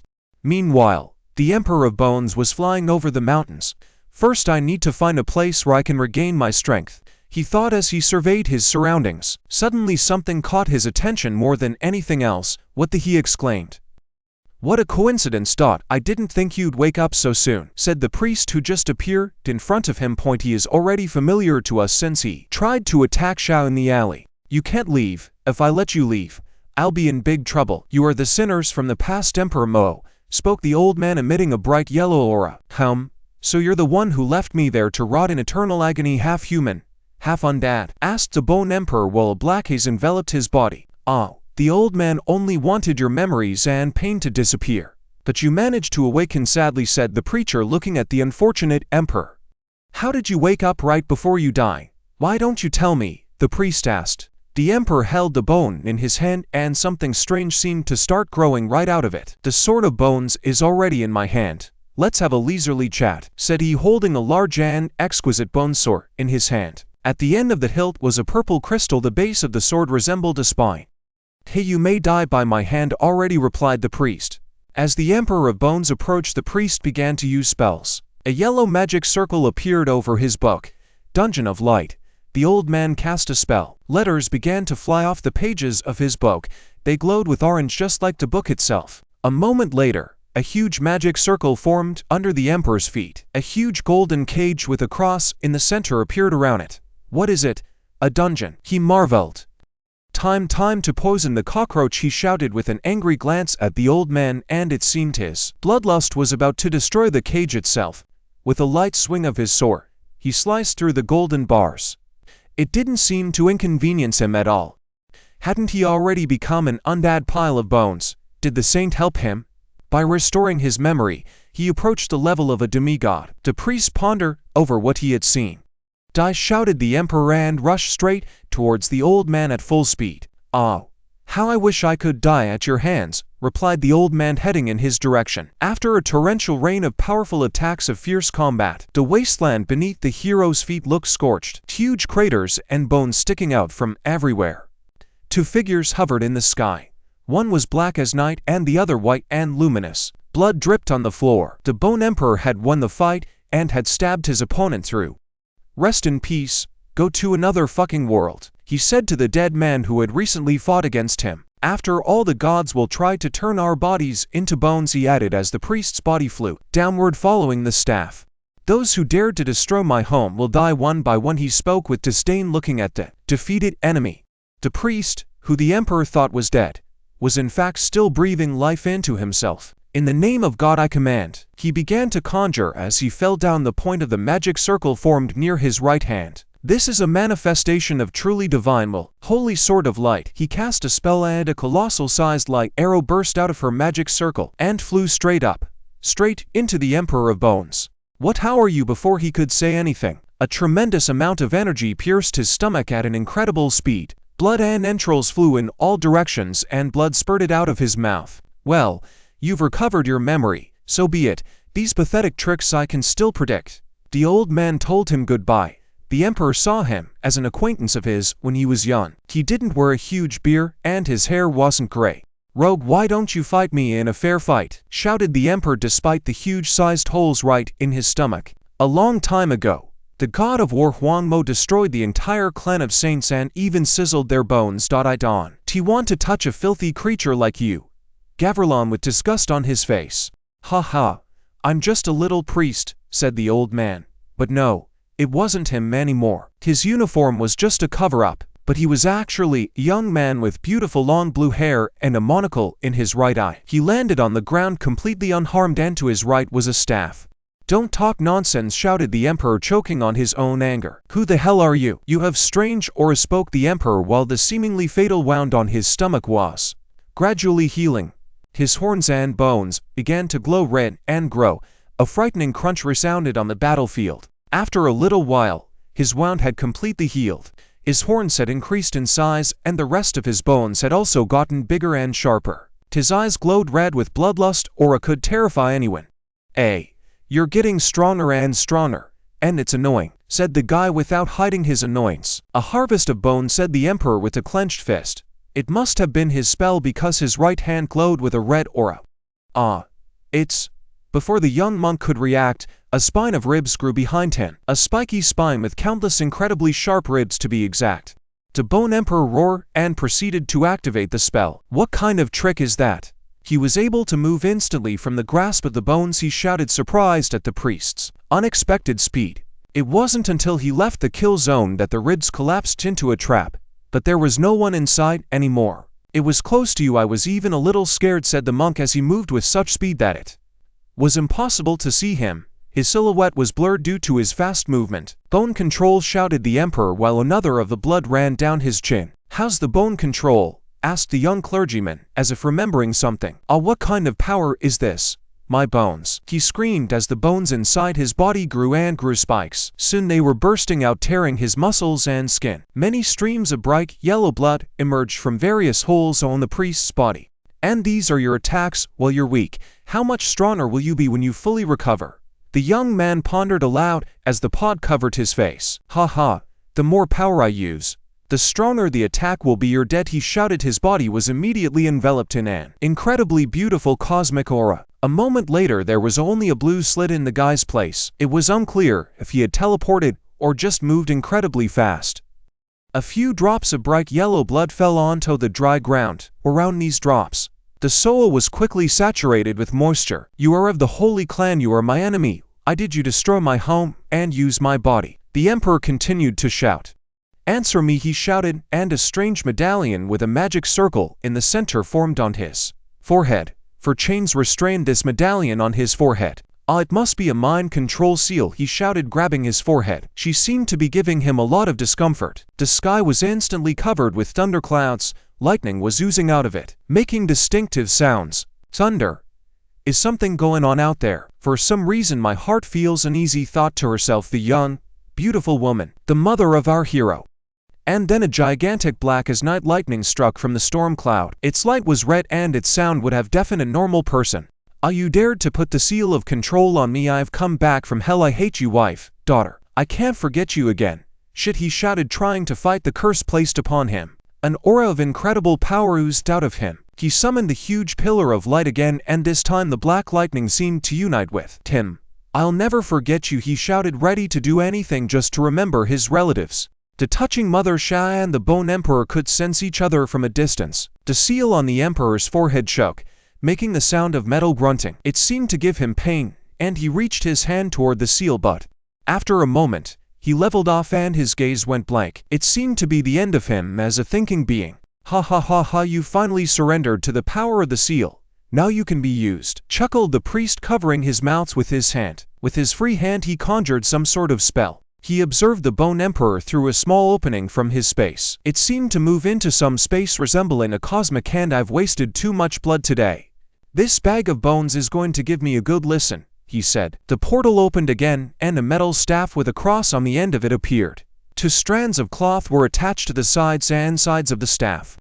A round green crystal was in the center of the cross on the staff. Soon the young man himself appeared behind the staff. Apparently he thought that he was no longer threatened and could leave his space. You once destroyed an entire sacred clan, and now you're just a little obedient dog. He spoke contemptuously, the dry blood stains still on his chin. He stared at the hanging emotionless body of his enemy, drenched in the setting sunlight. As long as you live, you will serve in it further, he continued. Suddenly, the seal on the Emperor's forehead glowed again, and a strange violet energy began to envelop his body. His face was covered in veins from the tension. Ha ha, you're still conscious, let's see if you can stand up to me. Ha, the priest said. A while later, the young man stood leaning on his staff. A new trickle of blood flowed down his chin. And this pile of bones is pretty hard to control with this seal. Obey at last, he shouted, unable to bear it any longer. You're nothing but a dead man. I am wasting my time and divine energy on you, he shouted, and swung his staff with all his might. The blow of the metal device straight to the Emperor's face. A hematoma appeared on the Emperor's face from the blow, and a jet of black tar like blood flowed from his mouth. Listen up, doggy. Go to the military magic school of Manhwa and destroy something there. After that, come back, ordered the priest, gently wiping the blood off his new servant's chin with his thumb. The Emperor mechanically replied, and then a dark energy formed around him. A second later he soared through the air and flew towards the university. Meanwhile, a picture of 2 very humble graves in the middle of a stone wasteland opened up before us. The 2 young men ran as fast as they could through the woods. Blackie, you're good for taking over his body. That way we can get him to the school for treatment, said Xiao to his companion. The dog who had taken over Watanabe's body replied, he's still alive, but we need to hurry before he sticks his flippers together. He's very heavy.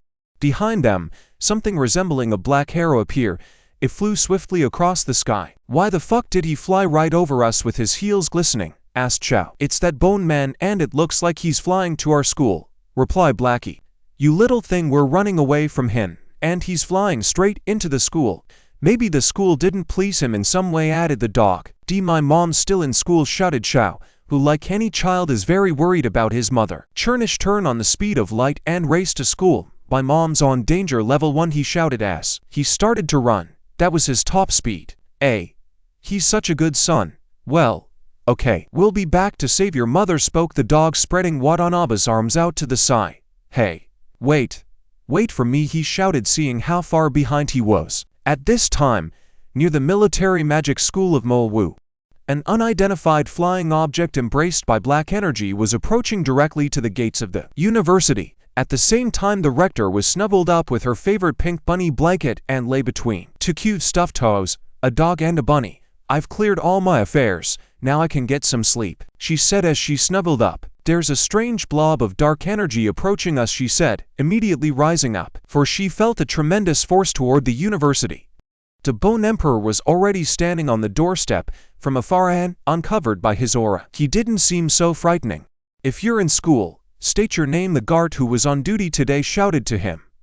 Without thinking, the Emperor conjured several of his bone needles and pointed them towards the guard. A moment later, multiple projectiles struck the guard's body without encountering any obstacles. The difference in strength was enormous.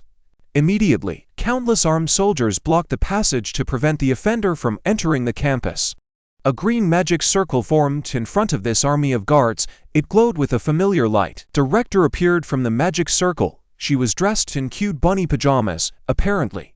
She didn't have time to change and immediately rushed to defend the university. Soldiers, stand aside, this is war. Disperse the students, she commanded. Who are you? Why did you invade the military magic school of Manhwa? She asked the enemy, and to herself she thought, this old monster has managed to awaken. The Emperor under seal said only one word, die. Yes, his gaze was cold and lifeless, and aura was dark and gloomy. What the shit, she shouted, feeling an unnoticeable looking spell on her. And his ribs began to sprout bone spikes and point sharp needles straight to his heart. The small green vine tried to protect it, but it wasn't enough. They began to slowly pierce her heart. So you're at the demigod stage, shouted she. Grabbed her chest. A small trickle of blood flowed from her mouth. But I can, she said, smiling through the pain. Her eyebrows furrowed and her eyes glowed a soft turquoise. You dare to hurt me, and he's going to chop you into a cabbage cut, Ruth, she shouted and swung her staff with all her might, casting a spell. Immediately, a spiky wooden root burst out from beneath the earth and headed straight for the Bone Emperor's body. A moment later, a knot circled his entire torso, arms, legs, arms, and one even grabbed the Emperor by the horn. Frozen, asked the rectress. Taking advantage of the moment, she immediately moved closer to her opponent and delivered a devastating blow with her staff, straight to his head. But it turned out he didn't care much about that. He just glanced at her as if he didn't feel any pain. Are those bone monsters such a powerful defense? The rectress was sincerely surprised. The Emperor grabbed the staff with his bony hand with such force that it began to squeeze and sap. In one motion he sent the magic staff flying. The staff seemed to have a will of its own and cried as it flew. A moment later, it caught up with its target and slammed straight into the small rector's body. The impact of the blow knocked her and the staff backward.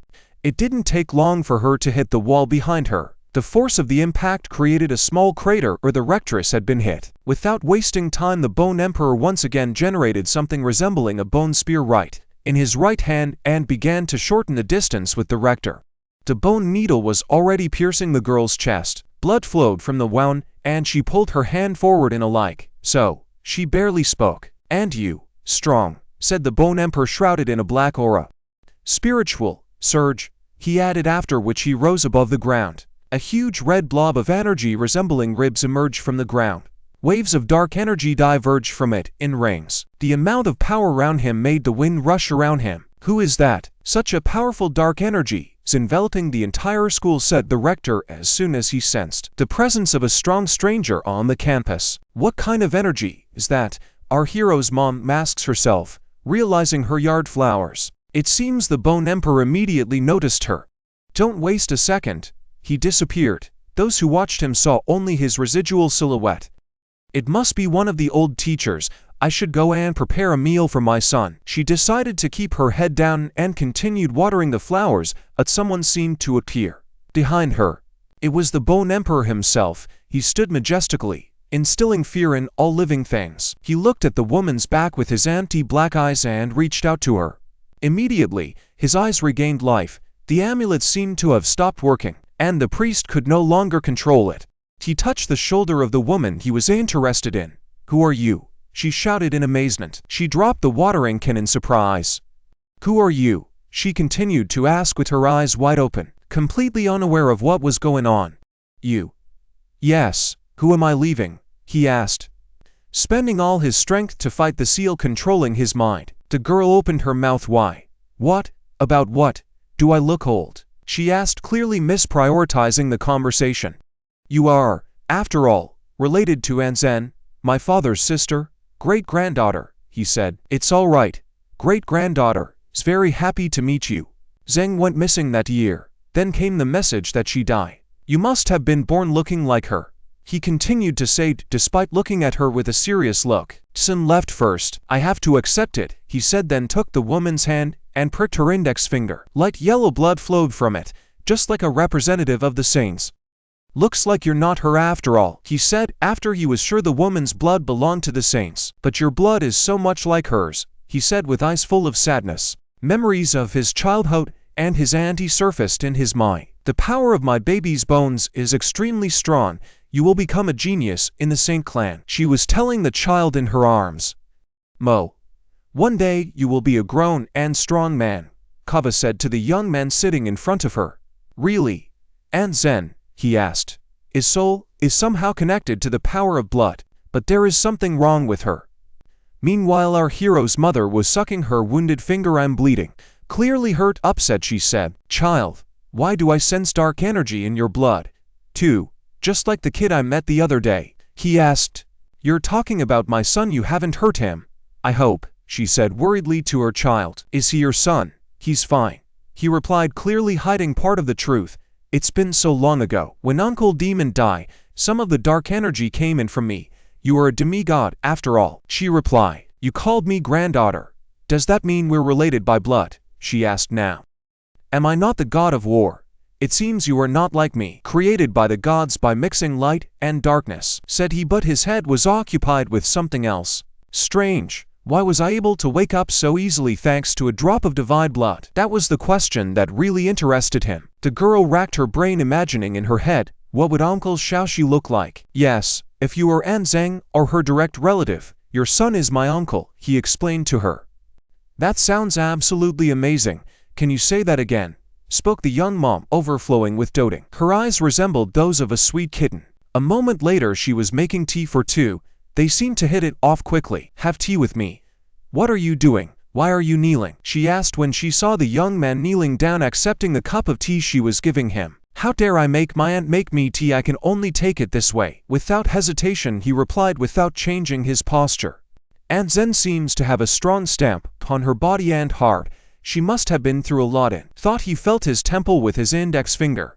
Odd. Aunt Zen. He addressed the woman carefully, holding a saucer of hot tea. Looks like Uncle got it all figured out, she continues to say with a doting face. It's the seal again. No, I'm losing my mind again. Please stay away from me, he shouted, struggling with the seal with all his might. His entire face was covered in veins from the exertion, and the seal was glowing purple and trembling.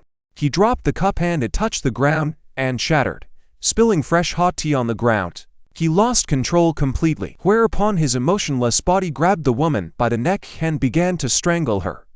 Run, or my hands will kill you, he shouted through clenched teeth. I think he was still trying to struggle. Sweat was dripping off him, and he screamed. With a clear and strong blow of his left hand, he swelled his right arm with which he was strangling his aunt. The severed arm, along with the blood spurting from it, flew straight to the ground. It's a hand. No. Yes, she. He raved. Two entities were fighting within him, trying to take control of his body. Judging by the look on his face, he was satisfied that he was able to stop hurting his aunt. She fell to the ground, seemingly unconscious. There were bruises on her neck from choking, but her health didn't seem to be in any danger anymore. The seal shone even brighter than before. A tremendous power seemed to be coming out of it. Iceberg, shouted someone, and a huge block of ice rushed forward at full speed. It consisted of many sharp crystals and ice pointing in one direction. The Bone Emperor, who had completely lost control of himself, felt the spell heading towards him and turned round, but it was too late. The ice had completely frozen him below the waist. His arm was also frozen, but he didn't seem to care much. I've immobilized him, go, shouted the icy old man to his partner. Ha ha, shouted the Fire Lion and headed towards the Emperor to strike. Time to teach you a lesson, sucker. With my iron fists, he said, as his fist turned a golden hue. His hand was aflame and his face darkened with anger. The impact at high speed headed straight towards the pale young man. The old man shortened in the distance and stabbed the emperor in the chest with all his might. His body reacted immediately and blood gushed out of his mouth. From the force of the blow, the emperor was immediately torn from the ice shackles and his body soared through the air like a launched arrow. I'm coming. The ghostly light of the warrior in the sky appeared our twisted old man and cast his spell. At the same instant, a huge warrior appeared behind him as if woven from light. This glowing driver was completely encased in armor and looked incredibly strong. You dare hurt my girl, die, you bag of bones, shouted the grandfather in a blaze of rage. Get it, he shouted and swung his arm, whereupon the summoned giant warrior repeated his movement, striking a blow of incredible force directly at the Bone Emperor. A moment later, a hail of blows rained down on the defenseless emperor's body. The blows struck with such velocity that they merged into one another, and their power was so great that they shattered the ground where they hit. After the old man stopped, we saw a picture of the defeated emperor. He lay bleeding, and the bones and horns on his body were broken off. Who are you? Such thick skin, he must be dead by now. How did he get here? Wondered the old man to his companions watching the defeated foe. In his last breath, the Bone Emperor managed to squeeze out one last spell. Bone Trap, he said in a whisper.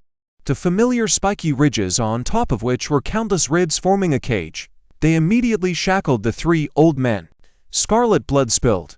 Yon Junyi's head is just weak. You think we'll lose so easily? Ha ha ha, an old man to teach you, shouted the fire lion, and with his golden hand, he pierced through the bone cage. You think I'm weak? Ha ha ha, said he as he climbed out of the cage. His body was pierced by many bone needles and blood flowed from his wounds, but he still stood there, creating the aura of a terrifying warrior around him, and his hands were doused in flames. Let's fight face to face, he shouted, shortening the distance with his opponent and preparing to strike despite his terrible wounds. Fire Phoenix Strike was the technique he used. He flew towards his opponent at a great speed with a flame arm, his silhouette resembling that of a fiery phoenix. A moment later, two huge forces collided. It was impossible to make out what was happening. It was like darkness and light colliding. But soon it was over. In front of us stood the Bone Demon Emperor, who had lost another arm due to the collision with the old man. The old man himself lay nearby on the floor, also missing his attacking arm.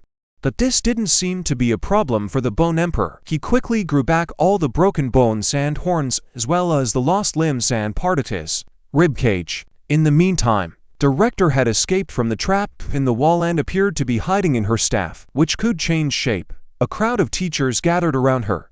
That's too strong, said the red-headed teacher. Who do we have? Is he really so strong that he could harm you? Asked the provost. Key level, his soul, a demigod, spoke the weakened rector from her flower cocoon. Is it to fight the enemy? Their level is different. Did he really go to this school? Is this attack planned? The vice-chancellor showered himself and everyone around him with a hail of questions. Who could it be? He asked himself, this question troubling him more than anything else. Go to the tower, wake the guardians of the defenders, said the exhausted rectress, looking at him with glassy eyes. Okay, I'll leave her to you, and I'll head to the Tower of Dreams, spoke the reactor, already using the magic circle underneath him. Don't worry, replied the young teacher. Recovering from his recent wounds, and Bone Emperor once again summoned his sword shrouded in dark energy and headed towards the wounded old man lying on the floor. Without a second's hesitation, he struck. But something seems to have interrupted him. Something knocked back his blade, aimed at the defenseless elder. His blade was struck off with a beautiful golden staff. The one holding the staff was our protagonist's mother. Her body was enveloped in an orange aura, and she had beautiful golden jewelry on her head. She was shouting, "Wake up, grandson." A moment later, he could see her in her full height. 6 beautiful wings were behind her. Her attire had also changed to a dress of indescribable beauty. Bracelets with runes were on her arms, and a large golden staff levitated in front of her. Is someone controlling you? She asked coldly. The emperor did not respond in any way, only jumped back and took a fighting stance. The beautiful maiden began to gather energy around her that swirled like a violent wind. She began to glow even brighter than before, and her staff flew up above her head. The blessing of an angel, she said. After that, the magic circle appeared under the Bone Emperor's feet, and he immediately found himself in a dome of light. He covered his eyes, either from pain or from the bright light. Inside this dome, he appears to have lost consciousness and his body soared through the air, levitating in a similar fashion to our protagonist in the recent battle. And then the unexpected happened. The seal that had tormented him for so long suddenly began to break. Sleep well, my grandson. Your body and mind are too tired. Wait for the sunrise, she said, smiling the kindest smile in the world.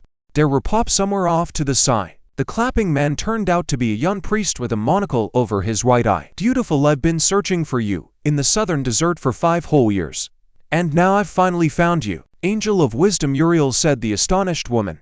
No, my name is Yun Jin, and you I should call Lucifer. The fallen angel, he said, shocking words to all of us. You can't get away this time. After breaking the angel's seal, you're trapped, he said with a smirk. Meanwhile, our hero was dragging the body of the injured Watanabe on his back. Did he really hide when he flew to the school for fear of being recognized?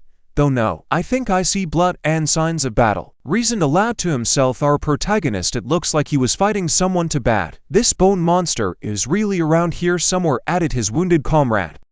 Attention, students, today we're going on a field trip to the city. Please stay close to me. And also do not touch the red spots on the earth, said the blonde beau to the crowd of children he was leading. Also next to him was another teacher with a funny flower growing out of his head. The children walking behind him raised their hands in joy and shouted with one voice, yes. Oh, those teachers, they kicked the students out of here, reasoned our protagonist to himself. Hey, kid, addressed the blonde guy, apparently to our hero. What? Angered Xiaozi already prepared his fist to deliver an educational blow. You Xiaoxi, why are you carrying a Vatara on your back? The blonde-haired teacher asked our hero in a very polite and refined manner. Forget it, hey flower. Use your magic, can cure him. I'm in a hurry, you go ahead, and I'll cover you, he replied, glancing at the wounded Watanabe. Phew. Looks like he's coming to his senses, he thought to himself, rejoicing. Flower? The teacher asked in surprise, pointing his finger at himself. Probably not expecting such a nickname. Oh, you're talking about magic healing with plants, he finally guessed. You Xiaoxi will take care of him, and you go and do what you have to do, said he, blonde man pointing a finger up and smiling a not entirely sincere smile. Meanwhile, here it would be, in the teacher's arms already covered in flowers. To be exact, a flower grew from each of his wounds. I have stabilized his condition with the help of the plants. We are going to the safe place, and I'll get him there. Uriel. Long time no see, said the beautiful lady with the black wings. Yeah, it's been a while. It's been 10 years, after all, the glowing orange young priest replied to her. Sister Lucifer, he said, then soared through the air on his fur white wings that appeared out of nowhere. Will you take me back? She asked and flushed into the air as well. No, Sister Lucifer, even if all the angels forgave you, I can't, I won't bring you back. I'm here to make a deal with you, he said. I can't believe it, you're making a deal. What am I supposed to do with you? Now that my seal is broken, they'll soon call me back. Prepare for battle, she shouted and took a fighting stance. Don't worry, I heard that you've lived in this school for all 5 years. So I stole one Mark's body from the tomb of sinners and made it into my faithful doggy. But you ruined it. He spoke haughtily and smiled a sly smile. I just met my grandson, what more do you want from me? She asked. Ha ha ha ha, you must be happy, replied the priest. I want the divine soul core from your body, he happily replied, smiling. It seemed like it was all a game to him. How do you know? How did you know about God's core? She asked and clearly turned in shock. I know a lot more than you think. Let me show you. I sincerely wish to help you, the young man said, spreading his arms, but it still appeared as if he was being sly. Let's see what you say after this, he added. Those you loved most are gone, he said, pointing his finger at the Emperor of Bones. She was your flesh and blood lover, Emperor. I'll make her your wife, but she was just a matchmaker. She even picked the girls for you herself. You became one of the oldest Saint clan and died so suddenly after that, they killed your entire family. They were all killed by the horde of saints, he said to the young man trapped in the orange magic sphere. Do you want to know the truth? Then don't resist. Here are the memories of your past life. Take your time, man, enjoy the view, he said, and a strange orb shrouded in golden rune rings appeared in front of him. Believe me, it will shock you, he said, and then the sphere headed straight for the six-inch woman's body, breakneck speed. It seemed as if the world had frozen and turned inside out. At least that's how it seemed to the girl whose head was touched by the sphere. In pain, she grabbed her head and screamed with all her might. Memories of sitting in the magic circle with the young emperor began to surface in her mind. They were surrounded by countless candles and she was smearing his forehead with blood from her hand. She soon remembered how she and he had sat in the bamboo forest and she had taught him how to control his energy and meditate. She also remembered his crankiness and harmful childish behavior. No, why can't I marry you?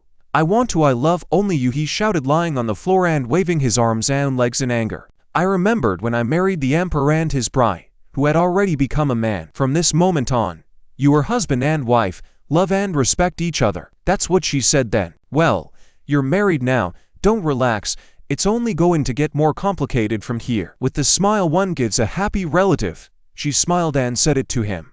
In response, the young groom only smiled and blushed as if he were still a child, while his beautiful young wife was pleasing everyone with her beauty. How is that possible? How? I've been reborn again. How can this be? She cried and screamed in pain when all her memories finally caught up with her. Everything I said is true, it's not just you. All angels are flesh and blood reborn. It's hard to come to terms with that fact. At first, I couldn't believe I was reborn and had a different personality either. He spoke with an evil fox expression. The seed of my consciousness gradually sprouted one day. I awakened and remember everything. Emperor, you and I and all the angels were created by an organization of gods. We're not like my dog. You think you're the angel Lucifer. What are Uriel and the organization? They created false identities to make them easier to control, he screamed as his eyes filled with blood. He seemed to be going mad. Our true identity is the people from the clan of saints who were killed. Well, now we are the dogs of the gods, he shouted at the top of his voice, his face dark with rage. This knowledge seemed to have traumatized him greatly. A bag of bones below was carefully selected from the other corpses of the sinner's tomb and brought back to light. I didn't think he would hold out his true identity. He's just like a bone in my throat. He doesn't seem to remember me. Or maybe he just doesn't want to, ha, he continued his mad screaming. Only I know the truth, and the other angels are still loyal to the gods. Or you went against the will of the creators, fell in love with a human, and committed a huge sin. You have already betrayed them, which means you understand me, he spoke in a pathos-like manner. Uriel, you say quite logically, but I can't believe you. Besides, what does that have to do with you wanting to take the divine core from me? She was incredulous at what Uriel had said. It's simple. I'll give you this key. With its help we will get rid of the organization's control forever. He answered simply and precisely. One must take the divine core that mingled with Lucifer's eternal darkness. It's at least divine level. That way we can get rid of the god's control, he added. Or simply summon you using the angel gate. It's all because of the divine core. Your wings are scorched and dye black. That color of freedom, he spoke in his maddening manner. It was more like a mania. He brought the little Mo as a hostage for the exchange. Looks like he planned it all out in advance. She thought and said, there seems to be no point in speculating about the god's wishes. I have only one request. Swear on your soul that you will not harm those who are herein. Sis, I like it better when you call me Yunjin. Uriel is like a branded slave to me since you're asking. Then fine. I swear that I won't harm them. He affirmatively stated without changing his expression. Suddenly something struck him. Blood spurted from his body immediately. Bones was the last thing he had time to exclaim before countless bone spears pierced his body. There were so many of them that there seemed to be no place on the young angel's body that wasn't hit. Wake up at last, I already shouted the Bone Emperor in rage. It seemed he was no longer in the power of the seal. He pointed his hands towards the angel and a multitude of sharp bone spears followed his hands. Ha, you're a pain in the ass, he said without changing his satisfied expression. He seemed to dissolve into thin air. All your efforts are in vain. Fate is not something you can change at will, you know, he said, disappearing right before my eyes. It was like he was falling apart. And a moment later, all that was left of him were a couple of faintly glowing lights reminiscent of fireflies. In reality, he simply teleported himself through his space to a safer location. Like I said before, it won't work, you can't kill me, he said. Though I'll be happy if you still manage to kill me, he added. Angel stood, or rather levitated, without a scratch on him. Even the dirt didn't stick to him. But you can't, he grinned caustically. Space field, he shouted, and then the same cosmic aura that usually appeared behind the angel formed around the Bone Emperor, but it was torn and cracked and seemed to cause incredible pain. and hurt our pale young man. How did he come back to life? Is that time-shifting power? He wondered.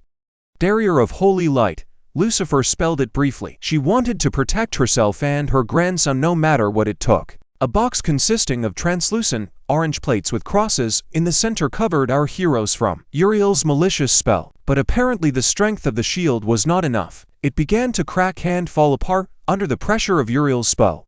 Sis, your strength is so weakened. Haha, I knew I could handle you quickly and I wouldn't even have to carry your corpse, he declared spontaneously. Before, I would have avoided meeting you, but now, I will teach you a lesson. In obedience, he continued to say with a smug smile. Spatial explosion, he shouted the incantation, spreading his arms out to the sides. His body glowed with or even more.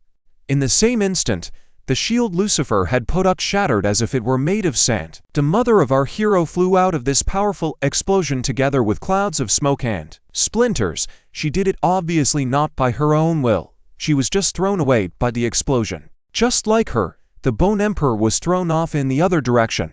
Due to the force of the explosion, he was thrown off by the incredibly high velocity. So as he touched the earth, he began to form an entire trench with his body as he braked. Eventually, his body sprawled on the ground, leaving behind a huge moat. And this is your protector, so try this, he said, tilting his head like some kind of maniac. Divine press, he cast a spell and an incredible gravitational force began to press the Emperor to the earth, the pain making him wail at the top of his voice. Rest assured, I have no trouble at all punishing you. Enjoy this force of gravity against the earth, said Uriel mockingly. All the bones in the Emperor's body were broken after such a great onslaught. He was covered in bruises and seemed to have lost 3 times his weight. It was probably due to the tremendous loss of blood and vitality. It was painful to look at. Lucifer was obviously less injured and could still maintain her position in the air. But that didn't mean she wasn't hurt. She was still covered in wounds and blood was dripping from her mouth, which she had already wiped off. Uriel, you promised me you'd leave them all alone, she screamed. I'll just teach him a little bit of wisdom. Give me the core immediately and I won't kill him. Again he began to repeat what he had said before. Meanwhile, his staff began to glow with a magical yellow light again. The battered, scarred and exhausted Emperor muttered quietly to himself, mine strong bones, so easily broken. My grandson, we're family, it's a small price to pay for keeping us alive, she said, smiling and pointing her finger upwards. But her mind was on something else. I will not let this child suffer again. I'll protect him this time. That's what she was really thinking. She slid her hand down her rib cage like she wasn't wearing a collider. Yellow waves diverging around her hand. Pulled out a strange purple crystal. Something that looked like yellow veins were spreading across it, and it was covered in a red crust underneath. Uriel, this is the divine core. Even though it's been inside me all this time, I couldn't get over the barrier. This core combines elements of light and darkness, he said, while looking at the core with a manic gaze. It turned out nothing in life was more important to him. The beautiful color of freedom, he shouted and reached his hand toward the crystal in Lucifer's hands. Freeze, shouted the protagonist who finally appeared on the stage. He ran as fast as he could to meet the angel. He ran up to his mother and stood in front of her with his arms out as if to cover her. Mammy, there's nothing to be afraid of. The reinforcements have arrived, he said confidently. Son, why are you here? Oh, I forgot to buy groceries for tonight's dinner. The young mother's thoughts abruptly changed vector. I'll be picking yourself apart. He was pointing his fingers at him and threatening. But he was actually thinking about something else. This guy is a real monster, even though he pretends to be kind. He's a real scumbag. These are his real thoughts. He broke my strong bones, so that's what our reinforcements look like. He continued to reason while threatening Uriel. Mom, you did good. I'll take it from here. He continued to confidently declare, showing his thumb. First, with this gesture I'll calm her down a bit. Then she won't see these severe ruins of Uncle Bones, he continued to think. My son praised me. Mommy's happy. Did you like it? She immediately forgot everything and, embarrassed like a child, eye cheeks were red and she twisted her head. You're going to fight in the open, and if you can't, what then? She asked. I'll figure it out. Don't worry, if it doesn't work, I'll retreat, he answered quite reasonably. Uriel watched silently from above. Mom, he thought when he heard what they were saying. Churl, her power is only a notch below the supreme gods. The organization forbids us free will and love, but she is an exception. He began to ponder and he came to a truth that was terrifying to him. Rebirth has given him the power of a deity, he said, apparently guessing that our hero had been reborn, though it's not clear how he came to that conclusion. Mammy, I met the headmaster himself on the way here. He brought the guard of the protector, said Xiao to his mother, pointing his finger at two men in the distance. This old man is falling apart as he walks, but there is no choice. I'll trust in his strength. He thought, what? Those 3 kids couldn't handle that little bow. What a shame. That's why they called me. I'll have to teach them later. The old man thought to himself as he watched the situation. He was incredibly old. He had almost no teeth left and it was not clear if he could see at all. A picture opened in front of him as the 3 old ones, Old Pervert, Fire Lion, and Iceman, lay on the floor in blood amidst a pile of bones, all of them defeated in battle. Where am I? Why? Here, ladies. Don't fight for me. The grandfather started talking to himself. Perhaps he didn't realize where he was and what was going on. Guardian, please be serious. The provost tried to tactfully calm him down. What? That old man Xiao looked at old man Xiao with a tired look. It was obvious that the recent battle had worn him out, and there were bags under his eyes. Elder. And you? Here? From where? Asked Lucifer in utter shock. Baby. That's so sweet. I'm just. The old man immediately became embarrassed and started waving his flabby hand away. But no sooner had he finished than his own back failed him. Something crunched and the old man grimaced in pain, tears gathering in the corners of his eyes. What? And marveled Lucifer. Through tuck sagged that she resembled an astonished statue. What the what? Her son joined her. Elder kept pace with the provost. Meanwhile, Lucifer had no time for sweet talk, canned jokes. Veins were popping out of his forehead and his teeth were gritting. You've got to be kidding me. 1, 2, why don't you all attack together? That's enough, he shouted at the top of his voice. Spatial matter rift, he shouted the incantations and raised his staff up above his head. His body immediately began to explore an incredible energy. It seemed as if the very space around him was warping. So you control the power of space. I was about to think it was the spatial magic from Junzong's time, so I even felt sympathetic. Cow. The old man rumbled. If that's all you can do, it's about time you showed your face. The old man looked straight into the rift, aka Uriel's portal. His spatial mirror is broken. Is this a special disguise skill? Said Xiao. I'll let you see the true magic of the cosmos. The old man raised his staff, though it seemed to be an ordinary broomstick. But this broom was surrounded by 3 purple magic circles, like the cosmos itself. Calm down. I've already recovered the space, said the old man holding his broom. Yes, I'll kick the cow's ass, said Xiao. All the holes in space will repair in an instant, added his mother. How is that a question mark? Even I couldn't patch all the cracks in space at will. Are you? Didn't all the old people from the nursing home die? How could such a strong guardian exist? It seems Uriel himself was more shocked than anyone else. He couldn't believe what was happening. It looks like someone is behind him. Is it the temple to support him? Or is it the gods? Reasoned the provost, studying the old man with his gaze. His pupils were like magical circles. I'm only a sinner, but now you have sinned too. I'm afraid you, angel of God, will die in our school, said the elderly man without opening his eyes. Stinky old man, how? What did you do? Screamed the angel, not realizing what was happening. It seemed as if space itself had fractured right at the level of his stomach. His torso and pelvis were separated from each other, but not by the weapon, but by space itself, and immediately tried to escape his portal, which he successfully did. He looked up with the same smug smile and said, Old man, you can't kill me. Oh, I think I get it. You combine space magic with your undead body, but it won't work on me, the old man replied, clutching his broomstick tightly. Has the same ability as you have. You any last words, false angel? If you have anything to say, speak, he spoke as he swung the broom from side to side, a circle of dark cosmic energy enveloping him. Secret technique dissecting matter, he said, and as if sweeping away leaves, he made a sweep.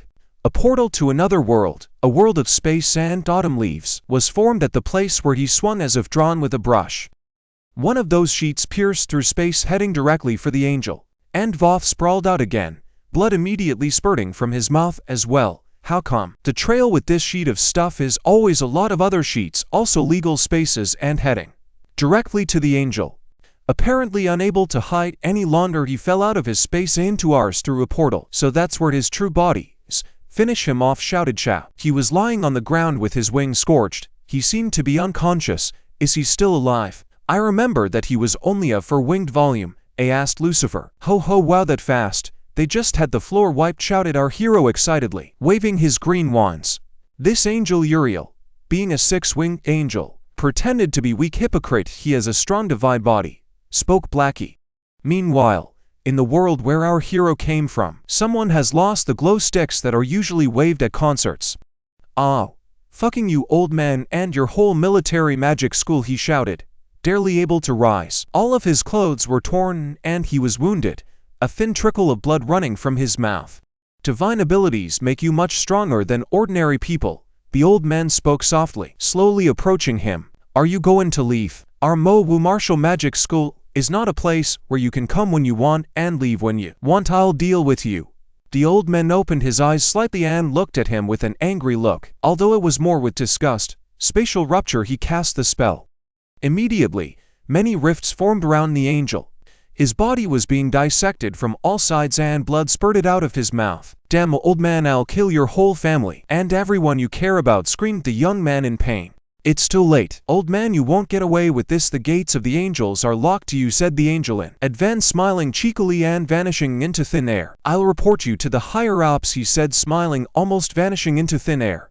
A door of incredible beauty appeared before his eyes. There were red carpeted steps leading up to it. At the top of the door was a statue of a woman with many wings. On the door itself was a cross with a red crystal in the center. I can still feel the death of the Saint clan, but I'm alive. Even this girl isn't and will escape her fate. Ha ha ha, thought he, until the last remnants dissolved into thin air. As soon as it was over, our hero immediately turned to his mother. Hey mom, what's wrong with you? He shouted. Son, mommy's leaving.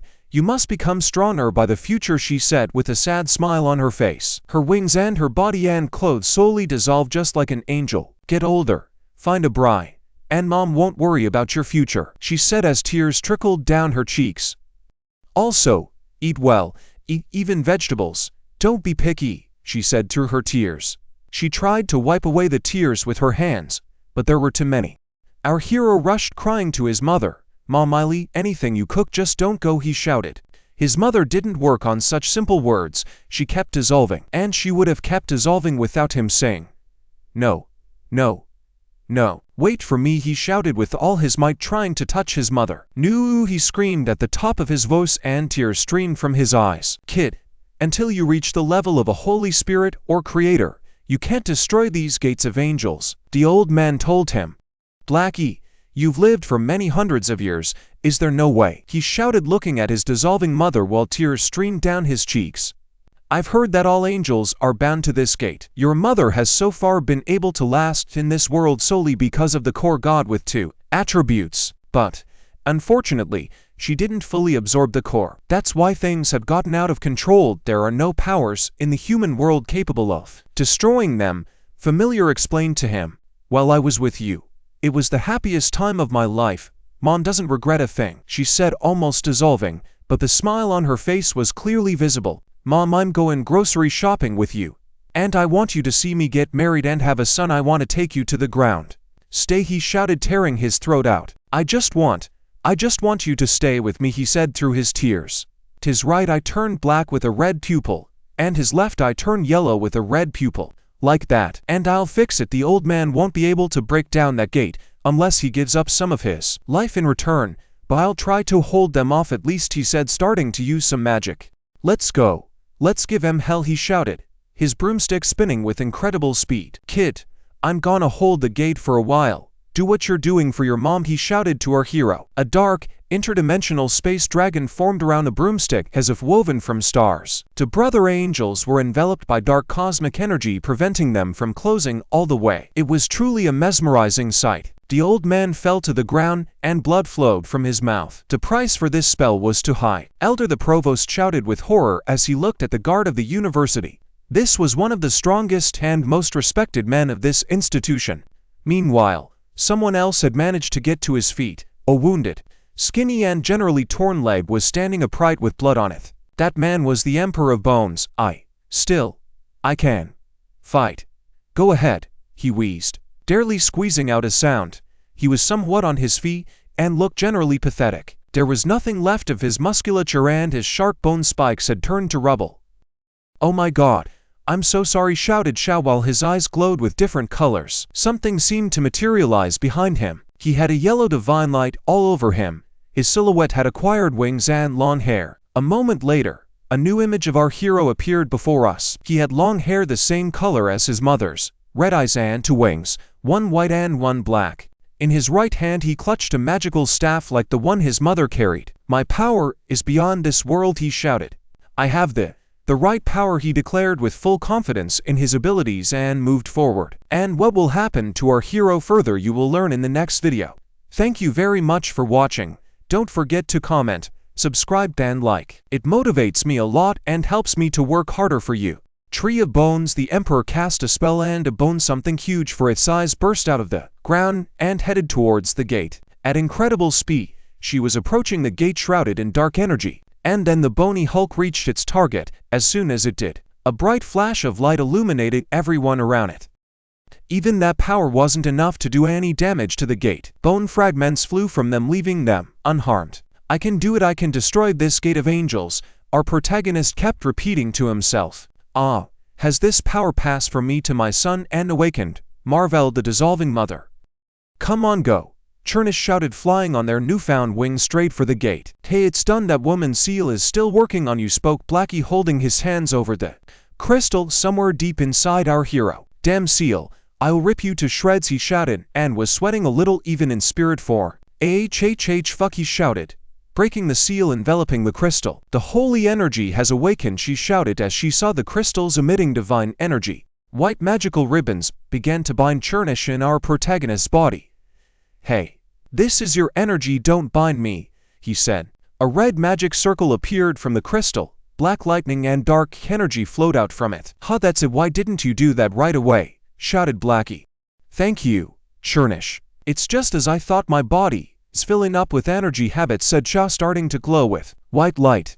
Mom, seal is off. It's up to me, shouted he, flying towards the gate. Plus Mon, and I have the most powerful and accurate punch, fly, he shouted and threw his magic staff forward with all his might, using his enhanced arm.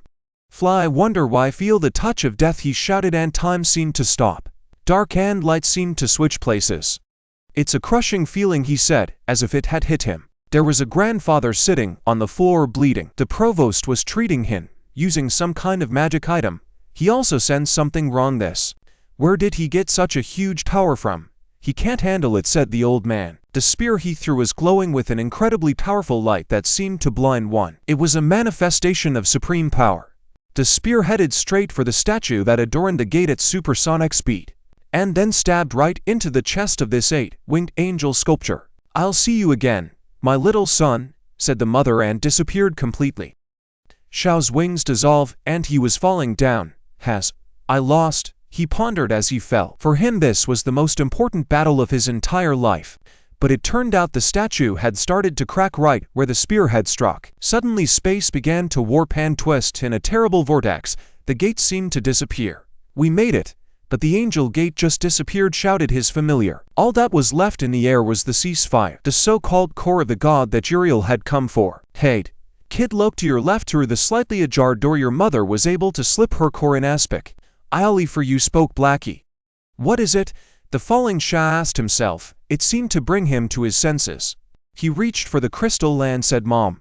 That's all his beloved mother left him. He immediately grabbed the crystal and squeezed it as hard as he could in his hand. He didn't want to lose the only reminder of his mother. Ah, it's gone, he shouted as soon as the crystal disappeared right out of his hand.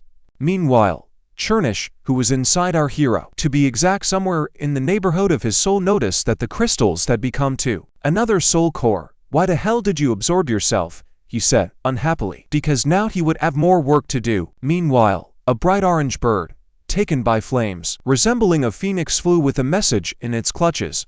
The bird flew up to the old man and sat behind him, handing him the message. The old man slowly unfolded it with his flabby fingers and began to read. This boy was able to unleash such tremendous energy, many elders have taken an interest in him. He spoke. Meanwhile, the project pondered. What is this letter? Who wrote it at such a time as this? Is it from a nursing home? The old man stepped his eyebrows and his gaze grew sad. To the old sins another has been added, he said. With his bandaged old hand he reached for his broomstick staff. The bone operator, all dried and scarred, turned toward our protagonist. His power is still sealed. I can. He immediately moved away, leaving only a silhouette behind him.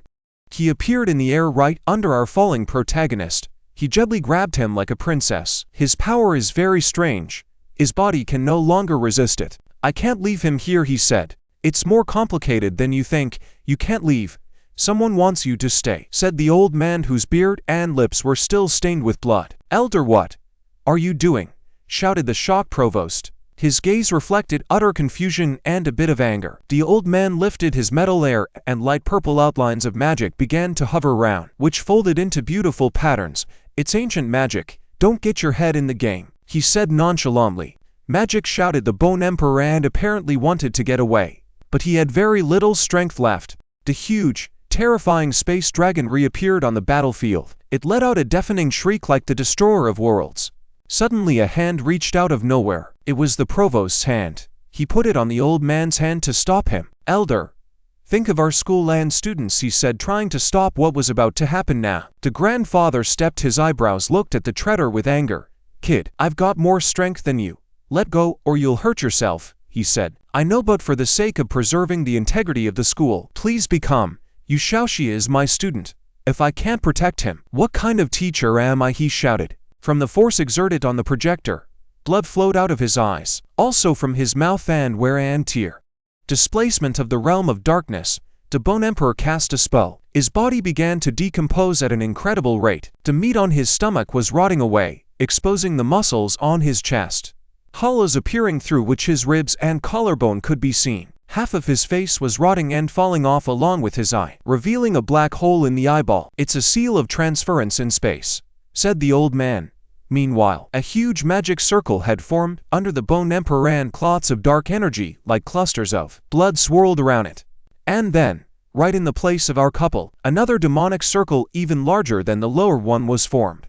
In the center of the circle they had just been in, there was an explosion of dark energy resembling a blood explosion. It's the power of the cursed blood. Even I won't be able to track them.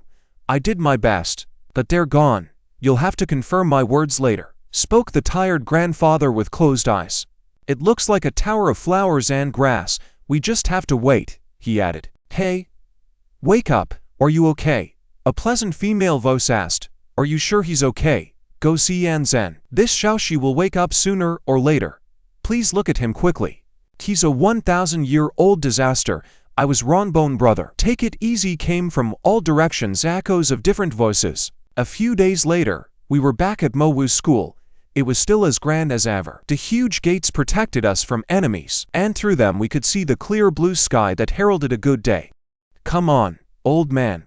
Let's break down this wall, shouted the old man, around whose hand yellow energy resembling flames was already gathering. The veins enveloped his fist, and he was clearly serious. He struck a crushing blow, his fist moving very fast, and it immediately hit the wall. Stones flew in all directions, signaling destruction. And now the wall with the gates, which had recently stood as a monolith, had been razed to the ground. Huge stones lay on the ground, and the sign was broken into several pieces. Those ugly elders of the school dared to bully my goddess and her son. At first I even wondered, the grandfather said irritably. A vein was protruding on his forehead, and there were bags under his eyes. He rubbed his sleeves nervously and adjusted them. Oh, what are you doing? Huh? Becoming captain of the guard. But since you've gone over my head, this gate will be destroyed. Will you go against me? Yes, shouted the man who appeared in front of him. He emitted a deadly red aura. He had huge metal shoulder pads, handcuffs, and a red scarf. The body itself was without armor, for the huge muscles were his armor. They were all covered in scars. He also had two huge axes hanging from his belt. I'm going to cut you to pieces, he shouted, and chased after our grandfather. Pulling out his two huge axes, the old man himself turned green and ran like hell. Don't run after me, I don't want to be rude to you, he shouted. After that, two new search warrants appeared for the morning. Wanted old man from nursing home. Reason old pervert. Rewards 100,000 stones. Dead or alive, was written on a piece of paper taped to the wall. The photo was of an old man drooling over a lewd magazine. Nearby hung another leaflet with the following text. Wanted Emperor of Bones. Reason killing children at school. Reward a spiritual weapon or an item of equal value to a holy weapon. Alive or dead, as long as you bring us a body. The drawing depicted the Emperor of Bones, but his face seemed to have been made much angrier and scarier. "That same night, I was beaten to death. I don't need to be a guard anymore," said the beaten warrior. Recently, it was the owner of the huge axes. Near the remaining gate lay the beaten guards, and in the distance 4 figures could be seen, leaving the university. "All right, you son, you want to run you, but I'll find you," they shouted after them. Here the teacher, already known to us, ran away. She was running with all her legs, and the bags under her eyes said that she had not been able to rest properly for several days. She slowly and charmingly began to undress, exposing her beautiful body. The first item of clothing she decided to start with was her blue cape, after which she dropped herself a few more items of clothing. "My legs were as beautiful as ever. I also put on high heels. Go to hell, I'll find you, no matter what it costs me," shouted somewhere in the distance as she changed her clothes. Now she was already dressed in a long black cloak and tight, practical clothes. The heels had been replaced with regular boots, and the skirt had been replaced with pants. She wrapped bandages around her legs and stomach to keep them from hanging out. Day 1. The principal of the military magic school, Owu, has now been replaced by a new principal she personally trained. It is said that the new headmistress is the Grand Master of Magic. Many students had heard of her, so they hurriedly joined to study in the magic department. A woman of incredible beauty appeared before us. She was tall and slender. Nature had not deprived her of shape. She wore a revealing dress with a very deep neckline, the right side of which was painted with the color of fire and the left with the color of water. She also wore a white cloak and a huge white hat. In her right hand she held a clod of fire, symbolizing one of the poems that she can use, and in her left hand a sphere of water. The rich spend an incredible amount of money so that their children can study at that prestigious magical academy. Strange punch-shaped birds drove whole carriages full of gold and precious stones there just so their child could get in. We could see the clock tower of the university. A little sunlight flooded it, and on its top was the familiar figure of a girl. It was Lin. She had grown noticeably taller, her body more mature and feminine. She was sitting upstairs with her hand on her head and thinking, "It's been a month. Where are you? You didn't even tell me where you were going. Why didn't you share it with me? Together we could have worked something out." "Wake up, son. How much longer are you planning on sleeping?" asked our hero Lucifer, tugging at his clothes. Mom muttered through sleep, trying to come to his senses after so many unbelievable events. "Mom," he shrieked, realizing what was happening. He immediately opened his eyes and looked in front of him. The large bags under his eyes showed that he was very exhausted. He immediately stood up, or rather bent, in the center, and found himself downed. The many ropes enveloped him from all sides, forming a kind of cocoon that prevented him from moving. "Where am I?" he asked himself, looking around. "What? Am I dreaming?" All around him was a cave. The only source of light in it was the lava flowing across the floor, which seemed to be coming from a hole in the wall. Crystals of different colors, but not particularly bright, grew on the walls here and there. Sha shook his head from side to side. Looking around, it looked like he was looking for his mother. "Mom?" he asked aloud again. There was a passage in front of him. Turned out to be the exit from the cave. It was a narrow path with magma flowing on either side, and on the walls were blue crystals. "Over here, mommy's here," a joyful woman shouted to him from afar, pointing her fingers at herself. She had a dark outfit and 2 black wings. Her face shone with happiness like a child's. "Mom, tell me that I'm awake," he cried out in tears and snot. No matter how much pain he endured, the most important thing was that his mother was there for him. "It's all real, don't cry," she said as she hugged the bound maggot. Not both of them looked like lost children. A man appeared in front of them, although it was more like it was the Bone Emperor. Half of his face was completely rotted away, as well as the right side of his body. Bones and ribs with muscles were clearly visible. A disgusting sight. "Uncle, you are awake. I was fortunate enough to learn how to cook from Auntie Zen. It's a pretty simple dish. Give it a try," he said, holding out to him a bowl filled with bugs, maggots, mushrooms of incomprehensible color, and some purple mush. "Damn it, that ghost is going to poison me," a terrified Chow shouted at the top of his voice. "Mom, don't be afraid. I'll eat everything. Don't need. Uncle Bones is good. He saved us," she said, pointing a finger at the walking corpse. "To put it bluntly, my mother is Zenzu, and I am your grandson, or great-grandson," explained the emperor to him. "Is only a remnant of the soul chi preserved in the god core. She has no memory of the past or you," he thought. "What's going on? Why am I tied up? Why is my mom like this? Sprinkled a hail of questions at his interlocutor Xiao. He gave a strangely strained smile while his mom sat next to him. I'm afraid you'll take the blame for all the sins, uncle. You are already wanted, the emperor replied to him, after which he told him everything in great detail. Can an angel become someone's spirit guardian elemental? Did we sign a contract with her? I'm not God. How can an angel serve? How so? He asked in shock with his eyes bulging and his mouth wide open. There seemed to be more questions after the explanation. I'm not sure myself. It is believed that the core can hold the residual power of its owner. It seems that not all of An Zen's soul has been reborn again. And at that moment, you signed the contract. Zen Shi is the spirit of the element of light. That's how I managed to save the remnants of Andy's soul. The Bone Emperor continued his explanation. A familiar foot appears on the horizon. To life, to love, to happiness, true la la la, said Blackie. He appeared before us as if nothing had happened, and in his teeth seemed to be a pouch filled with something unknown. Mom, I'm back. I like you better the way you are now. He spoke towards this version of the protagonist's mother. Oh, you're back. Did you bring anything good to eat? Baby, look, your daddy's here. He told me so. I don't remember anything. She was talking the nonsense that the black guy put in her ears. I'll kill you, said the enraged emperor. Damn mutt. You dare to mess with my mom's mind, added an equally furious Xiao. A moment later, a small dog was on its knees, all beaten up. The number of bumps was unbelievable, some bumps growing on top of other bumps. There was blood coming out of all the holes.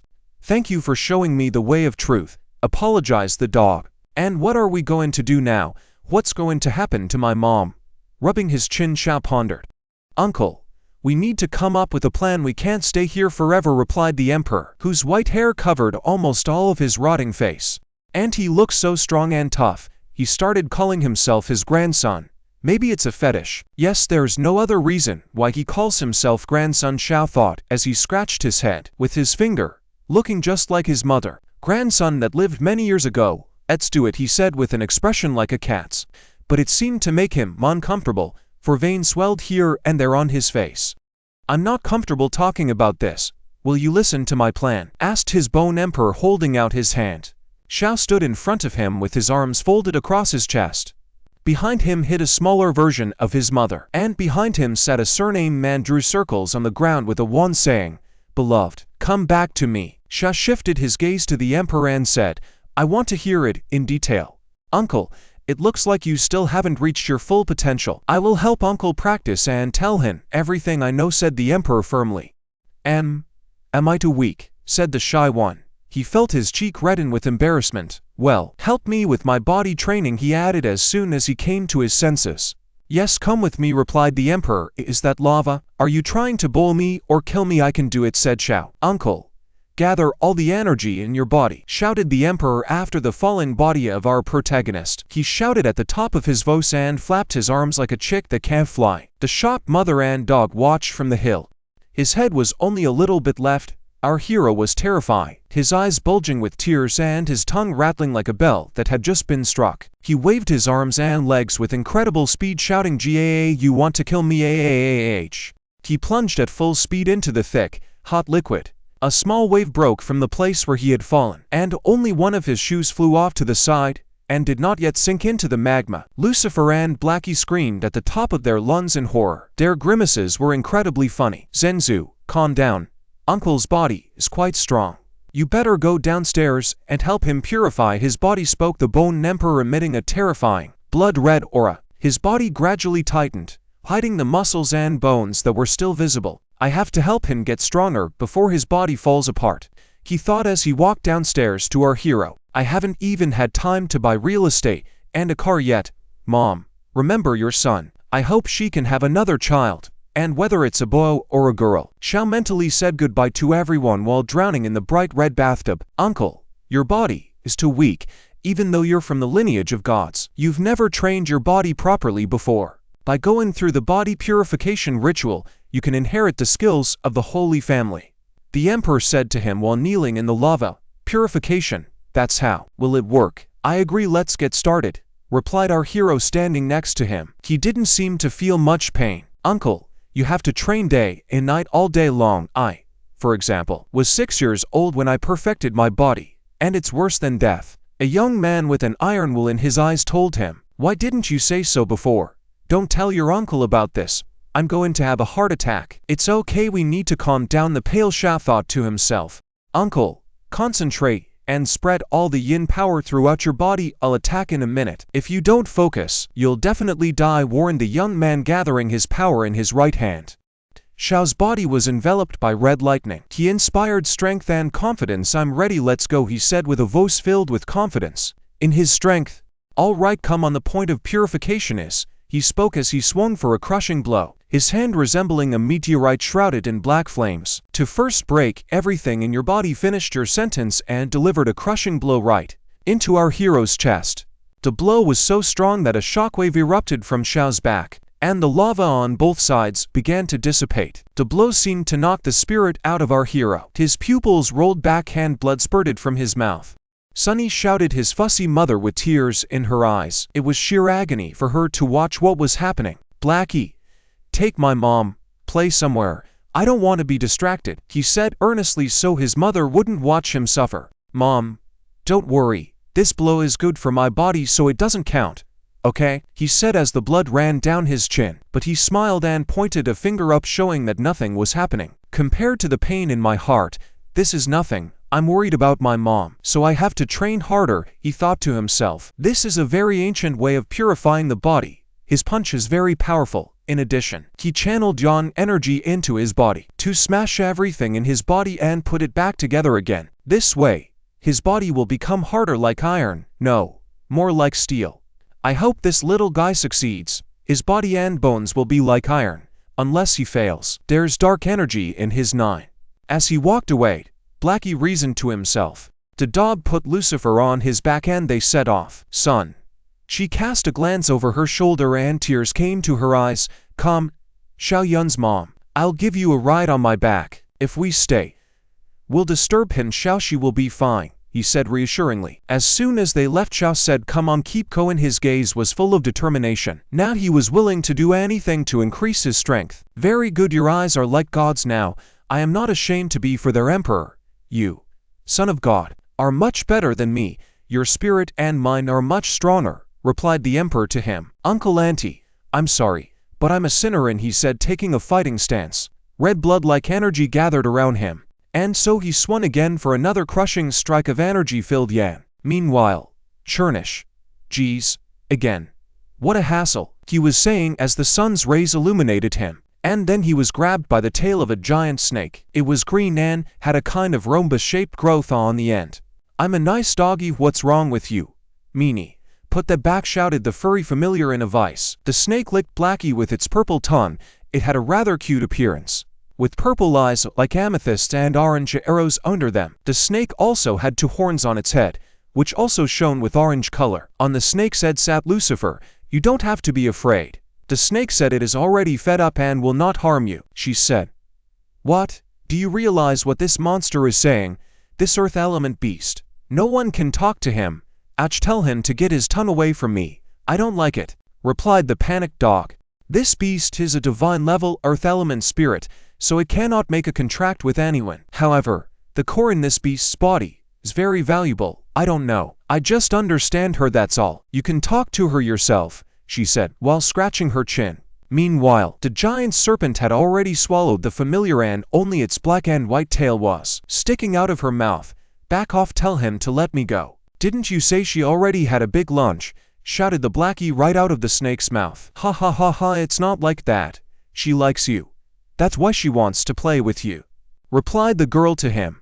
A while later the snakes left them. "Snake, I'll see you again. I'll miss you," shouted Lucifer, waving her hand at the monster. "I hate snakes," mouthed the saliva-soaked familiar to himself. Chernish went and bathed in the nearest river. He came out and shivered. "Well, washed, refreshed. Now I'm up again. It's time to deal with this snake," he said. But what he saw on the shore almost made his eyes fall out. "What the?" he thought to himself as he stared at what was happening. Xiao Yun was sitting on a tree stump and giant lions were walking around her. Although it would be more accurate to say chimeras that looked like lions. They had a white curve with two huge horns and their paws seemed to be covered in scales with incredibly sharp huge bones. They also had some sort of magical pattern on their face and their front fangs looked like saber-tooth fangs. Little lion cub has something to say to me. Do you want to take me to your home? She asked the furry beast. It's a top-class beast, a saber-toothed lion dragon. Don't talk to him, shouted the shocked dog. All right, I'll come with you, she replied without a second thought. It seemed like this was normal for her. That's true naivety. Then they actually went to the lair of the saber-toothed lion dragon. Little lion cub, is this here? Asked Lucifer. Xiao Yan, didn't I tell you not to go there? There is a strong concentration of yin in that cave, replied the dog to her. We don't need to be afraid, they said they won't hurt us, she said. Well, yeah, he's got ketchup in his mouth, not blood, right? Blackie asked sarcastically. Would like to look at a viciously snarling beast whose eyes were filled with blood and teeth stained with something red. Many red glowing pairs of eyes stared at the couple from the darkness of the cave. It looked like Lev had lied after all. The familiar immediately assumed its true dark form, with golden bracelets on each leg and a third eye on its forehead. He looked at them, showing his countless teeth. A dark aura surrounded him, and he said, Mammy, don't you want to hurt them? Do you think I'm a vegetarian? To which Lucifer replied, Hey, big guy, don't get so worked up. They have no malicious intent, she said, over and over again. They want us to follow them. There's something important inside, she explained. Meanwhile, the dragon lion saber-toothed altogether headed deeper into the cave, leading our couple behind them. In front of them lay a huge carcass that looked almost the same as these lions, 10 times bigger. He was covered in blood, his face was scarred, and one eye seemed to be scratched out. In addition to his size, he was different from the others and had a pattern on his forehead that was yellow like his eyes. Those are the monsters from the Tower of Dreams, all those patterns. Monsters like him dwell in packs. Next to the Holy Spirit, everyone must bow down. The beast's strength has already reached its limit, and there's nothing wrong with that. He is badly wounded, but he is not dead yet, Blackie said. The souls of demonic beasts were also sealed in the Spirit Tower. The body would remain even after the beast died. Here the soul would turn into an elemental core. So, you want me to help you? He's your king. But can I do it? Oh, I'm here. I completely forgot about that. I have to get back to my son, she said, confused in her own thoughts. Little lioness, you said you were in pain, right? She asked. Flying straight up to the monster's face, it was about the size of his fang. The monster lay there and didn't even seem to notice her. His time was running out. I'll give you a massage. Is that better? She said, gently rubbing the wool on the giant beast's body with her hand. Dark wolf cub, he's got something strange flowing through him. Unusual patterns. And his fur is shiny. What am I supposed to do with him? She asked as she continued to scratch the beast's fur. How much have you already remembered? Try to concentrate the energy of this huge lion in one point. Do you understand? Blackie was telling her in his menacing way. Then the lion's body was enveloped in magical circles of golden color, and he began to glow as if imbued with divine energy. What is it? Did you understand what I said?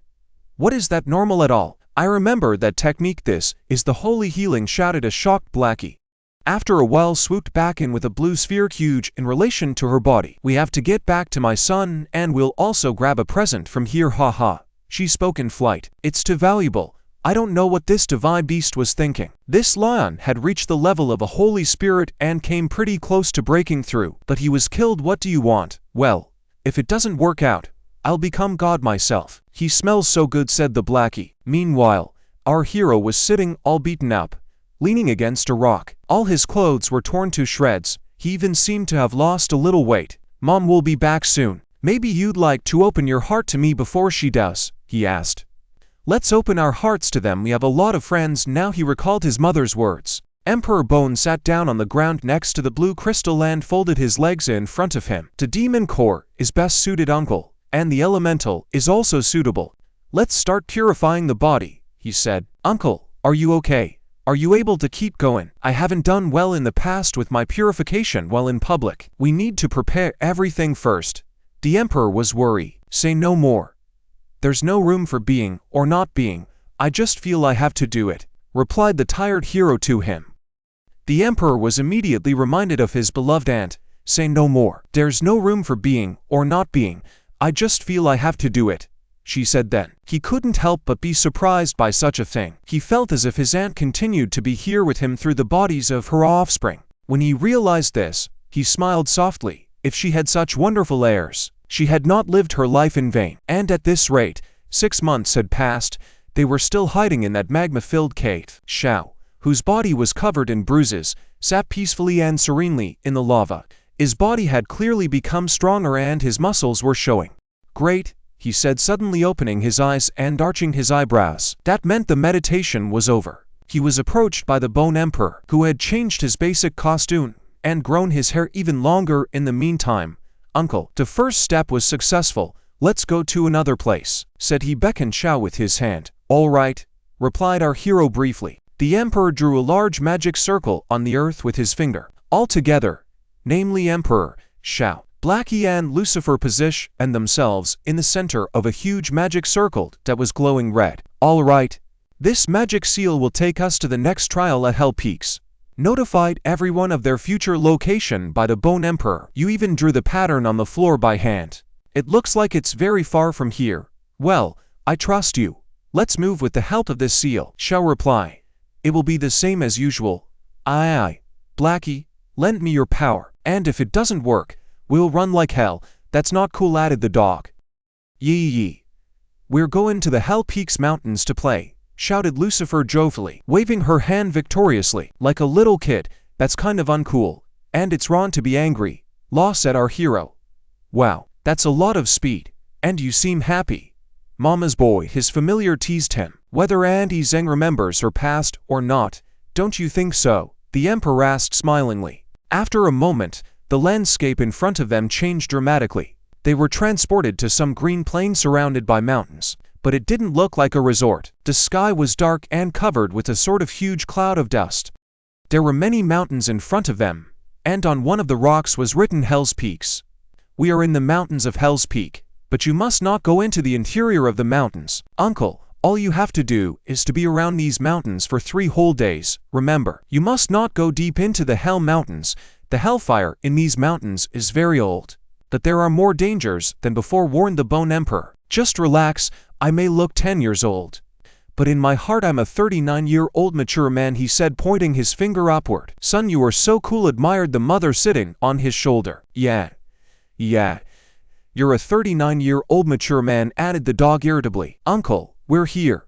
I want to take Aunt Zen with me for 3 days and try to strengthen her soul. And afterward I will come back for you," stated the pale young man, taking his mother in his arms. "Son, I'm off. Don't forget to eat well," she said, waving goodbye. "Have fun out there and be careful on the way back, Mom. And don't talk with strangers, got it?" said Xiao, waving back. "Mammy, don't forget about me too. Bring me yourself as a souvenir," cooed Blackie. All sweaty and out of breath, Xiao, after teaching the cheeky dog a lesson, said, "Come on, Blackie, it's time to practice." The battered and humiliated familiar reply, "Do you even have a heart? Your fists don't hurt?"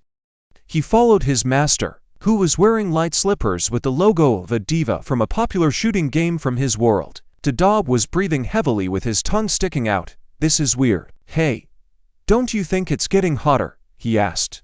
"I guess so. Well, it's still bearable," he replied to PSU Xiao, wearing a yellow t-shirt with the word Saint in the center. "You kid, after practicing in the lava, you're as strong as monster. Do you think I'm an ordinary dog or what?" the dog asked. "Don't you have any skills?" "Luckily my clothes are pretty durable," spoke our hero. Meanwhile, somewhere on Earth, a man was detained by a policeman for walking around without clothes. Please, let me go. I'm not a maniac, but my shorts and t-shirt have disappeared. You have to believe me," excused the naked baldy. "Hey, even if you're brother and sister, you shouldn't be talking this nonsense. If you have something to say, you can say it in court," said Mr. Policeman, while a little girl cried in the background. "Wait, Blackie, what are you talking about?" "What the?" she asked in surprise, looking down. "What I heard. When did you have time to change your clothes?" the dog asked suspiciously. He didn't know that our hero could summon things from the other world. "No, not that. At the very end," Xiao corrected him, shaking his head from side to side. All gone beside him, carefully studying the dog, waiting for him to answer his question. "Well, don't you think it's getting hotter?" repeated his question to Blackie, rubbing his chin with his paw. "And sure enough, you don't think we've gone farther into the mountains, do you?" "And that's weird," asked Xiao as if he had realized something terrible. "Number. Except for your clothes, There's nothing more strange here. What did you expect? The dog said, as if it were obvious even to a child. No, since we're here, how are you feeling? Are you hot? Does the temperature affect your soul or body? Xiao began to fire a hail of questions. No. Then you must bathe in the lava again, shouted the furry familiar. Back there again. I'm hot enough as it is, Xiao shouted as he fell to the ground in helplessness. He could see that the 6 months of lava training had worn him out. It's not like that. It's gonna get a lot hotter. I'm supposed to be heat resistant, but I can feel it now. Very hot except, said the dog with complete seriousness. Jizz in the manga. You think I'm getting paid to be an author and you're talking nonsense that's not scripted? Huh. He began to launch his psychological attack, searing his opponent with a manic stare. Suddenly, a huge purple snake appeared from nowhere. It had 4 glowing red eyes, 4 sharp fangs dripping venom the same color as its skin, and a long, slimy tongue protruded from its mouth. There were also hard plate-like growths around its neck and head. I'll preview you someday. Hey, kid. Turn around and look over there, shouted the dog in a rage, because he saw who appeared behind our hero. Hey, Blackie, we're together. I've been practicing for a long time, and I'd gotten cold-blooded. I'm all grown up now. Quiet. What's the matter? Said Xiao, standing in the shadow of the giant monster. Snake, snake, shouted Blackie, pulling our hero's leg. And then the giant serpent, and became a startling roar, opening its mouth to its full width. It's hard to miss. Our couple immediately made a dash to get as far away from that monster as possible. You bloody dog, run next time. Don't mess with my head and talk straight, or I'll kill you, shouted Xiao at the top of his voice as he ran away. Be patient with me, kid. You're upsetting me. Is a snake, yelled the dog as he ran away. Have you forgotten what we are here for? Rather turn it into a giant sword, reproached our hero. There's no use talking to you. I am the most famous deity, you know. So use me to defeat this snake, shouted the dog back at him. After which, he jumped up and began to change his form right in the air. Divine sword transformation. That was the name of the technique. A smooth sword with a black blade appeared in front of our hero. On the lower part of the hilt hung something resembling the tail of a Blackfoot. The sword itself looked majestic and dangerous. Blackie, you were bigger last time. Time has no mercy. But how could you change so much? Where's the giant sword? What's the toothpick? Asked Xiao, looking at the blade that had appeared.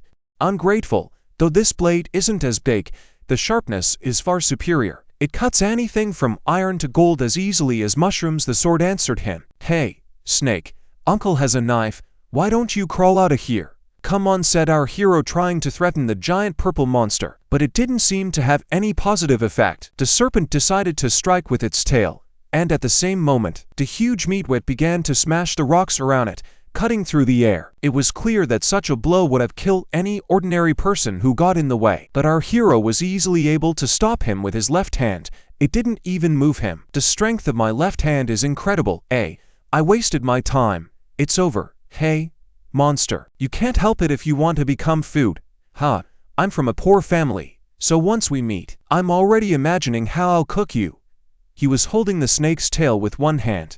The great divine skill of 1,000 blows. Thin slices, he shouted, and in an instant he had sliced the snake into many small pieces. The speed was so fast that it seemed like he had struck all the blows at once. You've made your choice, he shouted triumphantly, clutching his sword in his hand. Kid, open up that snake and see what's in its head. If this snake was a powerful monster, it will have a demonic core in its head. And the bigger it is, the better for us. Blackie took the form of a sword. After a while, they were sitting by the skeleton of the snake they had eaten and were examining the demonic core. Hey, Blackie, isn't his core the one in my body the same thing? Asked Xiao. Well, you have more of a divine core. It's much higher than that of beasts. Demons, on the other hand, are able to change their cores many times. This beast was here to refine itself. All monsters have cores. There's a great power hidden inside the core, but we won't know what kind of power. You know. Let's go, the dog answered him. As he spoke, drool flowed from his mouth. And after a moment, he pounced on the hand holding the cannonball. Xiao was immediately taken aback by this. Hey, you damn dog, let go of my hand, he shouted. Yeah, it doesn't fit. That's right, said the dog as if he were a food critic. And what did you want to do with that?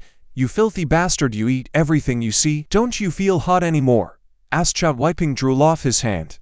That's a good question. I'm feeling better already. This stinking snake can be burned with a special soul flame technique, also called hellfire, replied the dog to him. This place can be called hell, for it can burn even your soul. You may not see it on the outside, but you will go mad and go insane in the pain of hell. You can only rely on willpower. I once wandered into hell's peaks and took something from their ant, then burned for the next year. Now think about where we are now, said his furry surname leaning on a stone pike. Blackie, are you saying this place has the power to drive you crazy? Look how many heads have already lost their minds. And they wanted me to stay in this sun for 3 days. We've only been here for 3 hours and already I'm getting goosebumps, he shouted, pointing his finger upwards. And he was clearly not feeling good about the information he was hearing. I'm outta here, muttered the exhausted dog. Being here seemed to be wearing him out a lot. The Bone Emperor wanted us not only to withstand hellfire, but also to fight monsters. A giant bird appeared on the horizon, though it was very different from what we used to call a bird. On its forehead, instead of the usual two bird eyes, it had one giant eye with the pupil of a cat. It was red and twitched constantly. Also, this monster had a giant beak that seemed to be able to bite even steel, and a dark purple-colored tongue covered with jagged teeth. It emitted a piercing scream. There was also a huge hydra. It had 3 heads, each with a pair of leathery whiskers like a catfish. Each one also had a horn and a giant mouth with many teeth. Their eyes were orange and covered in something like honeycombs.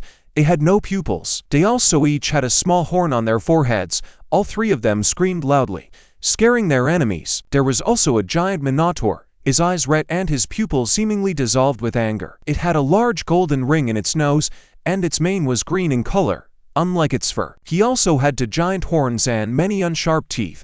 It made a disgusting roar. The 3-headed hydra, a scream of soul-splitting pain. The pain of threefold madness was what they said about them. And it was not just a huge carcass carrying 3 deadly heads. Also the huge spiked tail and fangs on powerful paws could not help but inspire terror.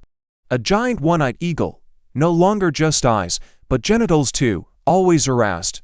That's what they said about this mad monster. He fluttered through the sky, searching for prey with his eye. No one could hide from his sharp, tenacious paws. The Minotaur was wearing an incomplete set of armor. He also carried a giant bat, though it was more of a huge log with a handle than a bat. It treaded with its giant hooves, crushing the ground beneath it. Truly the monster of legends. And so the flying death soared through the air, screaming to frighten its enemies. It flapped its wings and hunted for prey right above the heads of our heroes. Meanwhile, the Minotaur and the Hydra stood opposite each other, clearly displeased with the company. Our heroes watched in horror, and the day was starting out so well. Our hero said desolately, "Yeah, we're corpses," added the dog, feeling the same emotions. And so this trinity of fearsome monsters clashed in battle. They're much stronger than the snake, even uses weapons, a huge man with a bull's head. They've all gone crazy. I hope they don't notice us, Sha said. Kid, you are so lucky. And why are you hiding? Do you want to learn something from them? Rebuked the dog. I call it wisdom. I'm a grown-up. Ho ho ho, replied our hero. Yes, and that's right. Ha ha ha, supported his familiar. Meanwhile, the battle between these messengers of the apocalypse continued. The Minotaur seemed to have already crushed one head with a hoof, holding the other by the neck. Meanwhile, the bird watched from afar and thought about what action to take. The Minotaur grabbed his log with both hands and struck one of the Hydra's heads. It seemed like a blow no one could survive. Immediately afterward, the bird grabbed the Hydra, which had already lost 2 heads. It hooked its sharp claws right into YouTube and soared through the air with its new prey. The remaining whole head turned to the bird and roared. But the one-eyed eagle was climbing higher and higher into the air. It seemed his plan was to throw this carcass onto the rocks. That way, it would kill it using only the weight of the monster and the environment. Once she was high enough, she let go of the monster. Long claws slipped out of the wounds. They were covered in purple Hydra blood, and the Hydra flew down. Because of its enormous mass and the length of its fall, it began to burn up in the atmosphere, so it began to take damage before it even touched the earth. It looked incredible. And so the monster finally reached the ground, or rather, it reached its death. At an incredible speed it hit the ground, causing a shockwave. Blood and stones flew in all directions, and the sound could deafen anyone standing nearby. As the Minotaur watched, he shouted with all his bull throat. He was clearly unhappy that his prey had been stolen, for it was he who had taken 2 of the 3 heads. Do you think a bullhead could win? Would I be able to defeat the eagle? Such injuries let us sit in safety, said our hero. That's right, let's just watch from a distance, supported by his dog. That makes sense. Let them fight on their own, agreed Xiao, fueling his cowardice. A moment later, they took a position even farther away than they had been before. Only silhouettes remained at their original location. A moment later they were no farther away than they had been before. In fact, they were just running away. As they did so, they smiled and looked at each other with very satisfied looks. Meanwhile, the one-eyed eagle used his powerful beak to snatch the cudgel from the Minotaur. In doing so, he deprived him of the only way to inflict a large amount of damage. No time to waste, he grabbed his disarmed foe and began to take to the air. The Minotaur's right shoulder was clearly suffering from the bird's sharp claws. Blood ran down his arm and chest.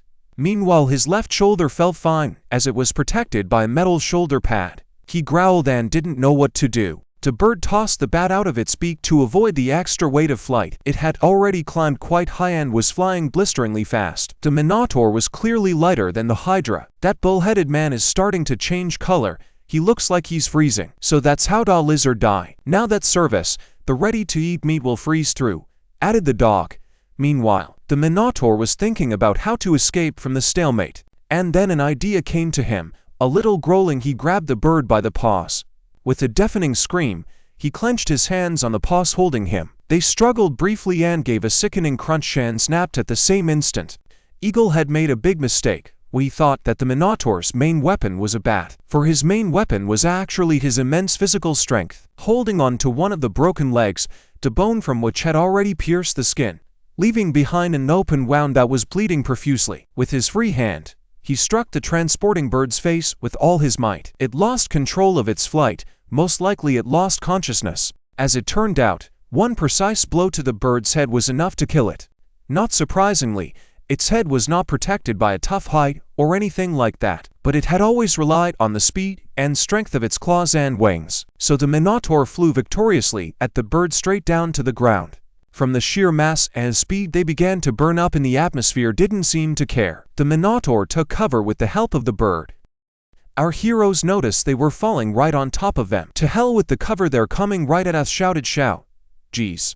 Thank you, supported his shivering familiar. They both hugged each other and screamed in death agony. But they were incredibly lucky and the massive tear landed a couple dozen meters away from them. The same blast wave that I had from the Hydra formed at the point of contact. Our heroes were only hit by rocks that were like grenade fragments flying in all directions. But something was still spinning in the air. It was a giant log that the Minotaur used as his weapon. It was painted with various totemic designs, and so it landed right behind our heroes. From its mass and speed, it crushed the ground beneath it. A huge stick fell from the air. Against the law, shouted Shout, whose soul went to his heels. That bull must be a very strong beast. It's at least one level higher than us. That's a huge difference. It must be at least S level, added the dog, who had turned green with fear. Looks like you didn't learn your lesson last time. I'll rip you to the flag, shouted Sha, rubbing the floor with his furry partner. From the speed of the friction force, the dog's face began to heat up and glow red. Damn kid, you hit me over and over again, every chance you get.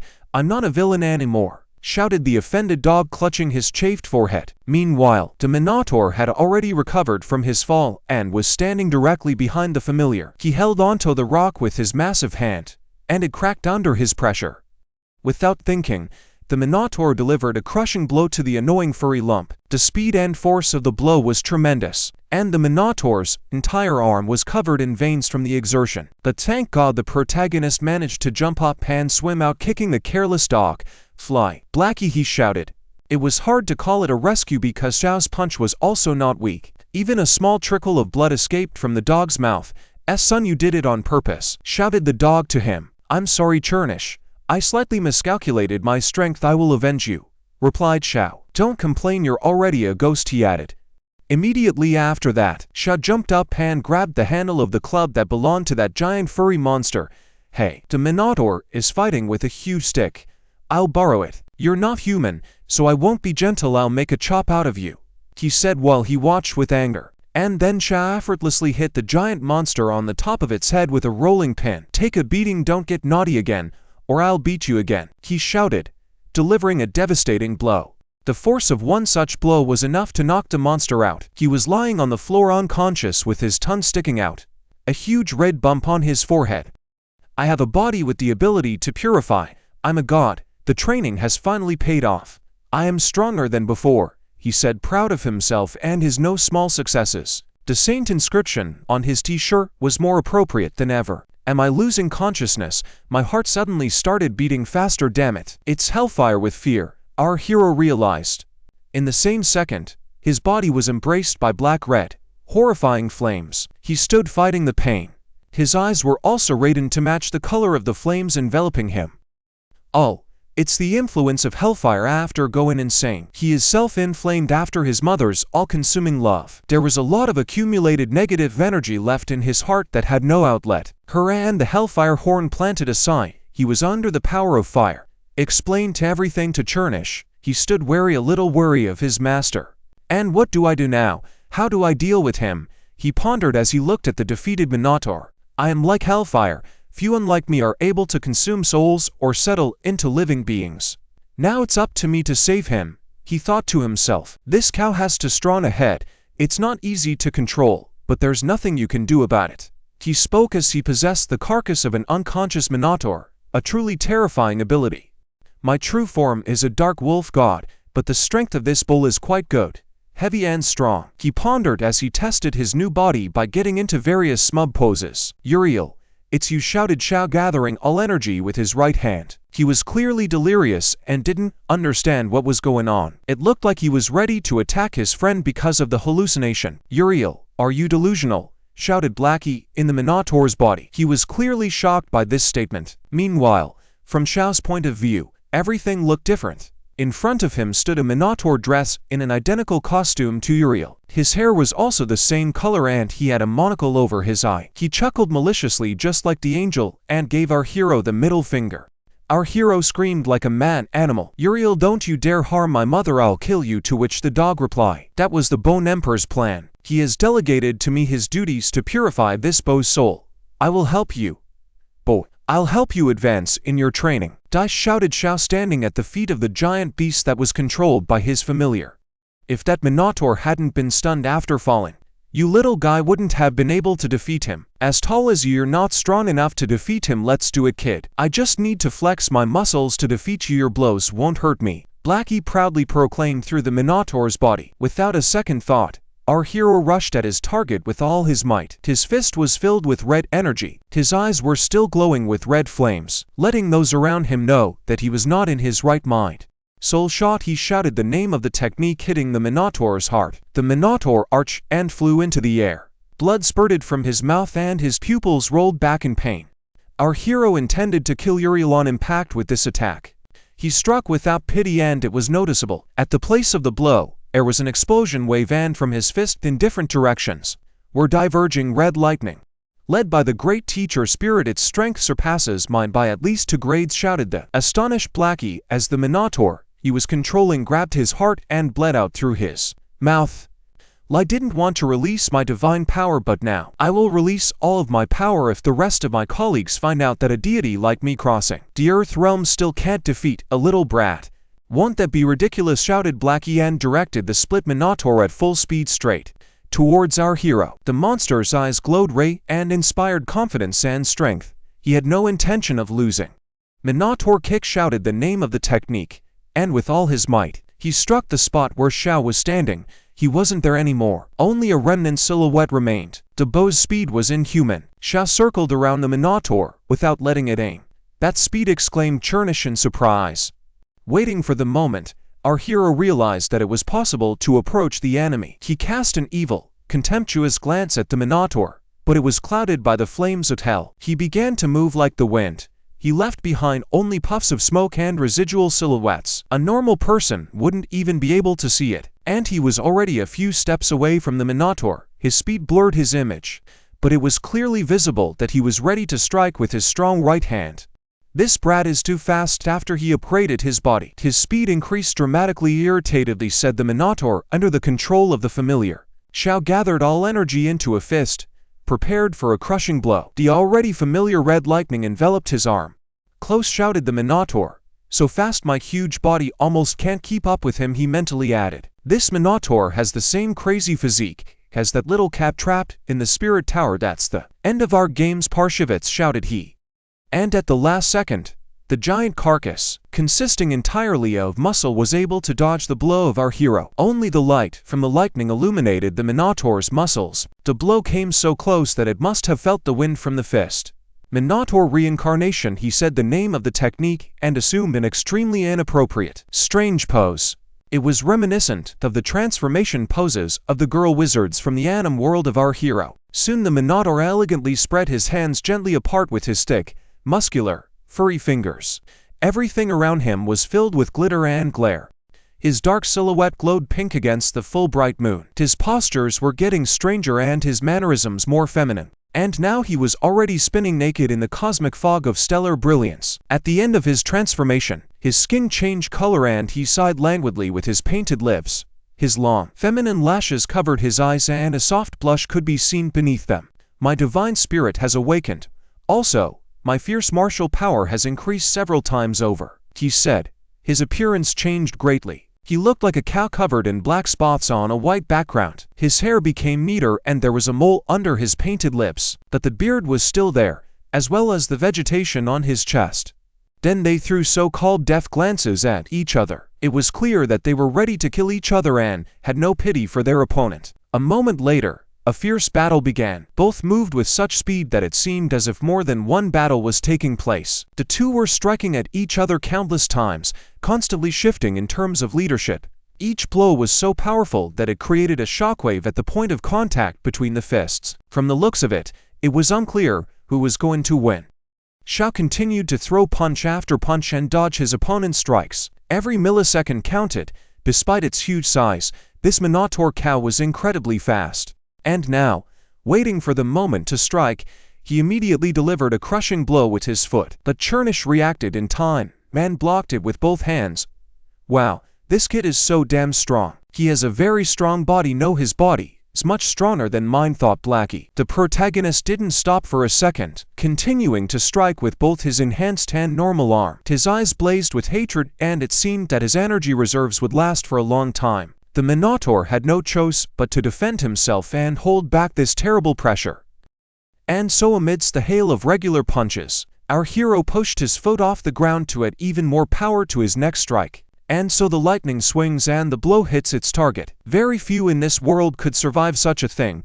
It's a blow of sheer force and fury. And it did seem to work, except our hero was pretty badly hurt by it. He stood panting, surrounded by puffs of smoke. His hands were enveloped in black lightning and his knuckles were bleeding. He smashed them against the Minotaur's body. The black-robed Minotaur stood there completely beaten up. There were many bruises on his face and blood dripping from his mouth. His hands were also already purple and trembling. He raised them up, a sign that he was surrendering. "You filthy, lousy bastard, you know how powerful this deity is, right, brother? With every strike you unleash your divine power in this, you're good at it. But you want to kill me," he said. "Okay, the more you resist, the more powerful the hellfire becomes, if calculated correctly." That outburst of anger that the little guy released had fully developed. "And now is the best time to extinguish the hellfire inside his body," Blackie said grudgingly, "because he's the one who's going to have to do it." The dark energy of the wolf god slowly began to drain from the Minotaur's body. The Minotaur was getting weaker on his knees. "Kid, I'm coming," shouted he, flying out of his newly acquired Minotaur body. He immediately possessed our hero. It's not the first time he's tried to take over his mind, but this time there's no malice in it. At this moment inside the stream of consciousness there is a sea, and above that sea was our protagonist. He was engulfed in blue-black flames and he was hovering in the air. He was here in his real form, in which he existed on Earth, which was that of a 30-year-old guy. He's completely surrounded by these flames. "I have to think about how I can awaken your consciousness." When the old man was going through this ordeal, he relied on his possession to see the spirit of goddess She. He was able to wake up. "I think that's the best way to get you out of hell." What would be the most important words to this little guy? Of course the Divine Ones, reasoned Blackie, looking at our hero. He sat down on his hind legs and made a crying sad face somewhat reminiscent of our hero's mother. "My boy, wake up quickly, your daddy is looking at you. Daddy feels very bad without you. Hurry back to Mio." Pitifully pressed out of him. But Shao didn't seem to have any effect at all. He still levitated idly over the sea, engulfed in a terrible dark flame. "Said it like he said it. This is no fun at all," thought Chernish, standing alone on the water, while the wind blew his fur. Through a simulation in our hero's mind, he created a visual replica of his mother. I can't cut you down with a sword. I'll have to get inside your head and wake you up to expel the flames of hell from you, Loke. Baby, it's your mama, he said, pointing his hand at Lucifer. Baby, if you don't wake up, I'm going to do, he began to say in a lewd voice. His tongue was hanging out of his mouth and his cheeks were flushed with an unhealthy blush. And he was definitely up to something bad. I'm starting. Even though I've imagined it, I'm still nervous. Isn't little man awake yet? Mama Shashi, I'm coming to kiss you. No one minds, he said as he flew closer and closer to the woman and stretched out his doggy lips. It seemed like he wasn't just doing it for Xiao's sake, and there was some of his little perverted pleasure in it. Well, our hero idly continued to levitate, as if he didn't notice anything. Would he really let the furry familiar do his mischief? The scoundrel's lips were closer and closer to the delicate cheek of the beautiful woman. She, in turn, did not react in any way, which was not surprising, because it was just an illusion.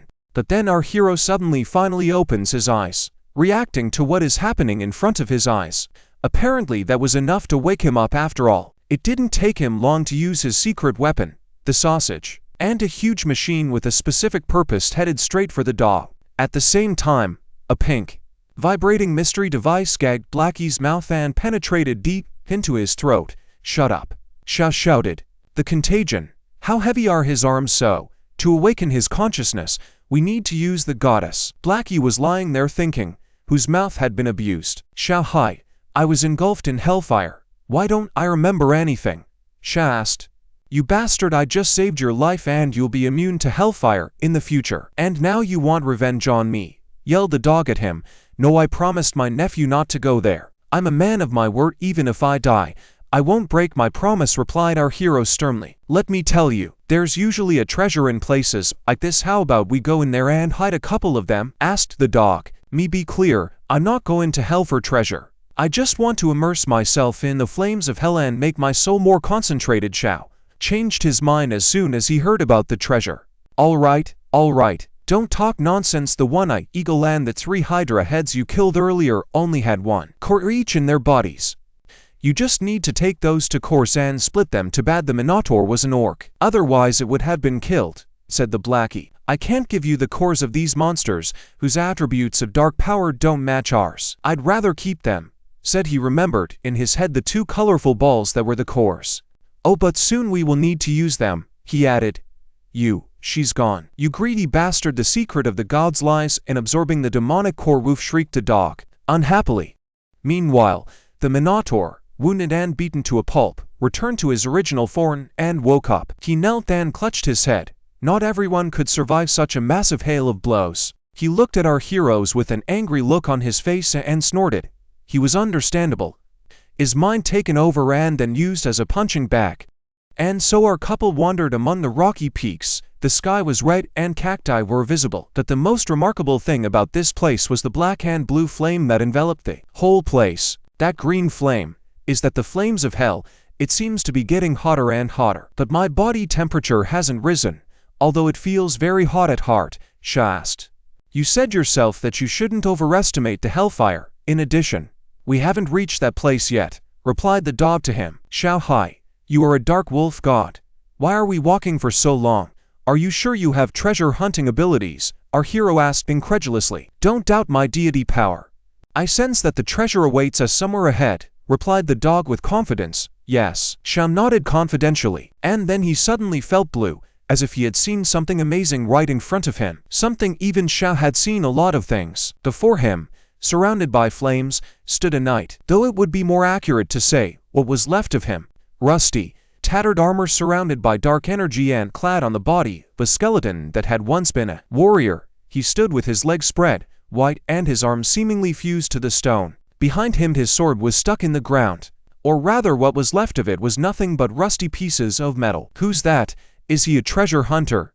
2. His clothes will crumble into powder as soon as he grabs them, said Xiao, holding the crumbling piece of cloth in his hands. It could be a treasure hunter, or like us, who was able to harness the power of hellfire by relying on his willpower. Either way, he was burned by the hellfire. The furry surname explained what was happening. Come on, Bo, shouted the dog, calling the boy after him. Wait, I'll bury his wayward soul first. It's still very sad that he died in a foreign land. At least he will be buried now. Let him rest in peace, explained the reason for his stopping Xiao. You people are so annoying. If dead is dead, you won't live if you're buried. You have to live in the moment. Don't you understand that? Asked Blackie, not understanding our hero's motivation. Kid, you're kind of weird. Your mother told me that when the Bone Emperor brought you food, you screamed because he was a ghost, didn't you? Then why aren't you afraid of dead human bones now? The dog added, leading questions.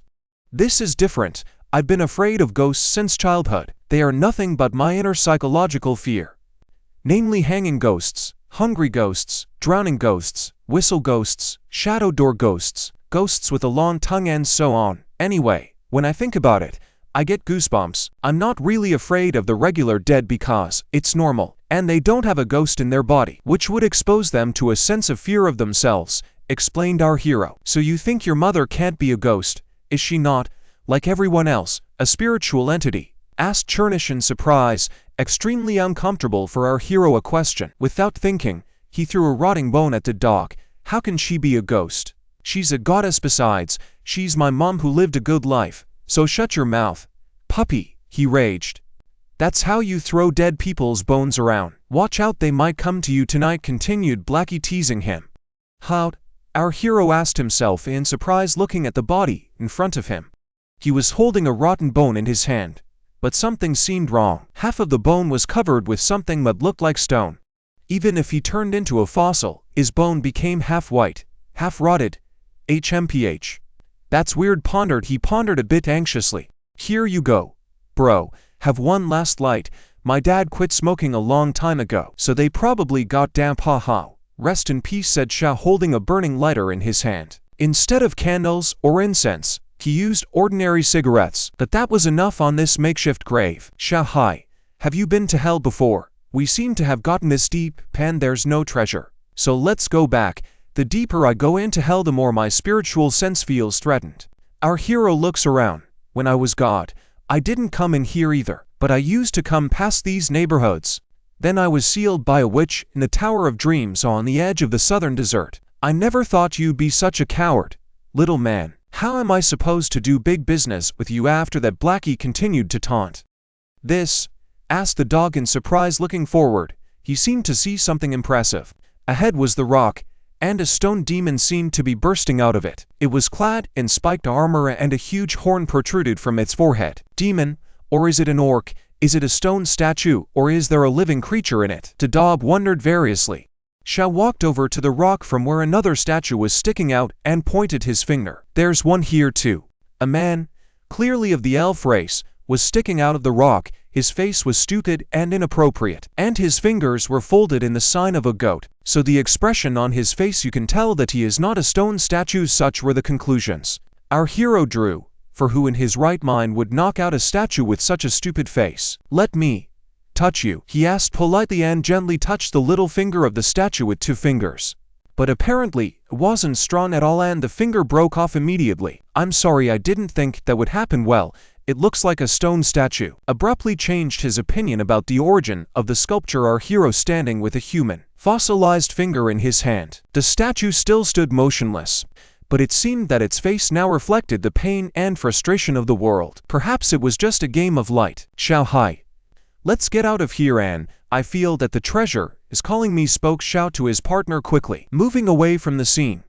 On the way, he discreetly threw out a finger. Oh, come on, do you, little fellow, possess the same flair as I do? Inquired the dog.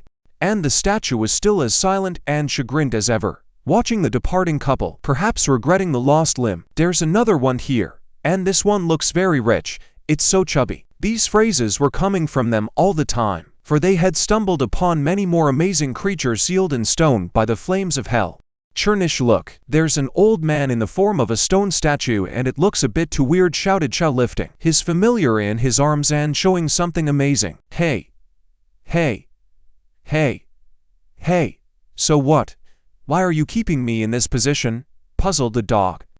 This pose embarrasses me like a deity. It's not funny, all full of seriousness, complained the little dog. But Xiao continued to show the dog the object of his surprise. There was a strange old man lying in front of them. An old man, probably even too old, was lying on the floor in a strange dress, obviously female. His legs were hairy and his lips were wrinkled. She had a long mustache and long hair where it was still there, for most of her head was bald. He had a provocative and seductive pose, which was totally inappropriate given his sex and age. Both of them were extremely shocked by what they saw. Their eyes bled with disgust. "Kid, let's get out of here. This place smells foul," said the dog, grabbed our boy's arm. "Just because an old man is lying in such a grotesque pose and I'm embarrassed to look at him doesn't mean it's vulgar," said Xiao, smiling heavily. While our heroes were distracted, the old man abruptly stood up and said, "Ho ho, so strange. Yo no, isn't it amazing?" Or could have expected this turn of events, to which our hero immediately replied, "Tell us, grandfather, how did you know our names?" he said, smiling heavily. The familiar kept up with his master and also grimaced in a vicious grimace. "That's not how it was originally.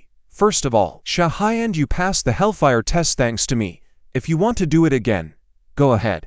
You're clearly not an ordinary person dressed so shamefully. Secondly, even though they were just statues, I always felt that they weren't that simple. There are clearly bones inside them, and even living souls.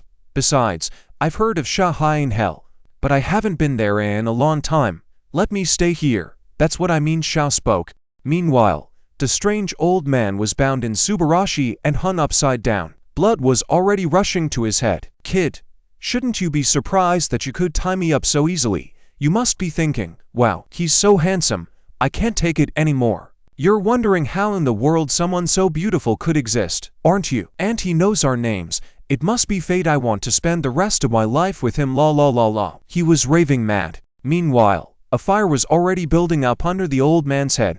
"Hey, you damn demons. Why don't you answer me? I could get fried. I'll really burn if I keep hanging like this. I can't let that happen to me, and I was wrong. Let's just talk about this already," he shouted. He was lowered to the ground and allowed to sit down. "I haven't introduced myself to you yet. Call me Master Chunde. I don't know if you've heard by now, but my family is of which ancestry? You've heard of Joan of Arc. I'm a messenger for the occupied lands in the East. We have many vulnerabilities. For example, we are vulnerable against the serpent kind and all that goes with it," he told me. Xiao, who was observing all of this, was whispering with his dog. "Shahai, is he an element spirit or a demonic beast? Isn't it painful for him to sit on a sharp rock like that?" asked our hero. "Do you think he was in prison and developed well there?" "No, I think you're wrong. It must be a natural feature of his kind," answered him. "That there are exceptions. When an old man is ready to die, his Tongjuan energy increases significantly, and he is able to foresee the future. For example, 30,000 years ago, an ancestor of my family foresaw that my treasure would be destroyed." Grandpa continued his rant, spreading his legs very wide and showing everyone his underwear. "One day he just woke up from meditation and told us to gather our whole family." He continued the story as images of his ancestors surfaced in his memories. A huge, dense man sat surrounded by lights. "Chunde, gather the whole family for me. A terrible time is coming," said a withered old man with a stubby mustache leaning on his staff. "Everyone, listen to me. I meditated with Tongjuan and saw the future. The Snake Clan and the Flower Clan will fight to the death. Everyone who wants to live must leave immediately. Our clan is dissolved from now on in the name of the patriarch. My words are true. You must not come here again, all of you. Mount up," he shouted through the crowd. "Let's go. Let's go on this. Meditation with energy is. This is the death of our family. I hope we meet again someday." That's the cry that went around the crowd. Go, let's obey our ancestor. Go. That way I'm not coming back here again. We must trust the old man. Let's go. We've delayed the inevitable for too long. Screaming men dressed just like the old man scatter in all directions. They wore what looked like turtle shells, each with a gold ring. "Hey, you," shouted the elder from his pedestal to one young man in the crowd. "Why did you freeze?" he added, seeing the young man stop. He was a young, good-looking boy with bright blue hair. He turned around and said, "Ancestor, what's the matter?" He was handsome enough, and his hair hung down below his shoulders. The old man frowned and tilted his head. "Are you willing to give up everything you have for the clan? I'm talking about your life, your freedom, and your sexuality. I am old, but I still see a way to revitalize our clan. You are the hope of our clan. You're the genius that comes along once every 100,000 years." He speaks. "Ancestor, I'm the hope of the whole clan." He wondered with his eyes bulging towards the elder. He was clearly shocked by this attitude. He trembled and bit his lip. This is a very big responsibility he's about to be entrusted with. Anyone in this situation would be worried. Ancestor, I'll do it if all I have to do is have sex with someone for the sake of clan rebirth. I'm ready, he declared with complete confidence, putting all doubts aside. Very good, you're from our main branch, and besides, you're as handsome as me when I was young, hee. Don't let me down, the whole clan is counting on you, the grandfather said, pointing his finger at the young man. Ancestor, I'm prepared for any suffering, even if the sky turns and thunder falls. I will remain part of the family. I can't tell you more because it will change the future. Wait a little longer. It will happen soon, they said as night fell outside. But then the dark night sky erupted in thunder and lightning. There were so many of them that they seemed to weave a huge web in the sky. And all those lightning bolts were converging in red rays right in the body of the elder. It's the ancestor, shouted the youth, watching their leader being pierced by thunder. And behold, his body began to erase under the onslaught of incredible energy. My heavenly punishment has activated. This is a great chance, all right. Chunde, listen to my fun edict. A group of people will be coming here soon to kill the entire clan. But you are left alone. Don't ask them anything and just go with them for 30,000 years. You will gain experience and endure pain. After 30,000 years, you'll meet a child you've gotten to know. Help him put something in your sea of consciousness that you'll give to him later. My family is. Destroy my entire family is destroy it's all over, he shouted with a pillar of light. And then, at the last gasp as the remnants of his soul dissolved into the light, he said with joy, I've seen it, I saw it again, ha ha, whereupon he dissolved with his last laugh. Ancestor, I'll remember everything, rest in peace, shouted the young man, looking at the handful of ashes left by his ancestor. 2 hours later, a group of people came in, led by a shapely woman. She had red hair and a rather revealing dress. Moshi, it's your fault. If I had these games of yours, we wouldn't be late, she said. There's still one worm left here. How strong is he? Asked the big man standing to her right. This damn clan is pissing me off. Somewhere around here there must be the old man who absorbed Tonjuan. He must have predicted our arrival in advance, added the embedded man with a ball on his belt. With a light step he stepped forward in his leather boots with a small heel. The small iron piece jingled as he chigal. The man appeared to be an elf. He had red, glowing eyes and the same color hair, also sharp ears and fangs. Too bad I've been using too much power lately. I need a lot of blood, and all I got here is this guy. EW, gross, he said, rubbing his maroon sword. Apparently, he was a vampire. Amidst the puffs of smoke, a man was sitting meditating. It was our young man. He did not express any emotion and his hands were folded in the sign of a goat. The red-haired woman came up behind him and hugged him. She whispered softly in his ear, I didn't know those turtles had such handsome boyfriends, to which she received a sharp reply. Damn you, you can't have my heart, you can only get the body, but not the soul. Besides, sexually, I'm not attracted to you at all. She licked his cheek with her sharp tongue. When she opened her mouth, her teeth were sharp as a shark's. The young man turned pale at the sight. What a pity. If it wasn't an order from above, you would have become a corpse long ago. But I still want to taste your flavor. Strong man, Ashi continued to whisper. Ming Qiang, that's enough. Handcuff him and bring him here later. We'll catch all the rats from this family. Split up, ordered her, after which she stood up and started licking her fingers. Our young man hit one of the servants who was carrying the handcuffs and they fell from his hands. Hey, if I wanted to escape, I would have done it. Get your hands off me. I'm not going to put them on, he said. It can't be helped. It's my destiny. All my clansmen are dead, but I have the ancestors, and only half a life left, he said sadly. You know everything now, kid. Today is a very good day. I hope you understand what I said. The old man finished his story. These 30,000 years had taken a great toll on his appearance. There was no escaping old age. Blackie, I don't believe him. That strange man with the turtle shell is clearly here for a reason. I think he was sent here by the capital, whispered in his dog Xiao's ear. Well, this is a divine ancestor. It's an order like this grandfather's grandfather narrated his last will to him, replied his familiar. Hey, did you even hear what I said to you? Resented the old man standing in the distance.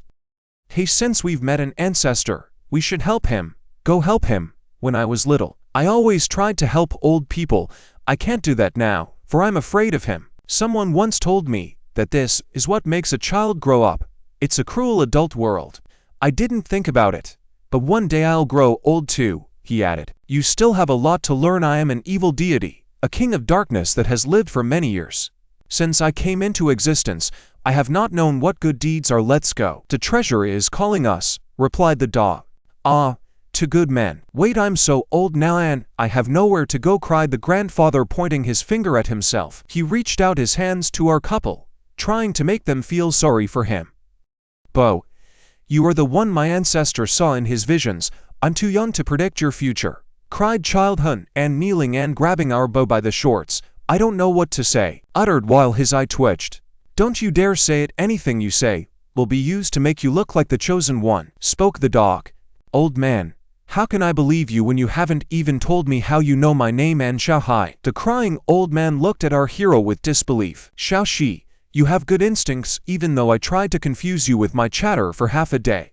You didn't buy it, said the old man and began to twist his hands into the symbol of a goat. A blue energy began to form around them. The grandfather's gaze immediately became angry and with a fire in his eyes. Hey, let's go. What are you up to all of a sudden?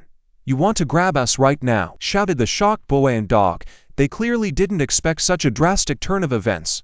He ground. When did you have time to draw it, man? I was ready for this, if not a sign, and I let it happen, fretted Xiao to himself, looking at the seal in the shape of a yin-yang symbol under his feet. But the grandfather didn't care about that. His gaze was full of anger, and from this angle he looked like an angry turtle. Suddenly our heroes found themselves in the middle of some grassy meadow. They were both lying on their backs in the grass, and so it seemed they both woke up and sat up. What? We came out of hell? Sha asked. We were lying on the grass. Everything was turned upside down. I didn't think we needed to defend ourselves against that old man, the familiar answered him.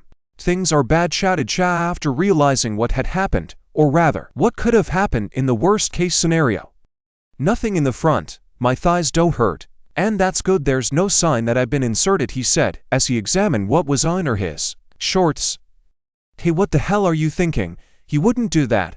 Weren't we moved here for treasure? Shouted the shocked dog. Blackie, do you really think that old pervert could transport us to the sea of consciousness? Pondered our hero seated on the grass. First of all, we should unite. If he tries to harm any of us, he won't succeed, he suggested. Don't worry about it. Everything that old Geezer said is true. Don't let him try to pull us into his faith. We're straight. Just look at the surroundings of his inner world. We passed the stone status, then met that pervert, and now we are in his head, Blackie grudgingly croaked. At this time, they were in a sea of Chunde consciousness. Hey old P, it was a good plan to catch us here, but it's about time you showed yourself.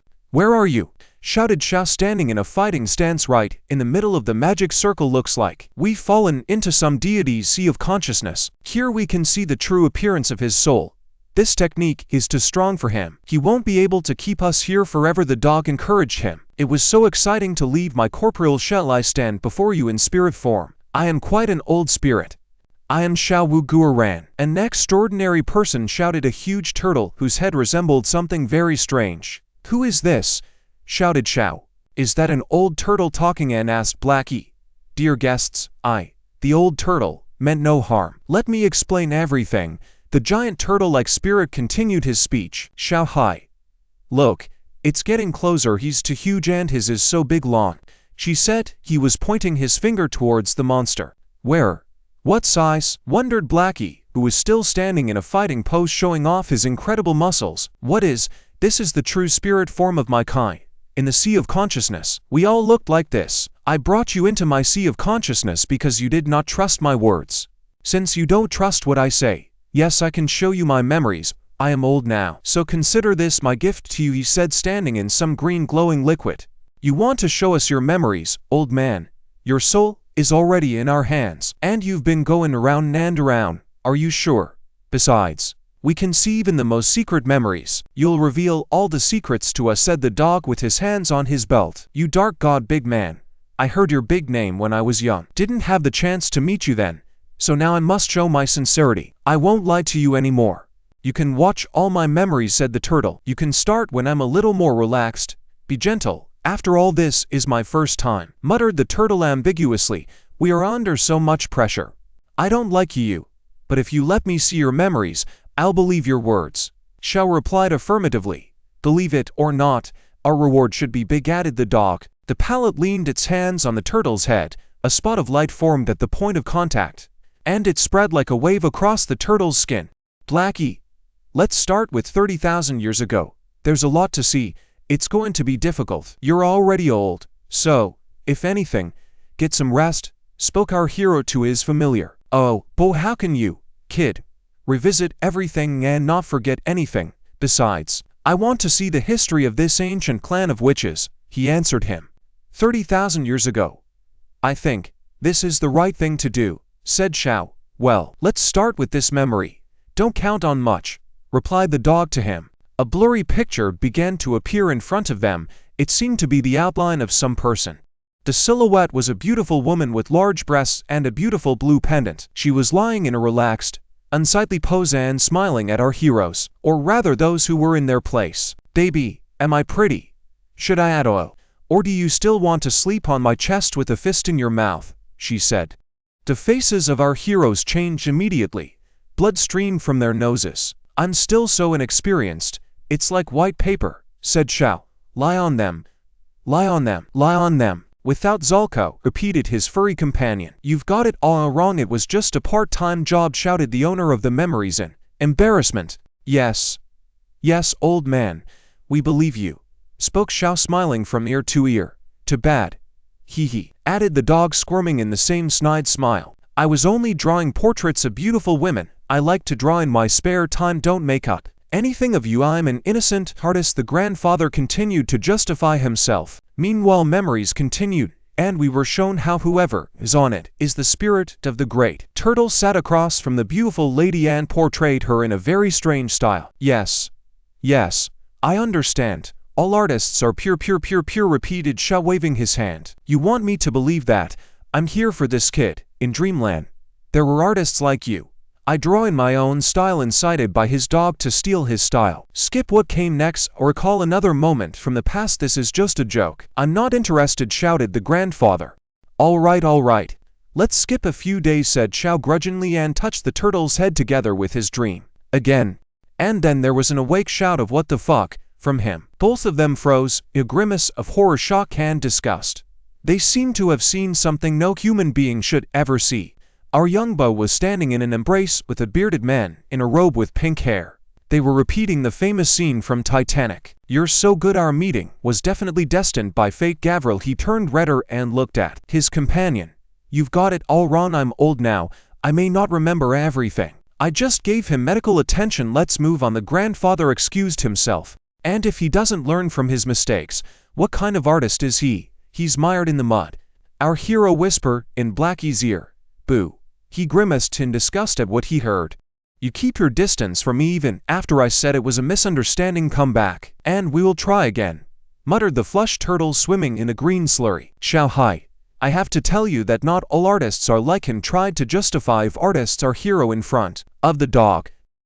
After many attempts, they finally managed to see that 30,000-year-old prophecy. They both stood there in tears and both had nosebleeds. Everything you said turned out to be true. I never thought I would cry, said Xiao, wiping away the blood and tears. You've been waiting for us for 30,000 years, old man. If you have something to say it now, added the dog. Honestly, I don't know what hell is or what the conspiracy is about. I didn't ask any questions and only clung to the old seer's words. I waited all this time. If my ancestor hadn't died and bequeathed me the ancient treasure of the family, I'm afraid I would have been in hell long ago. You saw the statues at the entrance. Even a soul can't escape if the hellfire consumes the body. Explained his situation to the turtle. Chunde, it turns out that each of the stone peaks can contain the soul of a living being. Sha asked excitedly. Try to think about it. Do the rocks get taller from absorbing a strong soul or from many weaker souls? And the higher those peaks are, the deeper the darkness of hell. I wonder what traps will be waiting at the top of the highest mountain. Hell is not what it used to be. Few can enter it. Did the seer know something he didn't tell me? The waters of this hell are very deep. Even I can't cross them sometimes, daughter explained to him the old man. I can no longer be the hope of my kind. Now it's your turn. The ancestors told me to give you these two chests. They will help in your further development. My ancestors are only asking for salvation. When you are strong enough to call wind and rain to the mainland, help my tribe beyond the waves. You don't have to be responsible for my kind or pay any price. Just do what you can. The turtle asked them. I see.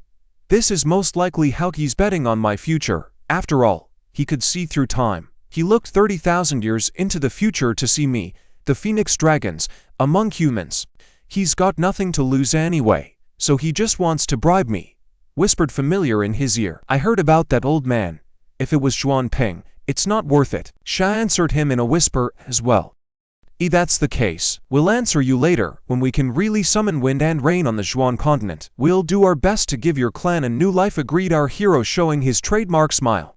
Let's take a look at your ancestors' treasure that we've been waiting for so long, added the dog. A small box glowing with yellow light appeared in the air in front of them. Our heroes pointed their fingers at it and looked at it in surprise. My grandfather asked me to give you this box. Now you should try harder. In the future, the box had the name of the owner written on it. It was covered with beautiful patterns and gilding. In the center of the box was a purple trinket with a gold key stuck out of it. One moment, do not open it at once. It must be stored in your sea of consciousness. Then it will open on its own when all conditions are met. He said as fast as he could so that his newly acquired comrades wouldn't make a big mistake. No, don't open it so easily, he continued to shout. But it was too late. Our highly developed, highly intelligent, and experienced travelers already wanted to open the box sooner rather than later.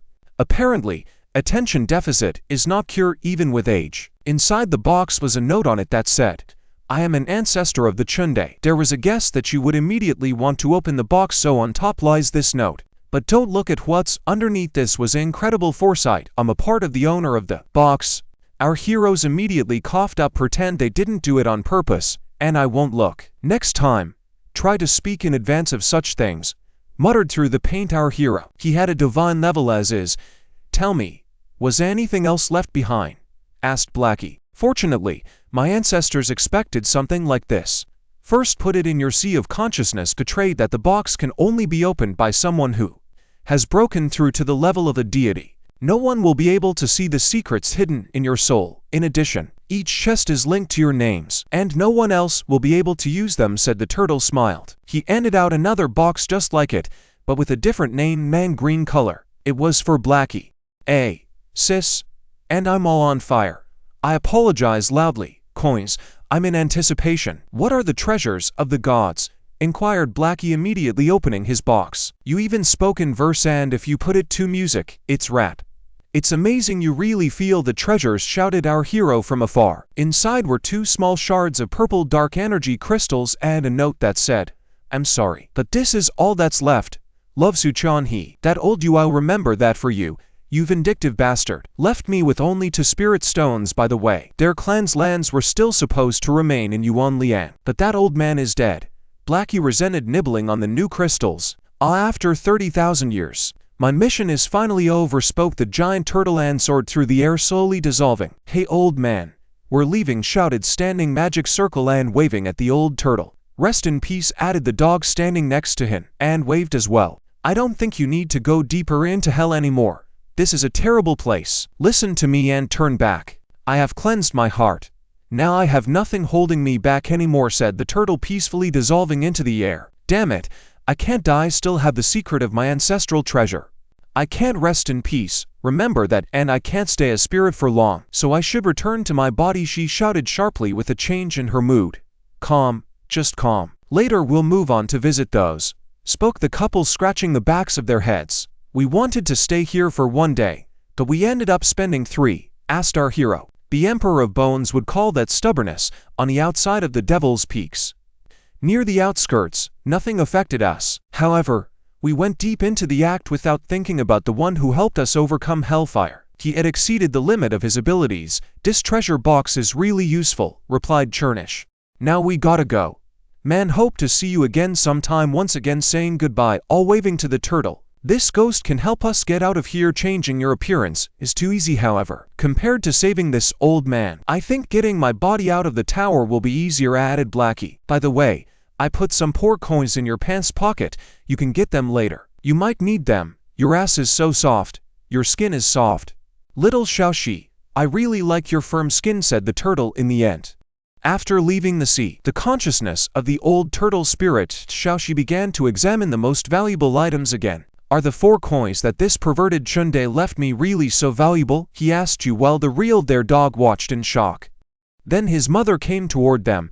She flew on her little black wings and was in tears. Son, are you here? Little Bones has been kidnapped by bad people. Help.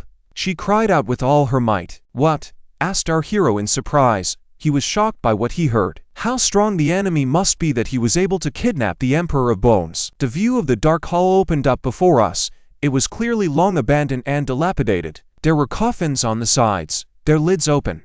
On each of the lids was a picture of a month. There were even bones on the floor in places. And at the end was an ajar door from which a ray of light shone through. A loud, startling scream came from behind that door. Laughing was a beautiful girl with blonde hair. In her hand was a kind of kunai with a magical stone on the hilt. She was wearing a torn lace dress. Her neck and left eye were covered in bloody bandages. Ah, I was so lucky. I wanted to raise my children by a man like that. I didn't expect to meet a handsome man of Bones, darling. After the ceremony is over, you will become my personal puppet, she said, smiling a crazy smile. How can you look so good? How can there be so many more beautiful people than the ones I've seen before? I want to get pregnant by him. It's love at first sight. Moreover, before you die, your power exceeded the realm of the Holy Spirit. If it wasn't for the great trauma you recently suffered, which caused your strength to drop significantly, combined with the artifact of my yin religion, I wouldn't have been able to catch you. What is this if not fate? She read passionately, biting her lip bloody. Is yin unlearned? I heard this from the Holy Family last year. This teaching affects the whole body. I lived in the East among the tombs. I was visited by enemies from all 4 corners of the world. The spell blade in your hand is aimed at me, right? The seals on my body make it impossible for me to move. Little lady, please let me go. I still have important things to do. I can't be your plaything, he said while being held captive by the talismans. I can't let you go, for our marriage ritual is about to take place. I'll be your only lady. Ha ha ha. It's just the 2 of us. No one will dare to stop it. I'm too old-fashioned, aren't I? Your body is very old, right? Still want me to let you go? Are you sure? She shouted, kneeling on her knees and holding onto her shoulders. A blush covered her entire face. When I grow up, I can do it with you. There have been precedents for this in my yin fate, she said, hiding her hands behind her back and looking embarrassed. Meanwhile, the Emperor was petrified at what he had heard. He sat in the lotus posture with his little fingers outstretched. Around him were black candles burning with a violet flame, and he was wrapped with a thread on which various talismans were aimed. Xiao Hai, you're of divine level. Can you smell something up ahead? Xiao inquired. Anyway, it's dirty and damp. No ghosts, replied the familiar. My wolf's nose is too sensitive. It must be the destroy Yin Sen religion. Some of them managed to escape, and now they've captured the Emperor of Bones, said Blackie, looking at the pedestal with the skulls on it. Next to the skull was a talisman, and on the pedestal was written Altar of the Yin religion. I think I'm relieved. So let's go ahead, said Xiao, lifting Blackie up in his arms and holding him out in front of him. In this way, he wanted to protect himself in case of danger. It's all my fault. If only he hadn't taken me to the temple of the Yin religion for soul enhancement, the baby Bones wouldn't have been caught, said a sobbing Lucifer. We were in a dark, gloomy place. Suddenly, we were attacked by zombies, she said, remembering the Bone Emperor standing in the center surrounded by countless monsters. Little Bones had been fighting for a long time. Everything was fine. But suddenly, she said, as the young man fearlessly slashed the monsters with his blade one by one. A little girl appeared with a dagger in her hand. She touched the baby's bones with it, and he couldn't move. She continued her story. He was worried about me, so he teleported me away from there with his last strength. Xiao Hai, you are so strong. Save little Bone baby. She spoke through her tears. It's true that he was seriously injured in the past. If he hadn't met someone from the Xiaoxi family, he wouldn't have lost. He was supposed to hide from everyone's eyes and heal his wounds. But after losing a lot of strength, he met us, and he also began to help us develop.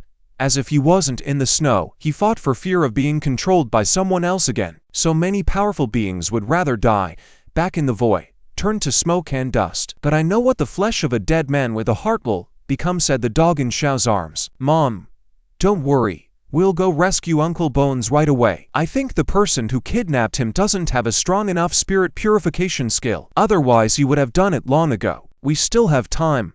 "Let's go," he said, while stroking the woman's head. In response, she stopped crying and nodded. "Yes.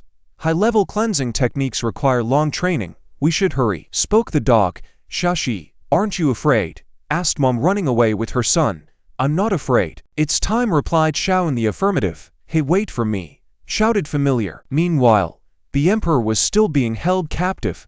"Little girl, come on. I know you're not as evil as you want to seem. Leave an evil spirit like me alone," he was saying. But she ignored him and gathered the ingredients for her ritual. "Stop it, can't you hear what I'm saying?"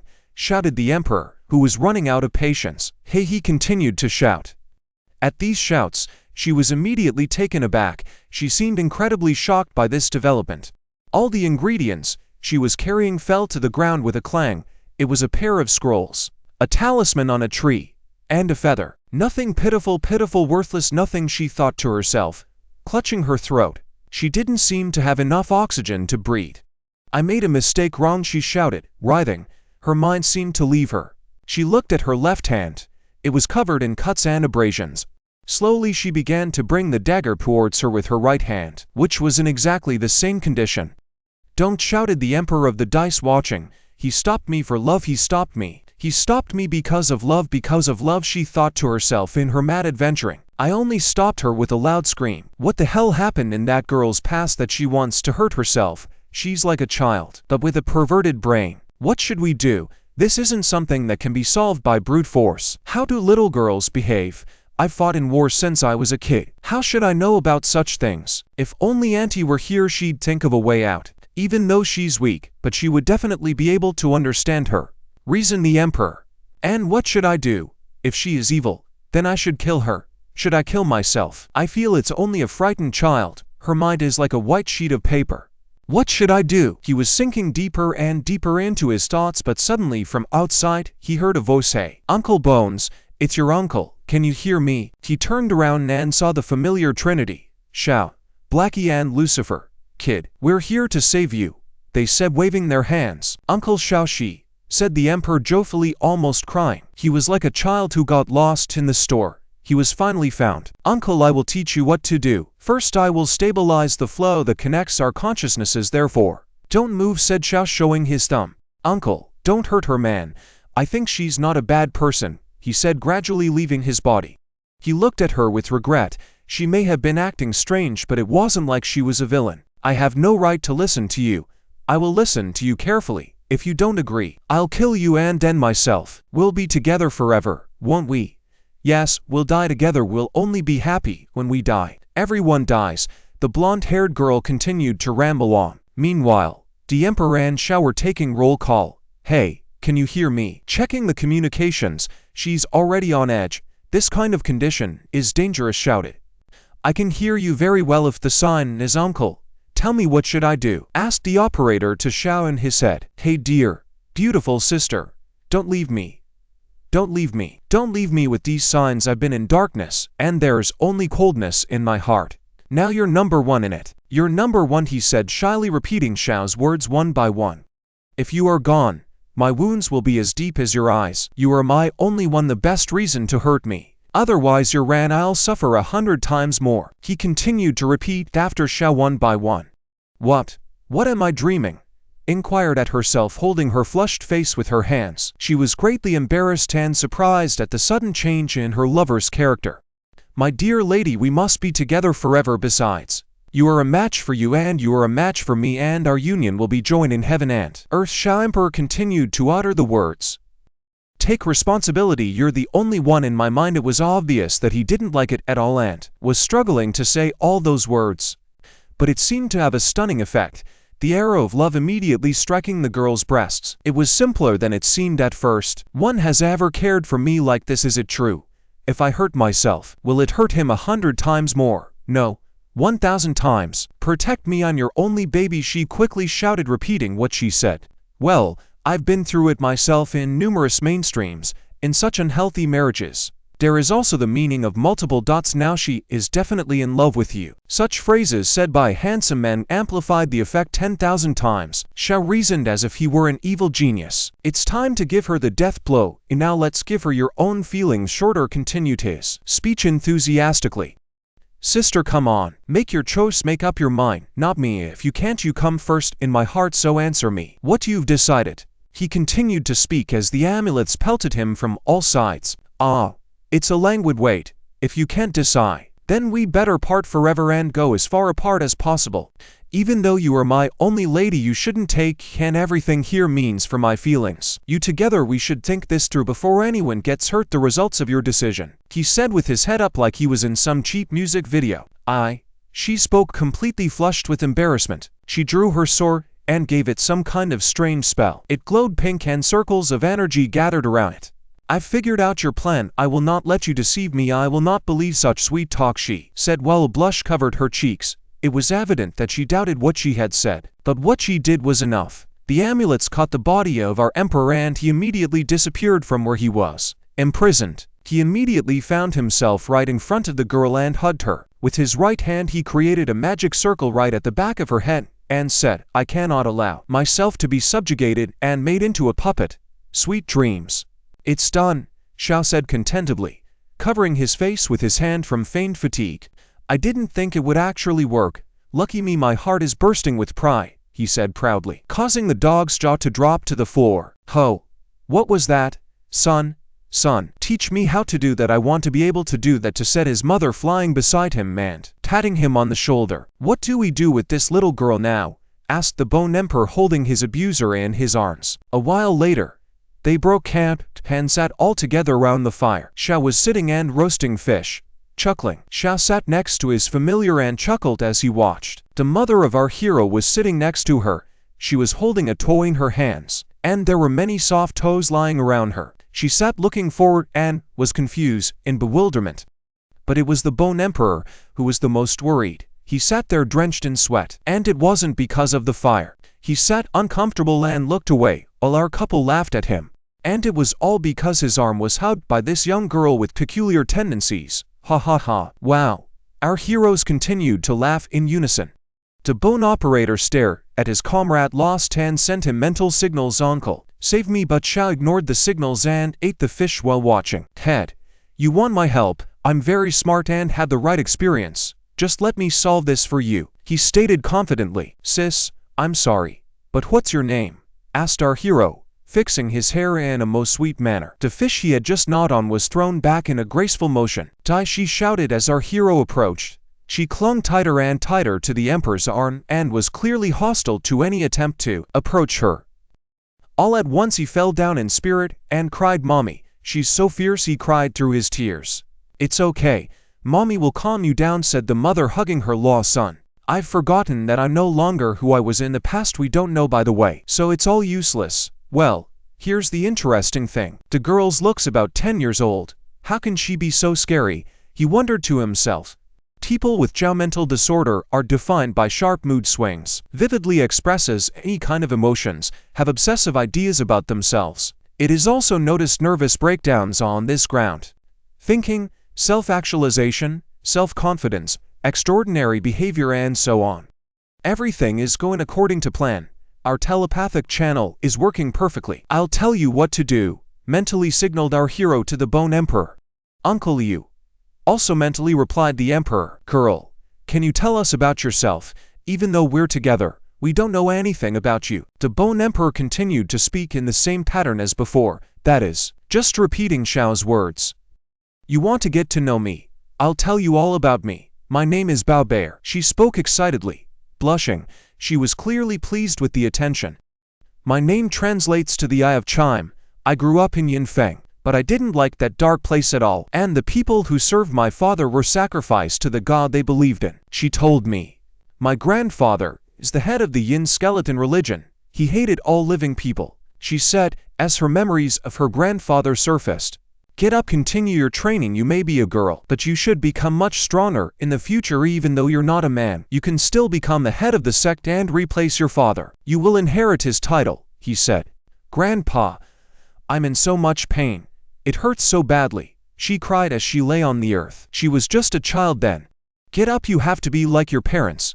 The so-called waste says kill him, shouted the grandfather fiercely with a squirming and angry grimace. Immediately after these words he swung his cane to strike. The blow went right over the blonde girl's head. A while later, The stick was already broken. He stood over the beaten child and said, If you want to learn the techniques of our yin sect, you have to endure everything. Hey, let's see if I kill you.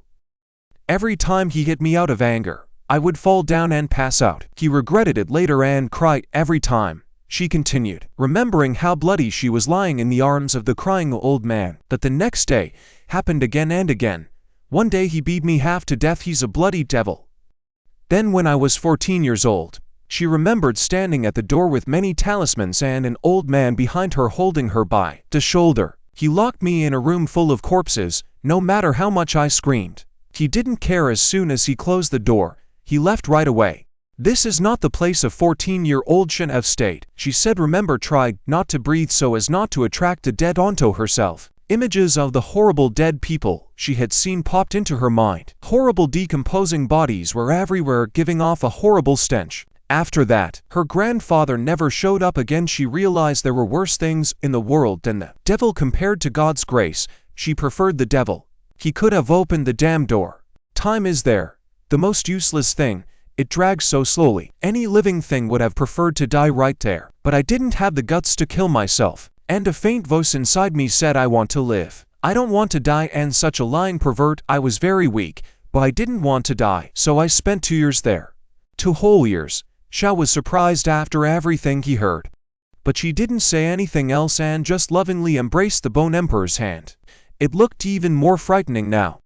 Meanwhile, our protagonist felt nauseous. He could barely keep from vomiting and covered his mouth with his hand, clutching his stomach. During this time, the door still wouldn't open, but I didn't care anymore. I was used to it. She continued her story. And just as I was coming to terms with it all, the door opened. Sun Mu, she muttered as the silhouette of a man with a hammer appeared in the light, sneaking into the room through the broken barrier and the door. He was a big man with long hair and a lush beard. He was all dressed in lats and a cloak. On his shoulder sat a little gray dragon. Report to the temple that the White Knight Philip has completed his task. This room is filled with corpses. What? Suddenly, he shrieked in surprise. The girl was sitting in front of him, her hands covering herself from the light that came into the room. He certainly hadn't expected to see her here. I will never forget the way he looked at me that day. There was disgust and dislike in his gaze. She said while the terrifying man with the hammer was in her memories. You went on living, but you became filthy and vile. In the White Knight's eyes, I could constantly see this phrase, which was deeply embedded in my mind. But I never thought he wouldn't kill me. He took my grandfather and all the followers of the Yin religion. He killed them but saved me from then on. I was free, ha. She joyfully said, almost laughing. It's okay. Here, have some fish. I cooked it myself, Xiao happily said, while holding out the fried fish to the girl. And so joyfully they sat with the whole company, a wonderful dinner in the open air. Mother hugged her soft friends, and Xiao served them all fish. Chernish finished his portion, and our young companion kept up with her bony bow. She took the fish and started eating. She did it a little creepy, but who cares? How delicious, she said, taking a bite and smiling with a full mouth. Something's wrong, pondered Lucifer, watching what was happening. Meanwhile, behind the open doors of where our blondie used to live, there was a book with a cross and blood on the floor. It seemed to be the one Uriel had already carried. To whom did it belong? Our girls, or to Ton Knight Philip? It was night outside. Only the full moon illuminated the dark sky. I'm sorry. Keep eating.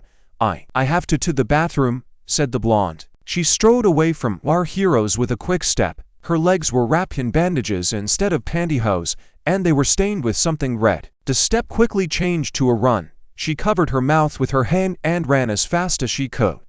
She repeated with gritted teeth. She was definitely not feeling well. She began to burp under the nearest tree, kneeling on her knees. I don't have to spit it out, I have to swallow it. I want to do it again. I'm a normal person, she said. Covering her mouth with her hands, she was pale and shaking. From the moral pain, she began scratching her arm, bloody and crying. But soon her hysteria stopped. She straightened up and stared silently at her hand. Her tear-dried eyes changed color dramatically. They were now bright scarlet, as if they were glowing. By the way, once I get it, I can kill everyone else. Just great, she said with a smile.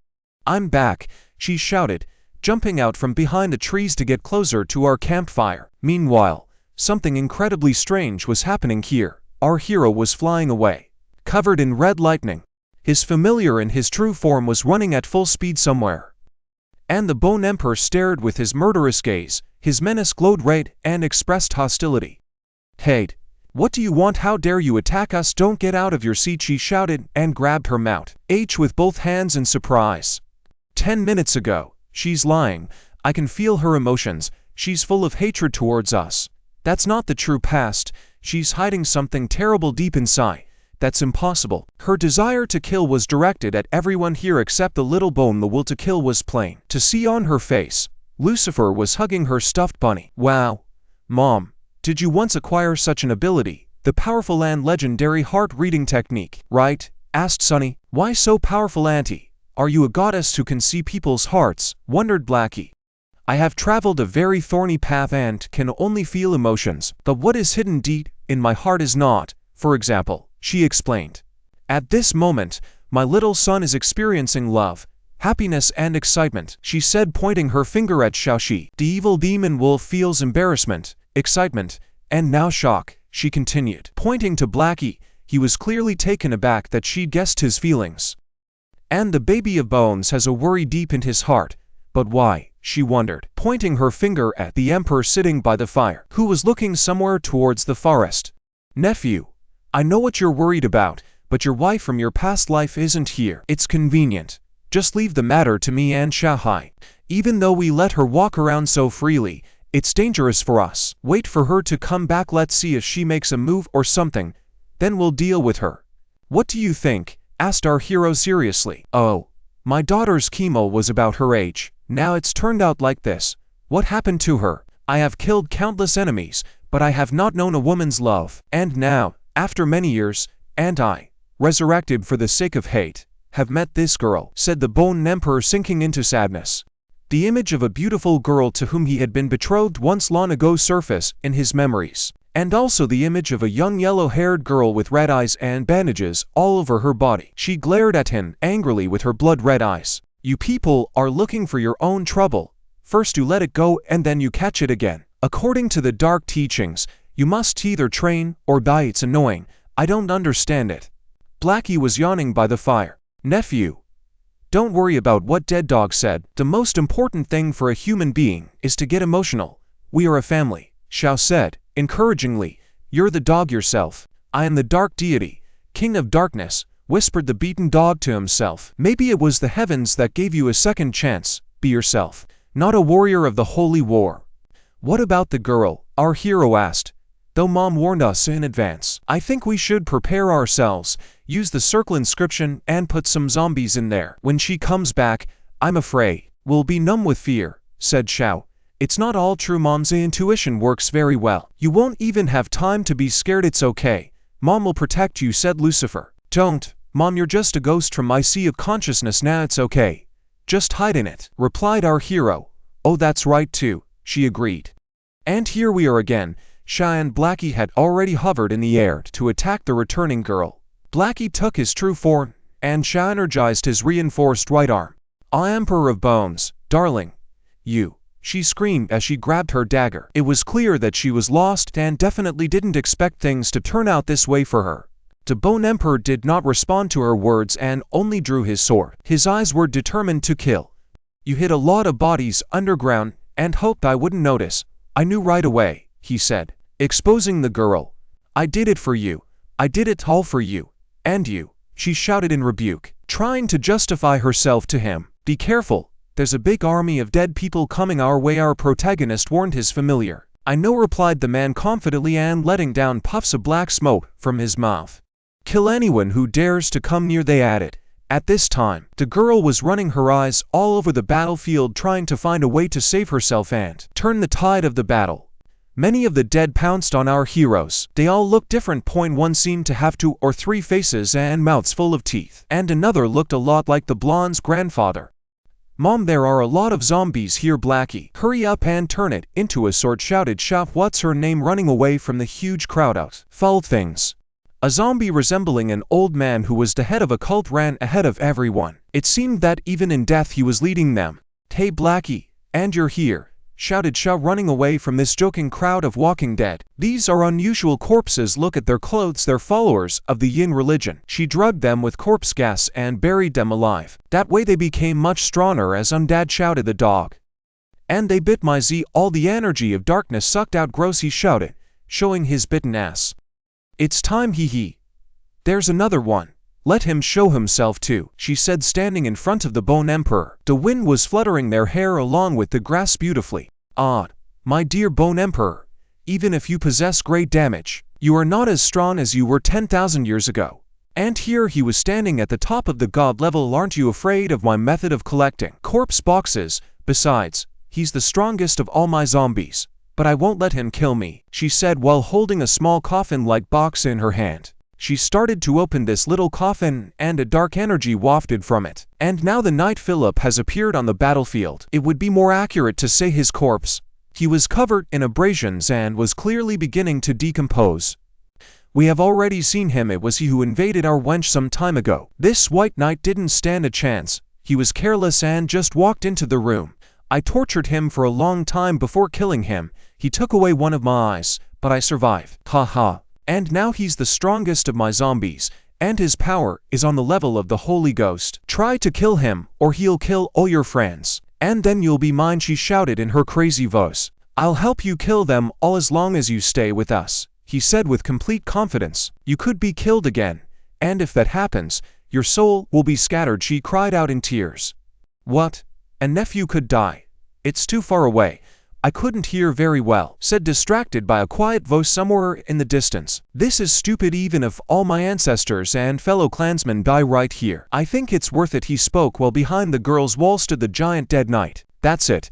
You're just going to die. Can't bring you back to life again. So live, she screamed as a hot tear ran down her cheek. If they weren't hanging around you, you could repair your injuries. Your body is covered in scars. I'll help you get rid of the weight so you can finally rest. Don't push your own body to the limit, she shouted through her tears.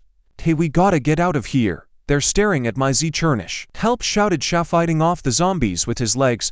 They took a position on some hill. Come on, they're all gathered together. You want to go? Go, shouted Blackie, swinging a huge boulder downward. You were left alone. You protected those weak humans, so you refused to cultivate further. You used your powers. Even my dead father is following me.